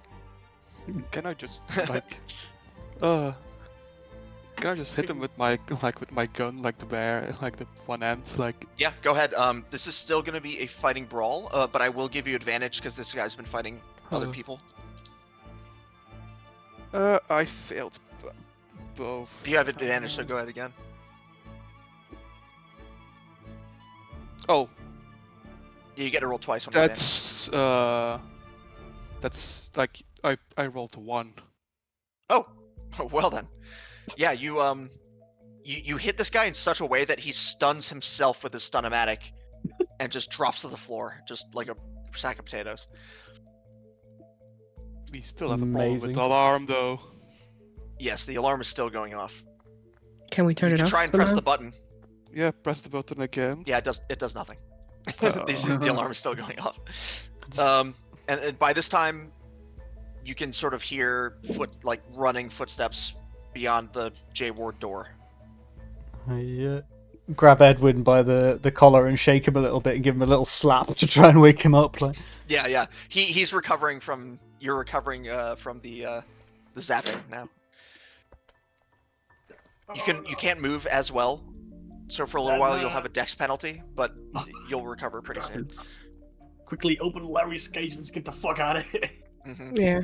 Do we have his key so we can open his door? Yes, Yeah. the keys were on the first orderly, so you have the key. Okay. You'll still have to go down the rest of the hall, get to his cell, unlock it, and get him out. So go. Oh yeah. We'll go there. Try to unlock the door. okay, yeah, you go down, you unlock the door really as quick as you can. It takes you a second to find J12, the key. But Croswell is at the window now. He's like, "What's going on? Are you breaking me out? There's an alarm." And he's like, I don't know if this is gonna work. He's nervous. But you open the door and he says, oh my god, thank you. We must go now. We got a way out, but we gotta move fast. They'll be on their way. They'll be here any second now. And he gets out of the his like cot or whatever and gets up and through the door, and then he sort of stumbles a bit. And he's like, I'm sorry, it's the medication I'm on. And then he might need some assistance to get out. Can someone help him? Support him? I can support him. Well, maybe the doctor can support him in case you need to fight. Oh yeah, maybe. Like, I just let him lean on me and it's like because he's so heavy. Start scurrying back down the hall. Like, Actually, give me a strength roll, and if you can't do it by yourself, you might need help. fuck. Strength, just straight strength. That is a fail. 78. All right, somebody else is gonna need to help to get Croswell then. Okay. I rolled and I have an 8 and my strength is 50. Hell yeah. Okay, perfect. All right, so the two of you together can each support an arm of Larry and get him out. So you start hobbling him. It's a little bit slow down the hall. Just as you're about to reach the guard station, which is like right next to the J Ward door. The J Ward door slams open, and there's like 4 orderlies and a security guard there, and Dr. Berger is standing behind them. Did we bring guns? Oh yeah. We have guns. You've yeah. got guns. They also Strapped. have guns. I only Each of have them the has- first one. Mexican standoff. All 4 of them have guns, and they're all pointed at you. And they say, "Stop right where you are." Just fucking jump into the fucking security office and block the door.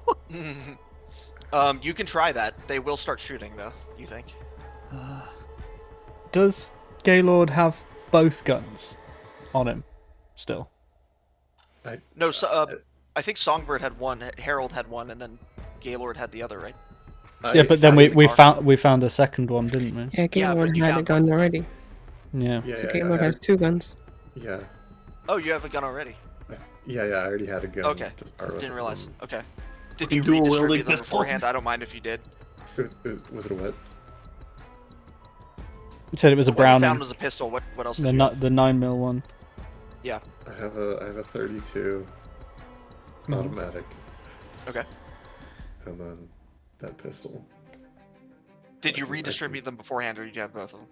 I think I have both of them. Dual wielder. So, I can. Um, let's so start Harold has spraying. one, Gaylord has one. You guys are fairly close to this group as well. They're standing in the doorway. You guys are like next to the guard office. That's probably like 10, 15 feet away.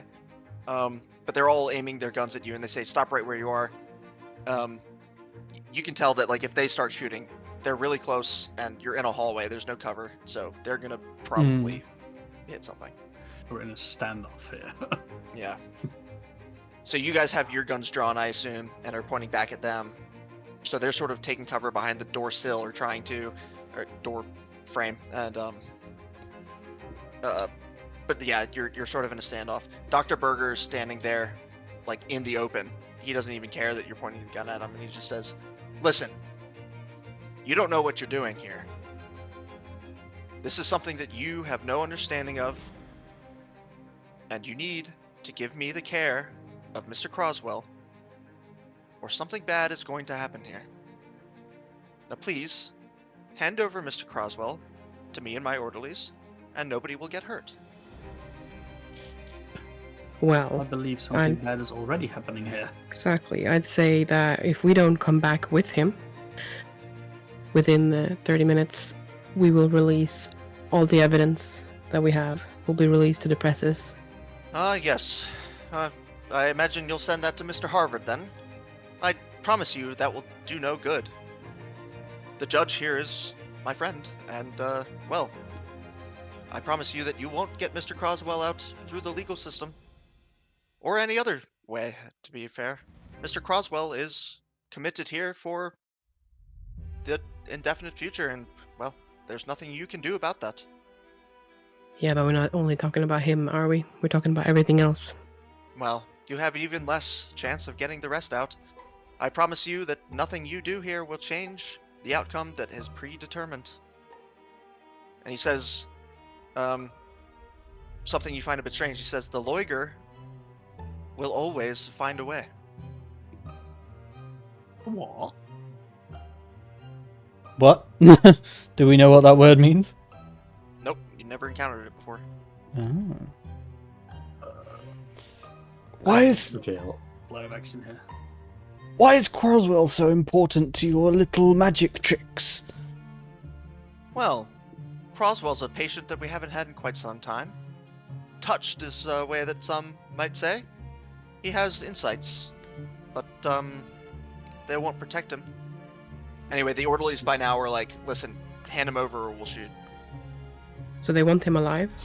Yeah, they want They, him alive. they do so, want him alive. So what if Right. I point the gun to him to like the Oh, Yes. you're gonna hold Croswell hostage? yeah. Yeah, either that or Is I that have what a I'm hearing? knife Oh, as man, well, okay. so I can put a knife to his throat and be Wow. like, you let That us throws a pass. wrench in. Okay. Okay. Interesting. Yes. Let me think about how this goes for a second. That's what I was getting at. That's why I was like, why is he so important? Good job. All right, good. Yeah, that's interesting.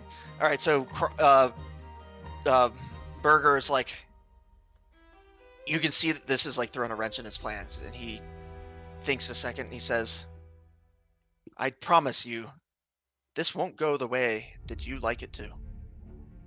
There's things about this place that are ancient and beyond the reasoning of men. I came here as a young man, and I've learned more in my years here than I wish to know in entire lifetimes. I promise you that if you hurt Mr. Croswell or otherwise interfere with our plans, that something will befall you that is much, much worse than death. So please, I beg of you, give him over." And you can also do a psychology roll if you'd like. Anybody? has that skill. My roll's not gonna help anyone. I have a pass. Okay, you can tell he's sincere about what he just said. He might be being misled, but he is sincere about that. He believes what he said. I was just wanted to say to him, like, you should have listened to Dr. Shine and leave the disc alone. The disc. And he kind of looks confused for a moment, and he blinks a few times and says, "Yes, the disc."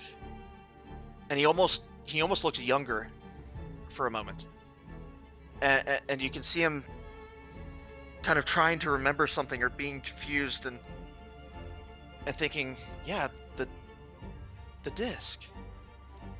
But then the sort of the hard, face comes back, and he says, he sort of shakes it off, and he says, "No, give us Croswell now." Is there a fire alarm nearby? Yeah, you know what? There's a red handle. It says break glass in case of fire nearby. It has an axe in it, but it also has like a pull lever that's the alarm. I'm a lunge for it on the assumption that it'll open all the cells and cause some fucking chaos for us to get out. Okay. All right. Yeah. Give me a I guess a dexterity roll.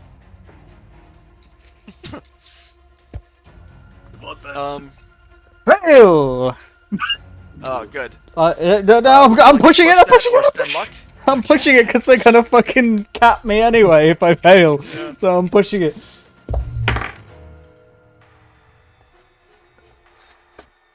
That's not only a fail. That's not only a fail. That's a 98. So the doctor, That's a you 90. guys see the doctor just like lunge himself at the wall, completely miss the fire alarm thing, and the first orderly takes a shot.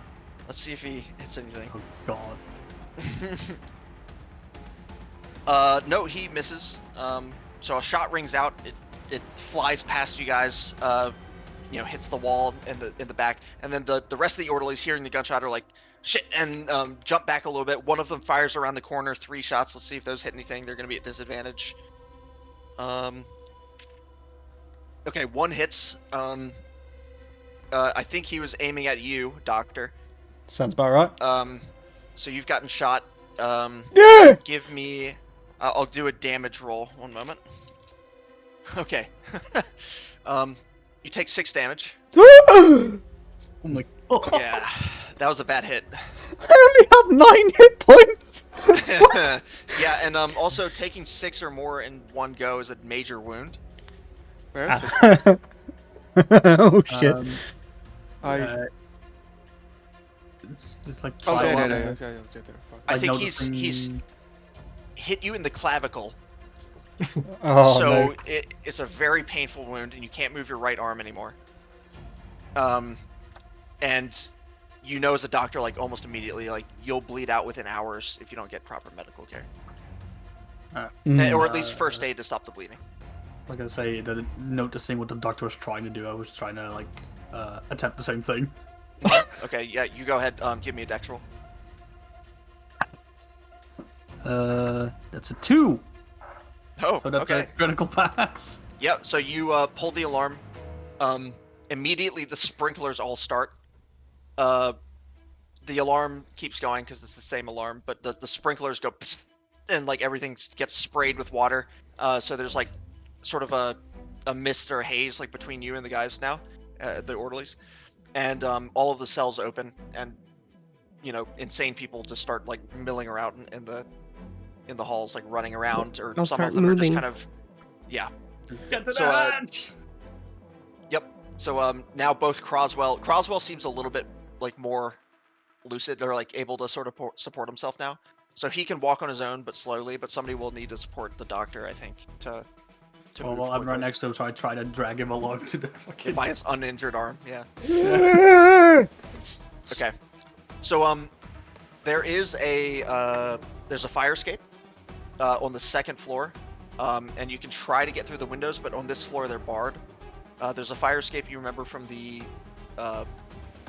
plans on the second floor that's not barred, and it gets automatically unlocked in terms of if there's a fire alarm going off. So that will be unlocked. The other way to get out, of course, is back through the steam tunnels, or through the orderlies and Dr. Berger. But that's, who knows if that's gonna work. Considering if we go into a straight alley, they can just climb down and shoot us all down. I think the best call of action is probably the fire escape. Okay. Anybody else? No, I agree. Fire escape. Okay, so the stairs up to the second floor are back the way you came, down one of the T sections to the right, where you're facing, and then there's a stairway at the end of that hall. So are we rushing and then like just shooting like? Yeah, as you're like running down the hall, they're sort of like blindly shooting after you, but with all the sprinkler stuff and all that, I think they're really unlikely to hit. So there's like bullets flying past you guys as you're going, and you're free to fire back if you'd like. Nice. But they're sort of just like taking shots around the corner. Don't shoot the patients! Dr. Berger. But the doesn't give a patient fuck wasn't about that. released, was he? You can hear Dr. Berger. No, all the doors got unlocked and the patients are running around now. Okay. You hear Dr. Berger saying, "Kill them! Kill them! Get them!" And so the orderlies start like coming out of the door, like they're clearing like water out off their faces because of the sprinklers, and they're trying to run after you.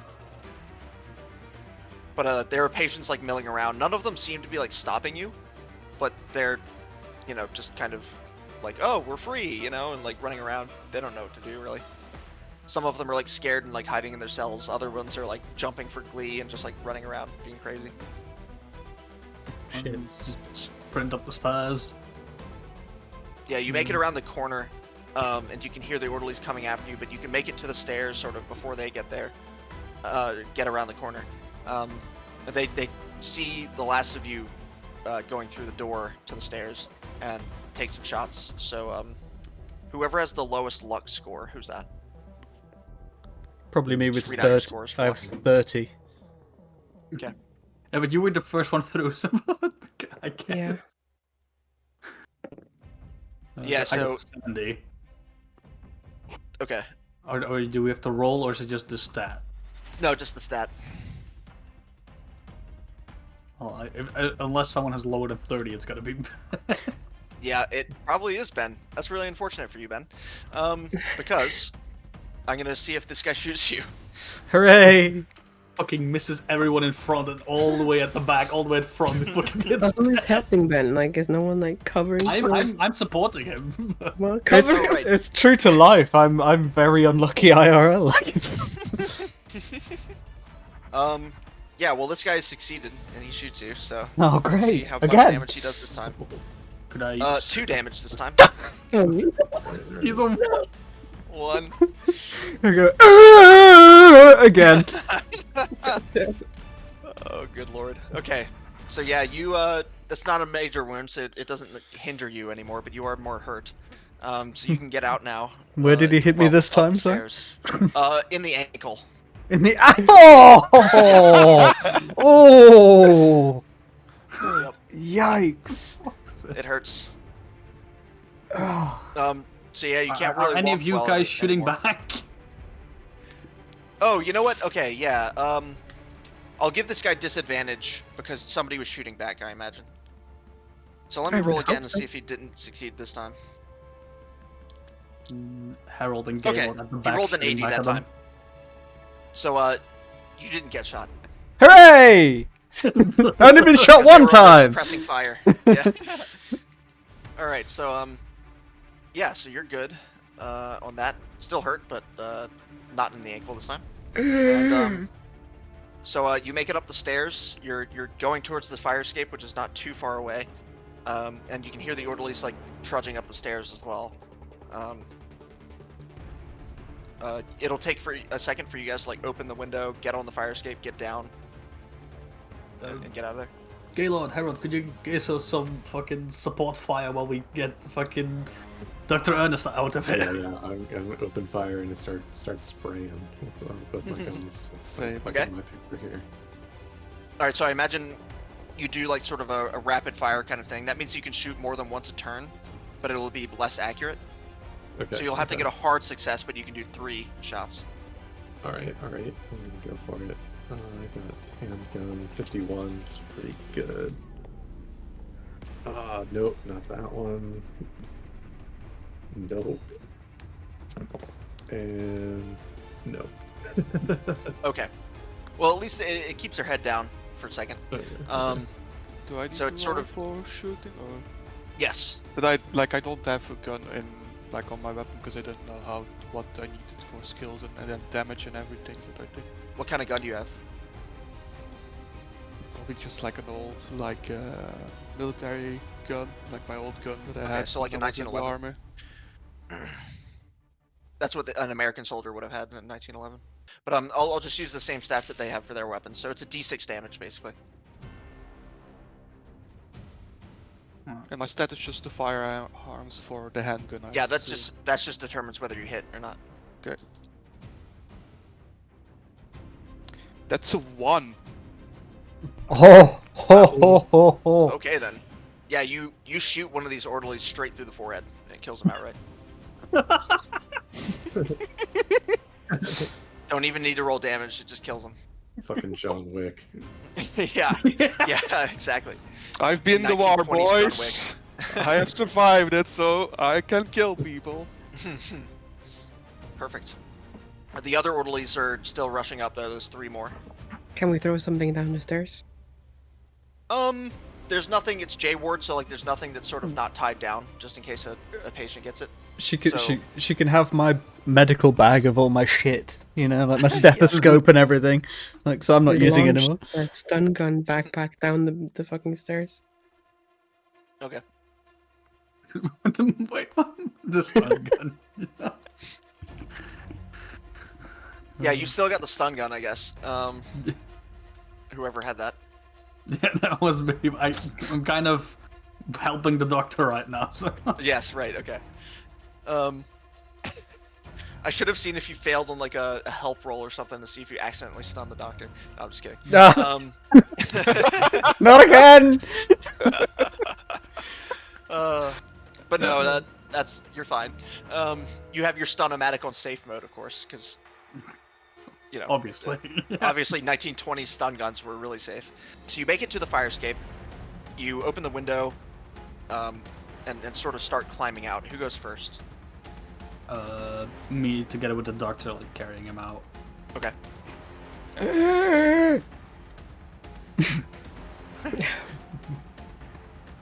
Who's next? The patient, I would imagine that we want to try to get him out. Larry. Yeah, Larry. Yep. Okay. And then me, and then lastly the guys with the guns. Okay. Yeah. So we're hanging back. I'm hanging back, just like spraying or just trying to take pot shots at anyone. Okay, so it's you, Edwin, and then Gaylord and Harold are sort of hanging back to covering fire. All right, so at this point, the 3 orderlies with the guns have now like made it up the stairs. They're like pretty close to you. They're at the entrance, you know, to the stairway, and they're like one of them's reloading, one of them's shooting around the corner. Let's see if he hits anything. If you're providing covering fire, like as they're shooting back, that's going to be a disadvantage, though. Okay, this guy failed, and the other guy failed as well, so they don't hit anything. So I guess you all make it sort of out the fire escape. As you do that, you're like on the fire escape. It started to rain now. It's like probably 2 o'clock in the morning, and it's hard to see. There's like no light out here. It's dark. It's like almost to the new moon, so there's no moon or anything. It's really dark. You can't really see much. But then you hear voices and things outside as well, and there's you can see orderlies running through the back entrance of the main building towards where you are outside. And they also have guns, it looks like. Brilliant. How does a fucking insane asylum have so many guns? It's America. Yeah, That's your I answer. guess. um, Do we Yeah, know what so general they, area of where the car is? yeah, so the car, you can see like where the car is. It's about 150 yards, basically across like open field, though, towards where the car is. because you parked it near like the morgue, right? Yeah. Yeah. So the morgue is like 150 yards away from the rest of the. What, I don't think we have much of a choice. what about the amphitheater? The amphitheater is closer. In fact, it's fairly close. You can see it fairly easily. It's the other direction from where the orderlies are coming. Ooh, let's do it. Let's make a break for it. The theater. Amphitheater. Perfect. Well, that's the nexus of where all their crazy zany beliefs are happening. Right? Whatever they're doing, let's go and fuck it up. Because now's the moment when they want to do it. Yeah, on our way out. Okay. All right. Yeah. As you start running that way, you can hear, the orderlies coming after you. They can't really see super well through the rain, and you can't really see them either, except for you can see the torches, the flashlights that they have, shining through the rain and trying to find you. But they can follow your footsteps now, so they're running through the mud, trying to sort of track you towards the amphitheater. You reach it to the amphitheater, and it's fairly new construction. You remember that Dr. Berger had it built like not too long ago, so it's there. And it's kind of a weird design. It's not like a sort of classical like amphitheater like a Greek one. It's sort of like it has some weird architectural choices to it that none of you really recognize. And in the center there's like a stage sort of thing that's right next to the reservoir. And it has some weird things to it. It has some like weird looking columns that support the roof to the stage, and they're not like Greek columns or anything like that. They're kind of like almost, they have like a weird sort of like organic sort of quality to them, like almost as if they grew out of the ground. But the rest of the stage though looks like sort of normal, just wood and stone or whatever. But you make it there, and I think as you sort of make it there, there's places to hide in the amphitheater, like you can hide behind the seats or whatever, and you can see the flashlights sort of getting near as they're searching for you. Blockade the entrance. It's sort of like open air theater, so like you can't really. There's no like entrance necessarily. Okay. Yeah, there's like an open air theater, like a sort of semicircular seating area, and then at the bottom, there's like a stage sort of thing, and then behind the stage there's the reservoir. Yeah, so it's well, that the disc thing is buried out by the reservoir, right? It was. Well, Yeah, it used to be there. Yeah, you don't know where it is now. okay. I did have an idea, but I would probably have a look at the reservoir before deciding how to do it. The idea came to mind to whatever is down there, like to where the disc was, to at least like something around it, edge that symbol that we recognize, like around it, like maybe that can help. I will say there's a rowboat, or a couple of rowboats, like on a sort of dock in the reservoir. What's the plan of action here, guys? Let's fucking go! Let's do it. Going to the All rowboats? pile in this rowboat. Perfect. The reservoirs. Bro, So there's 2 rowboats that'll take 2 to carry all of you, but you can get in the rowboats, and the 2 injured people, 1 in each, and then Each boat, yeah. take a shooter. yeah, exactly. So you can start rowing as soon as you get in and start like putting oars in the water. You see like all the flashlights crest the hill of the back of the amphitheater, and search quickly and then sort of spot you, and say they're in the boats, and they start running. More of them come over the hill. You see Dr. Berger sort of like stand watching what's going on at the top, and he's like directing people to go this way and that, and catch them, and but you start rowing across the reservoir, and the reservoir is like really big. It's quite a big lake. It would take some time for them to like run to the other side of the reservoir. You think you could row to the other side before they get there? Well, I guess that's our escape then. If there's anyone in my boat who's not like shooting or rowing, can I direct them to stop me from hemorrhaging to death, please? Yes, that would be a good idea. First aid skill would do that. Henry. First aid. I I do have some in that. I could have 30. assist You know, with just that. like the base amount. I have some first aid I could assist. I have a lot, but I can't do it to myself, can I? So I would give it to you if you have a hard first aid. So if you can do first aid on yourself if you get a hard success, I think. I'll assist just in case. yeah.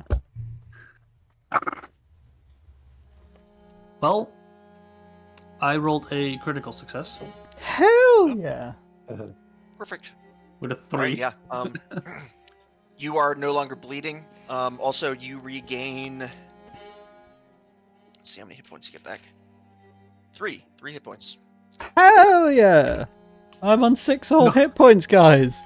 No longer on death's door. Let's go. Yay! Yeah, so you feel a little bit better.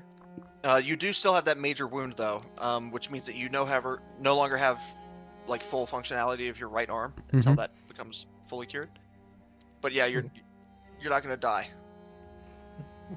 I knew you could be counted on to come through in a pinch, Edwin. Of course. What are friends for? As you start rowing across the lake, first of all, some of the one of the orderlies shoots at you, and that shot misses. But you see Dr. Berger put a hand on that guy's arm and stop him. He said, "Not anymore." And you can't really hear what he says, but he's like, you think he says that won't be necessary. Oh. And Oh no. as you go across the reservoir, pretty much halfway across, there's a weird light that you see, and it's coming from below you. Oh no. It starts as like a very soft glow, like a blue glow, and then you see something moving down there. Just a dark movement. You don't. Maybe it's just a trick of the light, but what is that Anyway, aren't light we? down there? And then all of a sudden, one of your rowboats is like lifted out of the water, like suddenly, and it, like gets thrown, like across the lake, basically. So let's see who is in that one.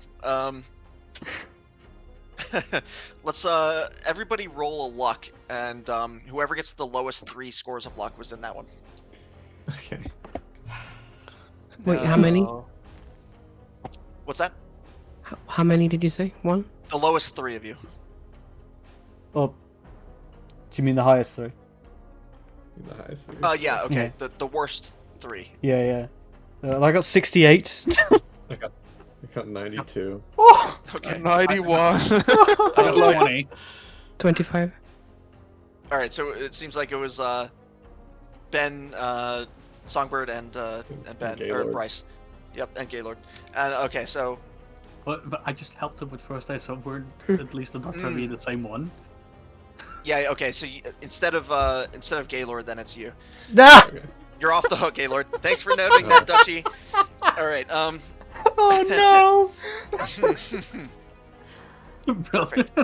So you 3 just get launched, and like it's so sudden that you don't really understand what's going on. But all of a sudden you're flying through the air, and you just get plunged into the reservoir.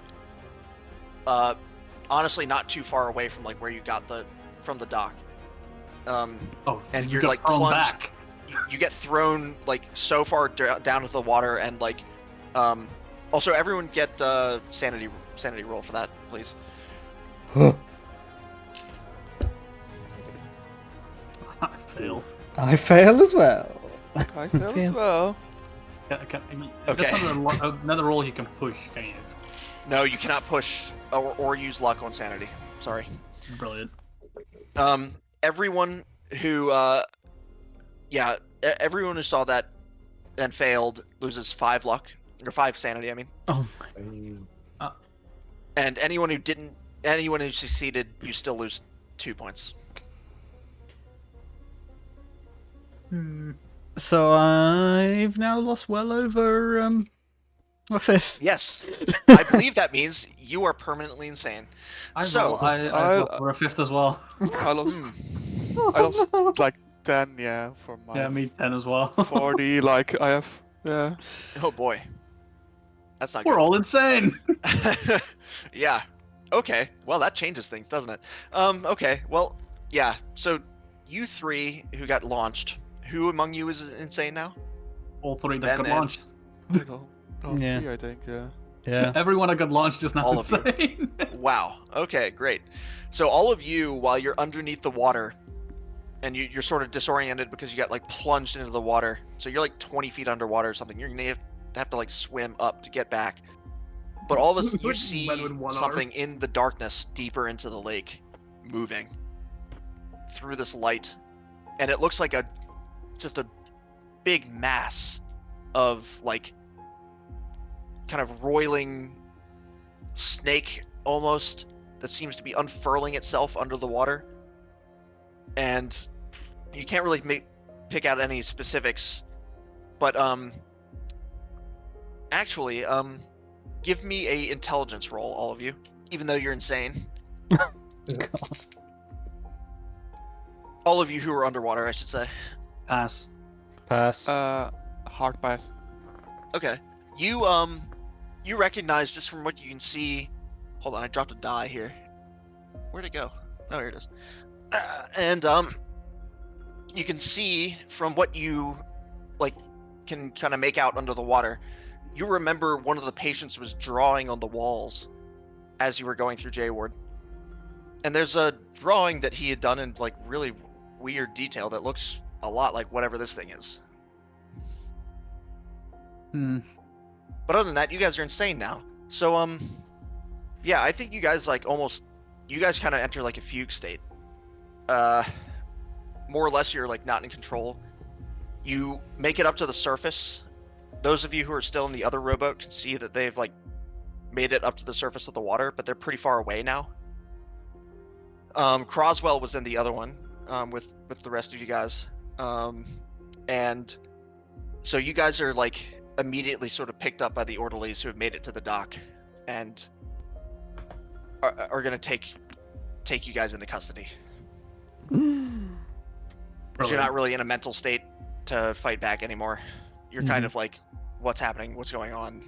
You're a little bit like out of it, and you can see that you guys in the other rowboat, you can see they get like taken away. Oh no. And you can see Dr. Berger standing at the end of the dock, and he yells out to you and he says, "If not Mr. Croswell, your friends will do. Now don't come back, and don't try anything else, and I won't bother you. And neither will my friend in the lake. Now go." God damn it. So close yet so far. All right, so I think the rest of you, whatever light it was, kind of recedes. You don't see anything else in the lake. You can make it to the other side. You sort of get Mr.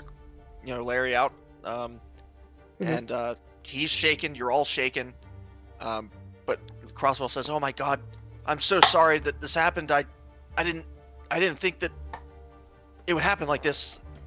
Oh my God, I don't know what to do." And he kind of breaks down crying, and he's like very apologetic. He's like, I didn't think that it was gonna end like this. And I slap him and just yell, "What do you know? What do you know?" you can if you want. I don't know if it'd make the situation any better. I mean, he's just like, "No, I didn't think it was like this. There must be something evil in that lake. I didn't know it was like that." And he says, what did Berger say? He said something Loiger. I've heard the other patients say that word, but I thought it was just gibberish. You guys have a day to figure it out. Yeah, I don't know what to do. Yeah. But yeah, I mean, and Croswell says, "Well, I still suspect that they're going to do whatever it is at the new moon tomorrow night. With your friends, probably. They don't have me anymore. They must be using your friends for the same. I don't know what it is that they're going to do, though."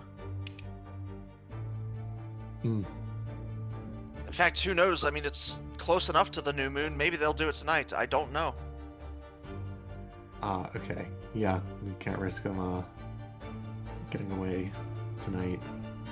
He's gonna Rambo pull a Die Hard, go rescue him.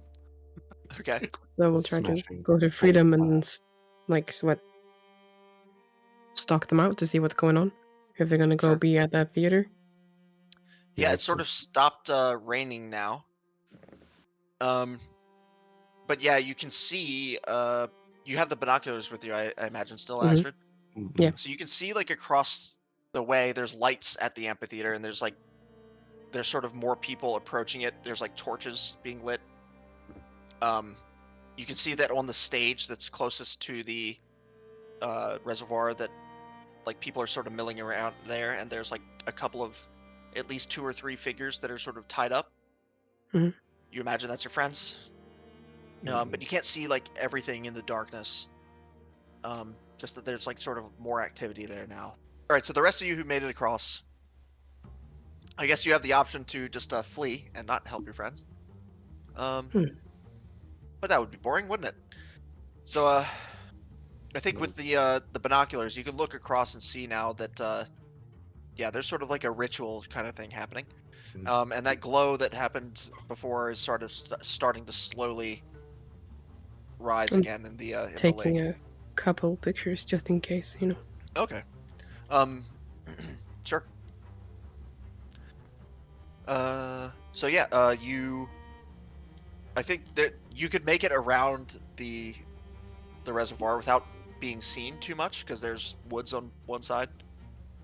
So if you sort of get out of the rowboat and sort of make your way around, you might be able to make it back without being seen. Sounds good. I'll probably call for stealth rolls though. Stealth rolls. Good. Ooh, 25. Okay, I think I made it. 7. I think that's it. Good. Nice. All right, and yeah, Croswell. I'll just say he succeeds. I won't roll for him, since you guys both succeeded. All right, so you guys make it to the edge of the woods that's fairly close to the amphitheater now, on the other side of the reservoir, and you can see that in the time it took you like maybe 10, 15 minutes to get over there, there's now like a procession of patients and orderlies all coming from the asylum and sort of walking down the pathway towards the amphitheater. All of them have sort of like lit, like flaming torches, or like flashlights, modern torches, and are sort of just like walking in a line. A lot of the patients look like they're sort of, not being sent there by their own will, but a lot of them also don't look like they have like the capacity to really understand like what's happening or where they are. So they're all being led into the amphitheater. You can see more clearly now. It's like more torchlit. You have binoculars, so you can see that Dr. Ernest and Gaylord and and Harold and who's else? Who was Edwin. it? And yes, and Edwin are in sort of restraints on like these poles that are right next to that are on the stage. It's like more or less right next to the shoreline of this reservoir. You can see that there's like nurses and orderlies, patients, doctors, all there. All of the 3 people are just kind of like in the center, and everybody's sort of watching them. Dr. Berger steps up to the stage in front of the 3 captives. All 3 captives look like there's more or less like catatonic. They're like conscious, but you guys are sort of out of it right now because you're all insane. And Dr. Berger starts reading out like this incantation or a spell or whatever, like in an unknown language. Unless anybody succeeds, any of you who are not insane succeeds on an occult roll or a Cthulhu Mythos roll. No chance. Yeah. Anyway. No. Okay, I have 35 on occult and I rolled 27. Oh, perfect. Okay. Well, you can tell that this is a ritual that originated in sort of like sub-Saharan Africa before colonial times, and it's an incantation to summon dark spirits of like all kinds, but especially ones that are sort of like in order to sacrifice too, basically. And the glow in the reservoir is like back to sort of almost the level it was when you got thrown. And you can see like sort of every once in a while, just like under the surface, like a slight movement and a slight sort of slithering of various limbs that may or may not be tentacle-like. I mean, is it worth trying to like interrupt the incantation? Like You at can this certainly point? try. It's gonna be 3 people that we can barely bring with us because they're out of their minds. And I will say this I maybe should have said that before, but this game is very much like it's very like what's the word, nihilistic, I guess. Like if you all die, the game does not give a fuck. So you could just try to make it out, and maybe if you take pictures, maybe people will know what's happening here, but at least you made it out with the pictures, right? You may have sacrificed your friends, but at least maybe the world might know. But they are your friends. You've been through a lot together. I don't know. I met them in the You're library. I've known them for a carrying couple of the true days. Yeah, you just invited yourself along. You're just here for the Yes. story. Exactly. The truth must come out. Mm. Right. Yeah. Gaylord, what do you feel like?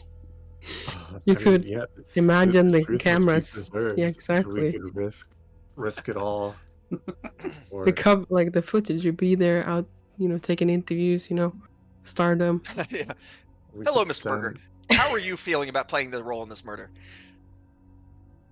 We could send Larry off with the camera, and then try to be heroes ourselves, or we can just cut our losses and just leave them. Yeah, I don't know. Well, you have to get pictures first anyway. Yeah, okay, we need to okay. get closer to Yeah, we gotta get get the some good money footage. shot. All right. Exactly. let's Are do we it. are we able to get closer? Probably, but you'll need another stealth roll to like make it past the edge of the woods where you are to get closer without being seen. Okay. 17, and I have a stealth 40. Okay. Hi, Gaylord. Gaylord. What did you want me? 65. Ooh. Damn So it! that's pretty high. That's definitely Push! fail. God damn it! You can push it or spend luck. Push. Okay. 61. No. What the hell? Oh no. I'll spend time And to on a spend pushed that luck. roll, another fail is bad. So you've both been seen almost immediately. No! Fuck. But weirdly, it doesn't seem like anybody. They see you, They don't care. and sort of like the people in the back see you, and then just go back to looking at Dr. Berger do this incantation. Okay. And in fact, Dr. Berger seems to see you, and he doesn't really care. He's getting towards the end of this incantation, though, because based on your occult roll, that it's not that long. So he's getting to the end, and the glow in the lake is getting to like a fever pitch now. It's getting like very bright, almost bright enough to sort of illuminate the area, and you can see something really like moving down there. Okay. Well, am I close enough to snap some shots then, or people don't care? So I'll just Yeah, you can take take a few. pictures. Yeah. Go ahead. Yeah. Nobody goes to stop you. The flash is even on. You turned the flash on now that you don't recognize anybody caring, and the flash doesn't bother them either. You're just taking pictures. So what do you do? I don't know. Um, Gaylord, do you want to be a hero? Yeah, Gaylord's gonna be the action hero he was meant to be, and I'm gonna. Are you gonna try to give the evidence to Croswell to like get out of there, or? Yeah, I say we give Larry the camera and send him out on And the just boat. run. And you guys are just gonna run in there and try to help? And Astrid can leave too if she likes, but No. I'm gonna stay and engage. Okay. Can I launch at the guy who's chanting with like a knife and just see how that goes? Yeah, Or- you'll have to make it through the amphitheater, past all of the people watching. But will um, they care? We'll see. That'll take you a second though to get there, because it's like probably 50 yard, from like the back of the amphitheater to the front. So okay, those of you who are insane and tied up, you wake up and you feel weird, like really strange, and you're tied up it takes you a second to even realize like what's happening, that you can't even move. And then there's all these people around. You don't know what's going on. Your vision's blurry, but in the background there's like flashes happening. You don't know what that is. It looks like a camera flash. That doesn't make sense. That's weird. But Dr. Berger's in front of you, speaking to the crowd in front of you, and just in this weird language you don't recognize, and you can't really make out anything else that's happening because you're just so disoriented. But any of you who make one more sanity roll can sort of have a moment of lucidity in your final moments. Hooray! Come on. And, we'll see what happens if you are lucid. If not, then you're just kind of tied up. I failed by miles. Yeah. I rolled a 9. Oh, okay. Oh right, yeah, that actually is a fail. I thought I passed. No, I did not pass. Okay. So, Songbird, you passed though. Harold, you have a moment where you recognize, oh shit, you remember like getting thrown and then seeing something under the lake and then passing out and then waking up here. And you from your military training, you can recognize the knot that you're tied with behind this post. Your arms. And you think if you give me a dexterity roll, you think you might be able to wiggle your way out of these restraints. I Come on. got a pass. Good job. So yeah, you've wiggled your way out, but you don't want to like show that you've been necessarily, freed yet. But you're free of your arm restraints, and that's all that's keeping you here tied down. So like you could move now. I can move If you wanted freely, to. completely freely.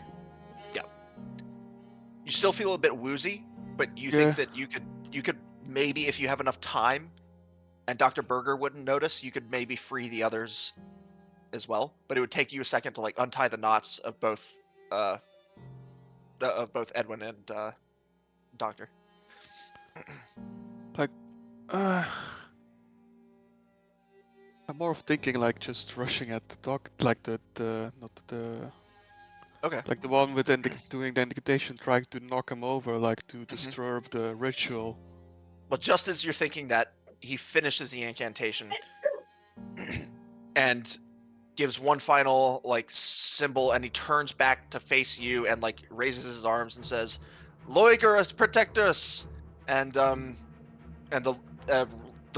lake behind you can hear it just like, and there's like a big fountain of water, and this thing rises out of the lake, like indescribably large snake almost, but it has like weird sort of eyes and features, and it's dark, and you can't really see anything other than it's just got some strange scales that have almost like a color that you've never seen before that flashes in the torchlight, and it snarls, and at that moment everything breaks into chaos. Like every single person in this amphitheater just starts attacking everyone else and like clawing at flesh and like tearing at, gouging out eyes and biting and scratching and just complete chaos. Can I get to our comrades?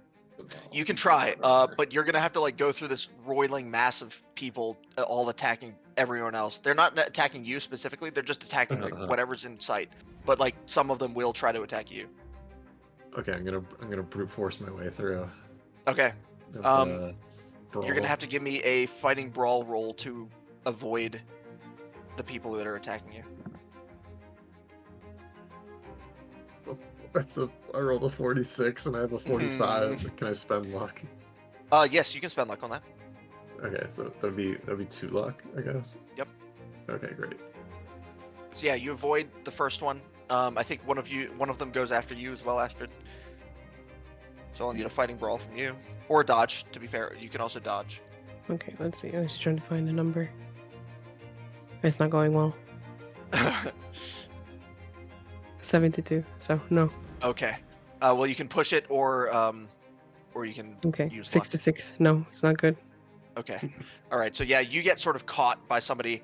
It's like the big patient from before who asked what you knew, and he grabs you and says, "What do you know?" And like tries to like rip your arm out of your socket, basically. Let's see how much fucking damage he does to you. Lucky for you, that's 1 damage. Apparently your arm is very strong. Yes. But he's still got you like by the collar, and he's like in a rage. So it's gonna be hard to get away from him. Do you turn back to help Astrid, or do you keep going? I gotta commit. I gotta keep going. Okay. All right. So you keep going. I'm gonna require 1 more fighting brawl roll or a dodge roll, because as you get to the front and next to the stage, Dr. Berger himself is going to attack you. Everyone else seems focused on attacking everyone else. Okay, I successfully dodge. Okay, let me check this guy's stats, Dr. Berger. Okay, nope, he has failed. So he fails to hit you. Did you also do fighting brawl, or did you do dodge? I dodged, but Okay. I still fight him. Yeah, you can counterattack, I guess. Okay. He'll be able to like the fighting is always like an opposed roll, so like you have to get a better degree of success than him to like do damage. But he will also roll. He's failed. Okay. Okay, I failed too, but I could spend luck. Right? Yeah, you can fail luck to make it a regular success. That's right. Okay. So let's spend 7 luck to make it a regular success on the fighting brawl. Okay. Clock Yeah, him you right in the jaw. All right, perfect. Let's see how much damage you do. 3. Take that. Yeah. That did a decent amount of damage to him. Nice. He's like, damn it, and then sort of gets knocked to one knee and then gets back up, and he says, you will not interfere with the Loiger. He's been here longer than you could even imagine existed. And at that moment, like the big figure in the lake is like sort of coming across the lake very slowly, but it's like you can see it's like pushing this big wake of water out of its way. It's like a massive thing. At this point, by the way, Songbird, you're out of your restraints and you see what's happening, so you can do whatever you like now on the stage. Like, am I also am I close to the doctor though? Like, I don't know. Yes, but he was standing right in front of you on the stage. I'd say that this is like pretty much more or less the exact moment that you've like gotten totally free.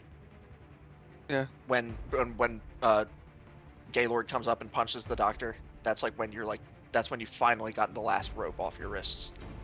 Yes, also like, we'll chap him, I guess. Yeah. All right, so do you want to do a fighting brawl on the doctor? Yeah. All right, perfect. Go ahead and roll. I will counter roll. I'll guess Man, I'll Dr. do- Berger sucks at rolling. He got a 68 on that one. That's a fail. I fell as well, but I'm going to use luck then for Okay, the rest. go ahead. So wait. So you hit. I'll roll for damage. That's 4 damage. All right. Oh, He's pretty hurt now. Do I also do bonus damage though? Like, I don't know. With fists, or because that's all you have on you now. 'Cause Yeah, they took your with gun. fists, because that's like brawl is like 1d3 for me plus the bonus damage. It says damage bonus, yeah. Oh, okay. How much bonus damage do you have? I have 1d4. Oh, well then roll a d4. I just did the 3 damage. I did 3 damage plus 1. I did because you're, like, 4 strong damage. Oh, okay. So you did an additional 4 then. Okay, so that's 7 damage total. Good job. Wow. All right, so he's very hurt. He's like he's suffered a major wound from that. I'd say describe what you did to him. I gave him like probably like he is like fighting like a Gaylord face on, so I just hit him like with my fist on in the back of his head. Just fucking straight in the back of the head. Oh. Yeah, he's kind of out of it. You can tell he's like probably got a concussion, but he's not dead. But he's like on the ground, like holding his head and sort of just like out of it. So now, the two of you who are still tied up are like, you're still insane. You don't really know what's going on, but like you're awake and things are like crazy. could both of you who are still sort of insane, Mm. give me another sanity roll just to see if you break out of your insanity or if it gets worse, maybe. I pass. I pass. Oh, so do Yay. I! So do I! With a 2! That is unexpected. With a 2! I rolled 29. Cool. All right. So both of you are like you also sort of have a moment of lucidity. Remember what was happening. Doctor, you look behind you and you're like, oh fuck. Also, everyone since the thing, you think it's called the Loiger, came out of the water. Also, make one more sanity roll just to see if you lose any more sanity points. The two of you who are already insane, don't do the sanity roll because I think you guys were so insane. And since you've already seen it under the water, that's okay. But everyone else, Astrid and Gaylord. I rolled 22. Okay. Rolled a 31. Even if you passed, lose 3 sanity, please. Ooh, Oh, nice. Lord. Okay, I think that is 1/5 of my sanity now. Uh-oh. But did you lose it all today? Oh, no. Because it's No, it's 1/5 in one day. Oh, That's how the gotcha, rule gotcha, works. gotcha. Okay. Oh, it's 1 day. Yeah, but also I think those people who went insane, they should have gone insane anyway. So Yeah. yeah. But that is technically the rule. It's losing 1/5 in one day. But all of you at least went temporarily insane. Yeah. So that makes sense. So yeah, you are good on the insanity thing, but you did lose some. Actually, if you're gonna go permanently insane, let's do this. Do an intelligence roll, because this is actually the rule. I forgot about this rule. If you lose on a sanity, or if you go permanently insane, you can do an intelligence roll, and if you succeed on the intelligence roll, it's actually bad because it means you understand what's happening. Yeah. If you lose the intelligence roll, it's okay because you can justify it as being something weird or like a trick of the mind or something. I passed with a hard success. Good Oh, for wait, you. oh, fuck. Hooray! No, you didn't need to do that though, because you didn't Oh, just well. do a sanity roll, so I think you're okay. All right, okay, we're not. I think okay. you're still like under the effects of some of the insanity, and you're freaked out. Of course, everyone is, but I think you're not like totally out of it right now. Nice. Because you succeeded on your other sanity roll, so. But yeah, Astrid and Gaylord, do an intelligence roll, please. Intelligence See if you understand what's going on. Yeah. I rolled a 2. Okay. I rolled a 27, which is All right. yeah, definitely passed. Well, both of you passed, which means that you understand what's happening, and so you lose another 2 sanity. Okay. Technically, that's supposed to be like if we see if you go temporarily insane or not, but I'm just gonna co-opt that rule to make you lose a little bit more insanity. It doesn't really matter at this point. But okay. So the thing in the lake is coming. You can untie your friends now. It's gonna take a second. Also, the roiling orgy of violence is still going on, so there's that to take care of. Untie. Okay, so you guys are untying. Also, some of the celebrants or whatever you want to call these people are making their way up because they smell people to attack up on top of the stage. So 2 of them are coming up on stage to attack. Oh, also Astrid, you're still Fighting, yeah. you're still fighting this dude. So let's see how that works. Do another fighting brawl, please. Also, you can try a dexterity to see if you can get out of this guy's grasp. Okay, I rolled a 27 and my dexterity is 40. Okay, so you break free, but so you're out of his grasp now, but still within reach. So he's gonna fighting brawl you again to see if he can re-grapple you or attack you. Okay, I rolled a 8. Okay, let me see what this guy gets. Okay, yeah, you're good. You describe how you hit this guy and roll for damage. I kicked him in the nuts and I ran. All right, roll for what's your damage bonus? Alright. How many is that? Hold on. Let me check your thing. Where's that the hit Strength point? So you have no damage bonus, but so fists I think is normally a D4. Okay. A D3 plus damage bonus, so it's a D3. I'll just do a D4, and if it's a 4, re-roll. Okay, you got a 3. Three Okay, damage. nice. So yeah, you describe how you hit this guy. You hit him in the nuts. Yeah, exactly, Probably exactly. wasn't a great hit. Otherwise, it probably would have done more damage to the nuts. But Mhm. you probably caught one ball, Yeah. and you got a good hit on one nut, and he goes to the ground, clutching his nuts. And Nice. he's nice. sort of indisposed. So you can make your way to the stage as well. But by this time, there's two. Like one of them's a patient, one of them's a nurse. They're both like blood crazed and like they both got like scratches, and like one of them has like a limb nearly torn off, but they're still going at you guys on the stage. So what do you do? Well, I have a knife now, just to have an additional tool. Where'd you get the knife? Or did you I have it with you? have been carrying a little switchblade, okay. so I at least have Cool. something. Awesome. All right, so yeah, you can attack the two people coming up on the stage, and also the people on the stage can attack them on the way down. But I'll start with you. Mhm. Go ahead and do a fighting brawl with a damage bonus of the knife, which I think is an additional D2, maybe? I can't really remember. I have no idea about the knife stats. Let me check the rules here. Knife, fighting brawl, D4 plus damage bonus. You don't have a damage bonus, so roll a D4 for damage if you succeed on the fighting brawl. Okay. So how many numbers are the fighting brawl? Is it just of 100? Yeah, it should be your fighting brawl score, so whatever that is. You've got 25. 14. Okay, yeah, that's good. So roll for damage. 4. Awesome.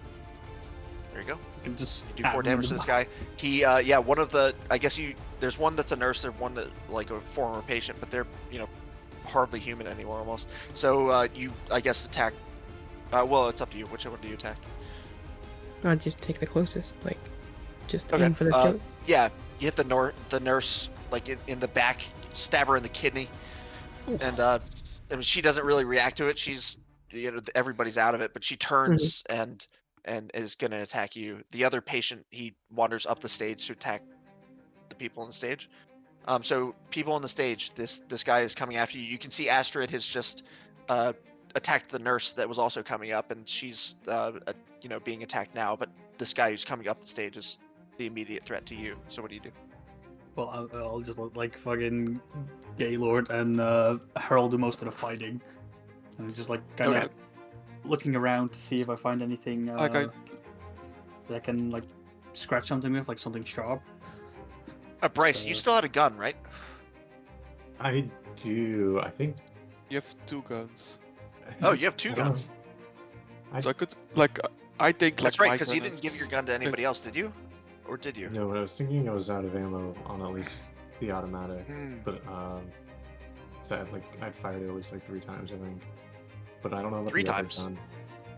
Oh, but you fired it 3 times, but fired more than 1 shot every time. I'd say you probably have an additional reload. Okay, so it can reload here. And the other gun probably only has 1 reload in it, but you haven't fired that one. You could give that gun to someone else if you want. Okay. I'm Who's gonna on the stage? Somebody else on the Throw stage. the gun to Edwin. Edwin! Catch! Yeah. like, No! would you like throw it to me because probably my gun is gone. Just fucking not thinking about it. Just Yeah, throw they it. took your gun, Harold. So, So yeah. Never shot. yeah, maybe give it to the former soldier. Okay, I take that back. We'll throw it to Harold.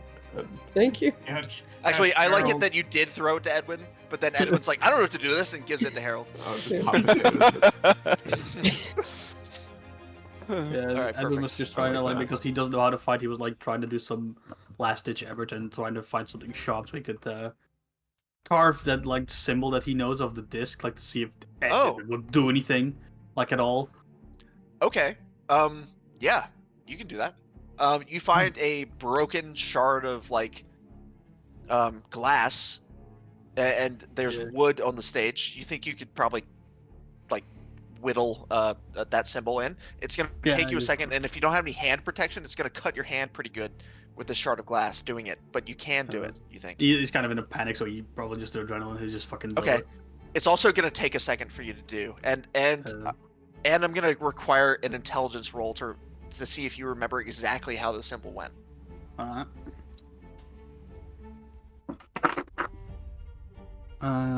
See, that's exactly the score as my half score. Okay, so that's a hard is that a hard success. pass? Yeah. That is a hard pass. So good. So you remember exactly how it goes. And also, did you succeed on an occult roll earlier to figure out like what that was, or did you Yeah, not? I did. Yeah. Okay, you did. So then, with the same intelligence roll, I'll say that with the occult roll from earlier, you know that this requires a little bit of a chant in order to sort of reactivate the symbol. Hmm. But you don't know what that chant is. Nope.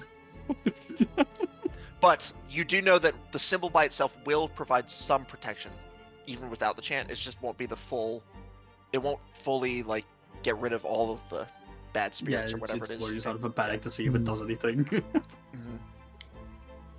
So yeah, you're doing that.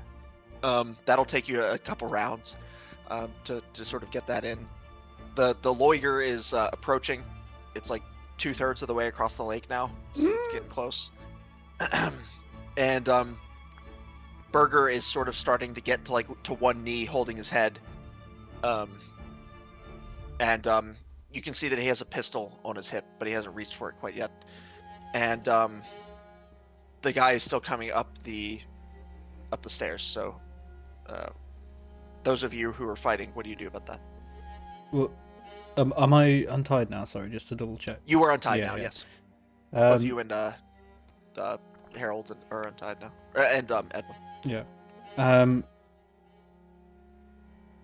Well, I've got one non-working arm. Yeah. I'm gonna go and make a grab for his weapon before he stands up. Okay. Before he comes back to Yeah. himself, you know. Yep, Okay. perfect. Give me a fighting brawl, but he has disadvantage. I'm not sure it's gonna help. Oh, 28. Can I use some luck on a fighting brawl? Oh, yes. Yeah, yeah. Yes, please do. I'll use 3 points of luck to make it a pass. Okay, and he has failed. So, yeah, you grab his gun. He makes a last ditch effort to like try to grab it, but he's off balance and sort of falls over a little bit, and you get it from him. Awesome. Is that the end of my turn, or? Yeah, I think so. And he says, "You won't succeed here. This thing." He's like kind of incoherent. And he falls back to the ground and he's clutching his head. And then this guy he's at the top of the stairs now, and he's attacking. I think he's gonna go for Harold, who I think probably got to the top of the stairs. No, he's attacking Gaylord. So he's gonna fighting brawl you, Gaylord. Okay, I'm gonna brawl. I'm brawling. Fucking shoot him point blank. 29. But I am. Yeah, you can also use your firearm if you want. Okay. All right. No, I threw it. Right? No, you have another one. Okay. You threw yeah, one. okay. I think you still have the other one, right? Okay, I'll whip out the other one. Okay. Fire away.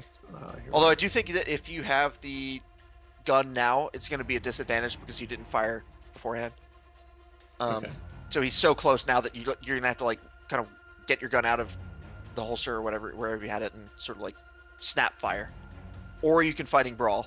I try to whip out my gun. Okay. When I succeed, I got a 4. It's pretty Oh good. shit. Well, this guy's failed on his fighting brawl, so he doesn't hit you. He sort of like misses, and then you get your gun out and go bang. See how much damage that does. Let's 1d8. find what kind of gun is this? It's my 32 automatic. It's Okay. It came out with 32 58. automatic. That does 1d8. All right. Roll a d8 for me, please. 2. 2. So yeah, for firearms, it's just the d8. So yeah, you hit this guy. He's already taken some damage in this like fight. So he's like kind of hurt now, but he's still going. So whose turn is it now? Probably Astrid. Again. So this nurse down there is still alive. She turns to you. You knifed her in the kidney, so she's hurt, but she's gonna attack you. Let's do another fighting brawl here. Ooh. Huh. Well, unfortunately for you, she's had an extreme success. Oh, I had an 18. Okay. Is that an extreme success? What am I rolling for? 1/5 of your fighting brawl value.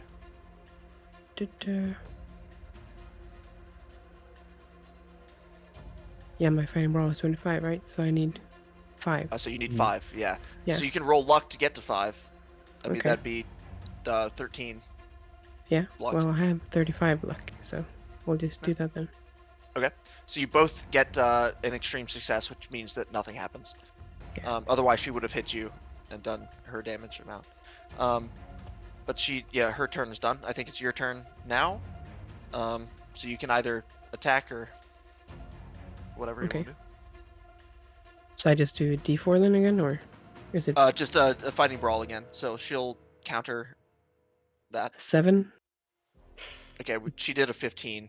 So I think that also is going to be a draw, which means that nothing happens. Okay. So that's your turn done. I think let's go to, I think it's Harold, maybe? Yes. All right, so what do you do? Like, how many people I see? I only see like the guy probably fighting with Gaylord, I guess. Yeah, there's Berger and I dropped another die. Where'd that go? Shit. Oh, there it is. I'll get it in a second. So yeah, there's the guy who came up. He is hurt.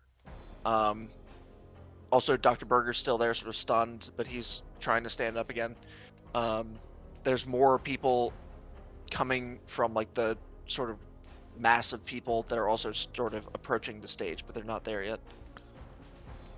I think I will like shoot the one that is closest to Gaylord. Okay. Like That's the to Dr. finish, Berger. Give me a firearms try to roll. finish him off. I got a hit. Success. Okay. What kind of gun is that? That was the special gun. I don't know what that one Oh, was. that's the one you got off the guy. So let's find the stats for that. Oh, my cat is attacking the die that I. Henry. All right. Okay, that'll do another D8. Let me rescue this dice from the cat. I rolled an 8. My god, sorry. I'm sorry, yeah. I rolled an 8. I can't help it. Fucking rolling maximum damage in every die.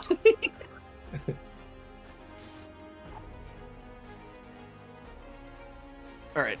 Oh, Jesus Christ. Did you get a hit? I rolled an 8. Oh, nice. All right. Great. Yeah, he's dead. Dead. I'm killing people left and right. So yeah, he's dead, and you can see the nurse that Astrid was attacking.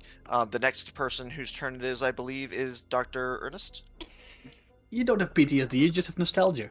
Yeah, instantly. Fucking quote of the whenever. Goodness me. What kind of weapon did I just take off Berger? This pistol? What kind of pistol? Good question. Let me. It's a 32 revolver. Cool. Well, I'm right-handed, but my right arm's fucked, so I've got it left hand, and I'll just. Okay. You'll do disadvantage for that, unfortunately. If your character's right-handed. Can he? Because he's still on his knees and just basically out of it. I'll just put it flush to his head and just fucking execute him. Because he's the nexus point of all of this. Like he's the one that summoned it. I it. won't even require a roll for that because he's still like trying to get to his feet, and Yeah. He just if you have it like straight to his head, you can't miss. he just puts it to the back of his head and just there he goes. First do no harm, and then shoots him in the back of the head. Okay, yeah, that's a great one-liner for a doctor. Okay, so yeah, perfect. So the at that moment, the lawyer like screams, like this unbelievably loud, just bellow of inhuman, like rage, and like some of it just sounds like it's not even like a sound that you've ever quite heard before. And everyone who's like attacking each other and like ripping limbs off of people like stops and just looks at it. What do you do? I keep furiously scribbling the fucking symbol. Yeah. Okay. So you've gotten close to the symbol now. you just have a couple more stars to put in, and you think it'll be complete. Give me another dexterity roll just to make sure that you can do the rest of it correctly under pressure. Dexterity roll, you say. That's an 8. Oh, So that well. is an extreme success. Okay. I think with that success, yeah, the Loiger, it sort of stops its bellowing and backs off a little bit. It sort of seems curious almost as like what happened that almost stopped it. Like it's kind of like what, and is like almost hesitant to keep going. But I think you can see that as it does that, it sort of is almost thinking, no, I think I can get past this. So, does anybody else have a cult that's on the stage that might be able to do an occult roll to know if there's an incantation you have to? I have read some with occult. this? But- Okay, I might need a hard success for this one. Well, I have 55 in occult. From my... Okay. Use I evil- shit you not, that's an extreme success. I just rolled 11. Fuck. Okay, well you know you see that he's drawing this symbol, and you remember that there was talk of a symbol that was on the disc, and so you know the incantation that's supposed to go to the symbol. You recognize it now, and I think you start to chant it. Yeah, dude. Awesome. There was ever Wow. time to make a roll. You guys have had some like really good rolls at key Oh. times. Also some bad ones, but some key ones as well. All right, so yeah, you start to chant this incantation, and the Loiger even still is more confused now that you start reading it, and now he gets angry, but he doesn't seem to advance any further. But he or it, this unnameable horror, bellows another sort of thing in some what you think might be a language, but it's more of like a bestial roar, and all of the people again start fighting that were fighting each other. Now they're coming for you. So like all 100 or so patients and doctors and nurses that were all attacking each other all start like massing on this stage that you're all on. Protect the doctor! What do you do? It's going to take like maybe 30-40 seconds to start this incantation, and you think that you don't know if you can take that long because these guys are all like rushing you, unless you are heroic about defending the doctor here. Yeah, I'm gonna heroically throw myself to the crowd, try to fend them off. Okay.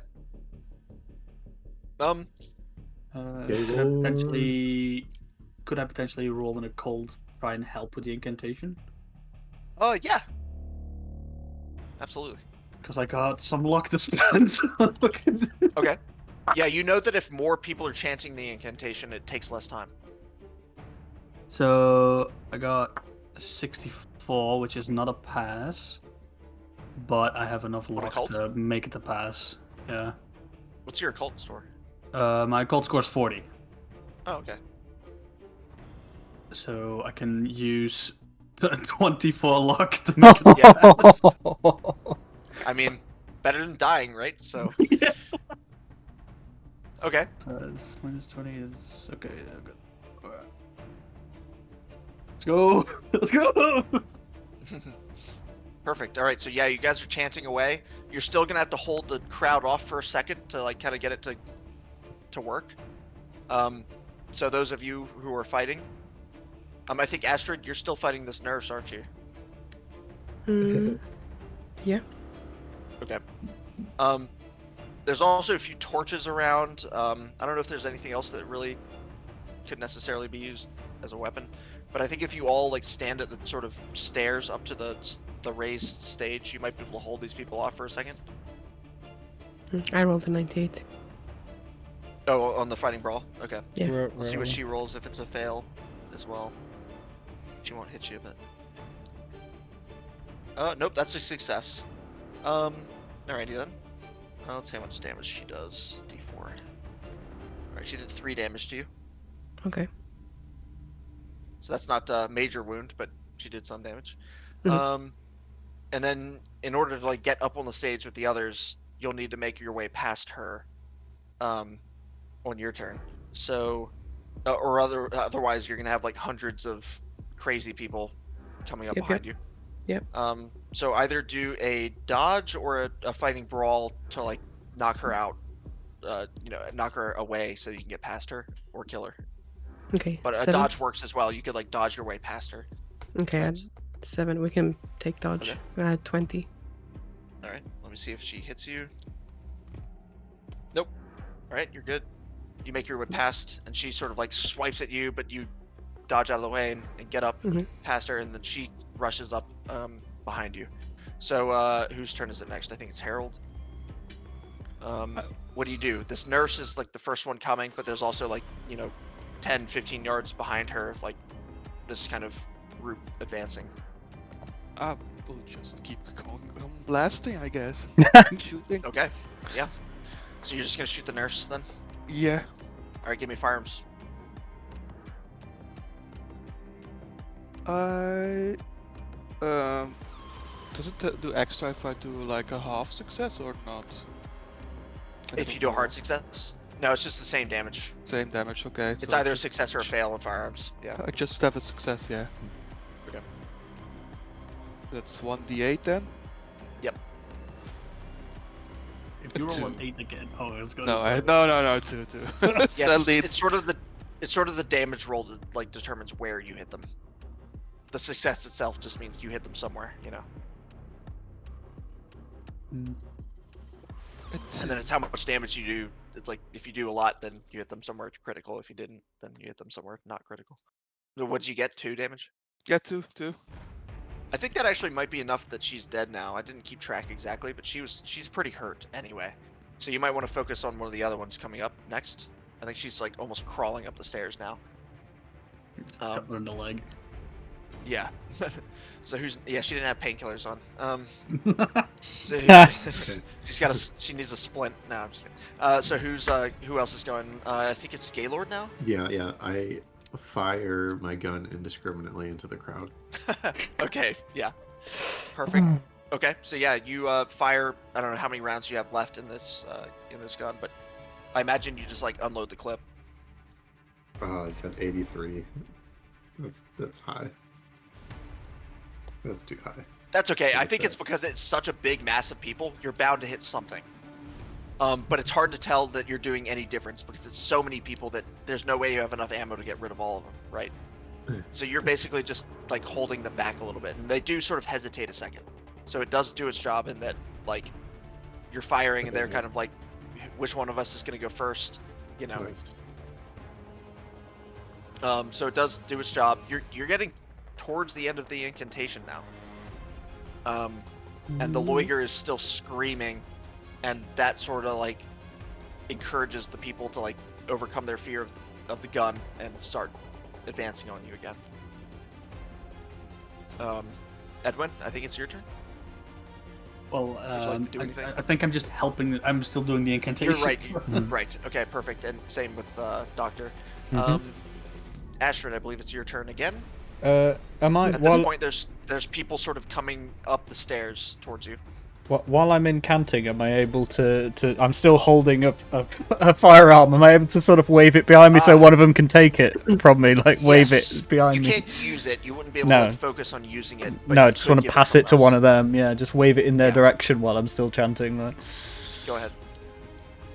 Or Yeah. should I Who do you get want that to then? give it to? I assume Astrid, just whoever's. I'm just like I'm not even looking. I'm just holding it out behind me, like towards them. Okay, well, if that's the case, I'll take it and, do the same. Just Perfect. shoot random, try and keep people away. All right, roll on your firearm score, please. 14. All right, that does it. Okay, so yeah, you hit the first person coming up the stairs. Roll for damage. How high is the damage? 8 d8. Okay. 8. Oh. Come on, then. Alrighty. Yep, that guy dies. He was already hurt from like the brawl earlier. Like everyone in this crowd is like beat up. Kind of hurt. Yeah. Like there's lots of dead bodies in the amphitheater already. Like people who've just been torn apart. These guys are like the survivors, but they're all hurt. So D8 definitely does it. You kill the first guy. That's your turn. We'll need 3 more rounds, I think, for the incantation to be done. There's more people like crawling over the dead body that you just 3 more not 3 more rounds, but 3 more people to go. Gaylord, I think it's you, or no, Harold, I think it's you. Was it Gaylord do you do? first, I think? No, it's you, I think. Okay. I will I will just keep shooting the one that's close to like the incantation people. Keep on shooting. Okay, go for it. It's a hit. Nice. 1d8. I don't know 1d8. how much ammo it does have though. Like. It's 3. Yeah, you might be running low. I hit to 3. Okay, so yeah, you hit somebody, they die, but there's more coming. Gaylord. I must fight. I must fight to be heroic. Yeah. Indeed, that's what I will do. Oh, with a 21, yes, I succeeded in my brawling. All right, roll for damage. Just tackling random dudes left and right. Okay. All right, 1. Okay, so that doesn't kill them, but they're almost incapacitated because they were hurt already. I think the next person gets to you at the top of the stairs, does a fighting brawl. So give me a response to that. Okay. Either a dodge or another fighting brawl. Dodge. It's 60. That is a pass. My dodge is pretty high. Okay, they failed, so you're good. And at this point, I think it's Edwin's turn, and you're finishing up the incantation. Let's basically, go. the Loiger is all of a sudden it freaks out with one more giant scream. It recedes under the water as the sun is just starting to rise over the lake in the east, and you everyone there seems to sort of snap out of something and realize what the hell is going on. Everyone sort of like either falls over and realizes that they're like in severe pain and because of the wounds that they've suffered, or like is freaking out and going back to their previous insanity, which is most of them. But everyone is not attacking you anymore. Edwin just drops to his knees and is like, "I'm never leaving the library again." But yeah, the sun is rising. It's getting a little bit brighter, but Dr. Berger is dead. He's got a gunshot wound in the back of the head. And there's one more doctor. He's there. He's really hurt. He's got like most of an arm that's mangled and barely hanging on. It's like dislocated, but like also bloody, and he's got like scratches on his face. And he says, "Who are you? Where are we?" And then fade to black. Congratulations. Wow. You made it. I was not expecting it. No, neither was I. I wasn't expecting you to survive. I absolutely was not expecting you to survive after you went on the lake, which you had no reason to know was the place where the Loiger was. But when you all went on the lake, I was like, "Ooh, this is about to get bad." But good job. Yeah. Whoa. Wow. Thank you. I had that fucking idea of the symbol as soon as we knew about it. It was like, that was a good call. I mean, that saved you. Honestly, I did not expect that to like come up again. But because you had that occult roll from before and you succeeded on the intelligence roll to remember, it was like, yeah, perfect. This is good stuff. fucking hell. So, I cannot believe I rolled that 11. I cannot believe it. Yeah. If there was ever a time to get... Everyone had like one good roll that like saved everything. I had just like lucky that I had like when I used my luck, I had 70 luck to use. So it's like, Nice. if there's any time to fucking use it. Yeah. Exactly. Here's the thing, though. Will Astrid tell the story or not? With her, what's... Oh yeah. Will anyone even believe her if she does? Probably not. You know what? There could be an epilogue to this story. Yeah. If I ever meet I Larry, think, I'm gonna pluck him in the face. everything gets covered up by the media. You know, Yeah. all of the people who are patients gets covered up as being like they were all insane. The doctors are all like indicted for abuse of patients. Dr. Berger was killed. That people believe by one of the insane patients who was trying to get revenge. And it gets covered up because nobody really wants to believe what happened, and nobody believes anybody who was there anyway. So all of the other patients are sent to other asylums, and Danvers is shuttered forever. Possibly remains there. It's not demolished for future. Maybe future people will come by and say, "Oh, something creepy happened here." You know, maybe in the 2000s there might be another Call of Cthulhu group Probably that comes because here many years later. when the as symbol modern in people. that I carved in the wood rot is Yes. away. Just That might be a really good follow-up to this scenario. But anyway, so yeah, it gets covered up. You guys all go back to your lives as much as you can, even though it's hard. And seeing things like that has really ruined your worldview. And Croswell seems to be doing okay, although he's shaken up and sorry to all of you that he got you involved in yeah, when I'm mad, I'm gonna clock them in the face. that. I'm But fine. You owe me for life. Yeah.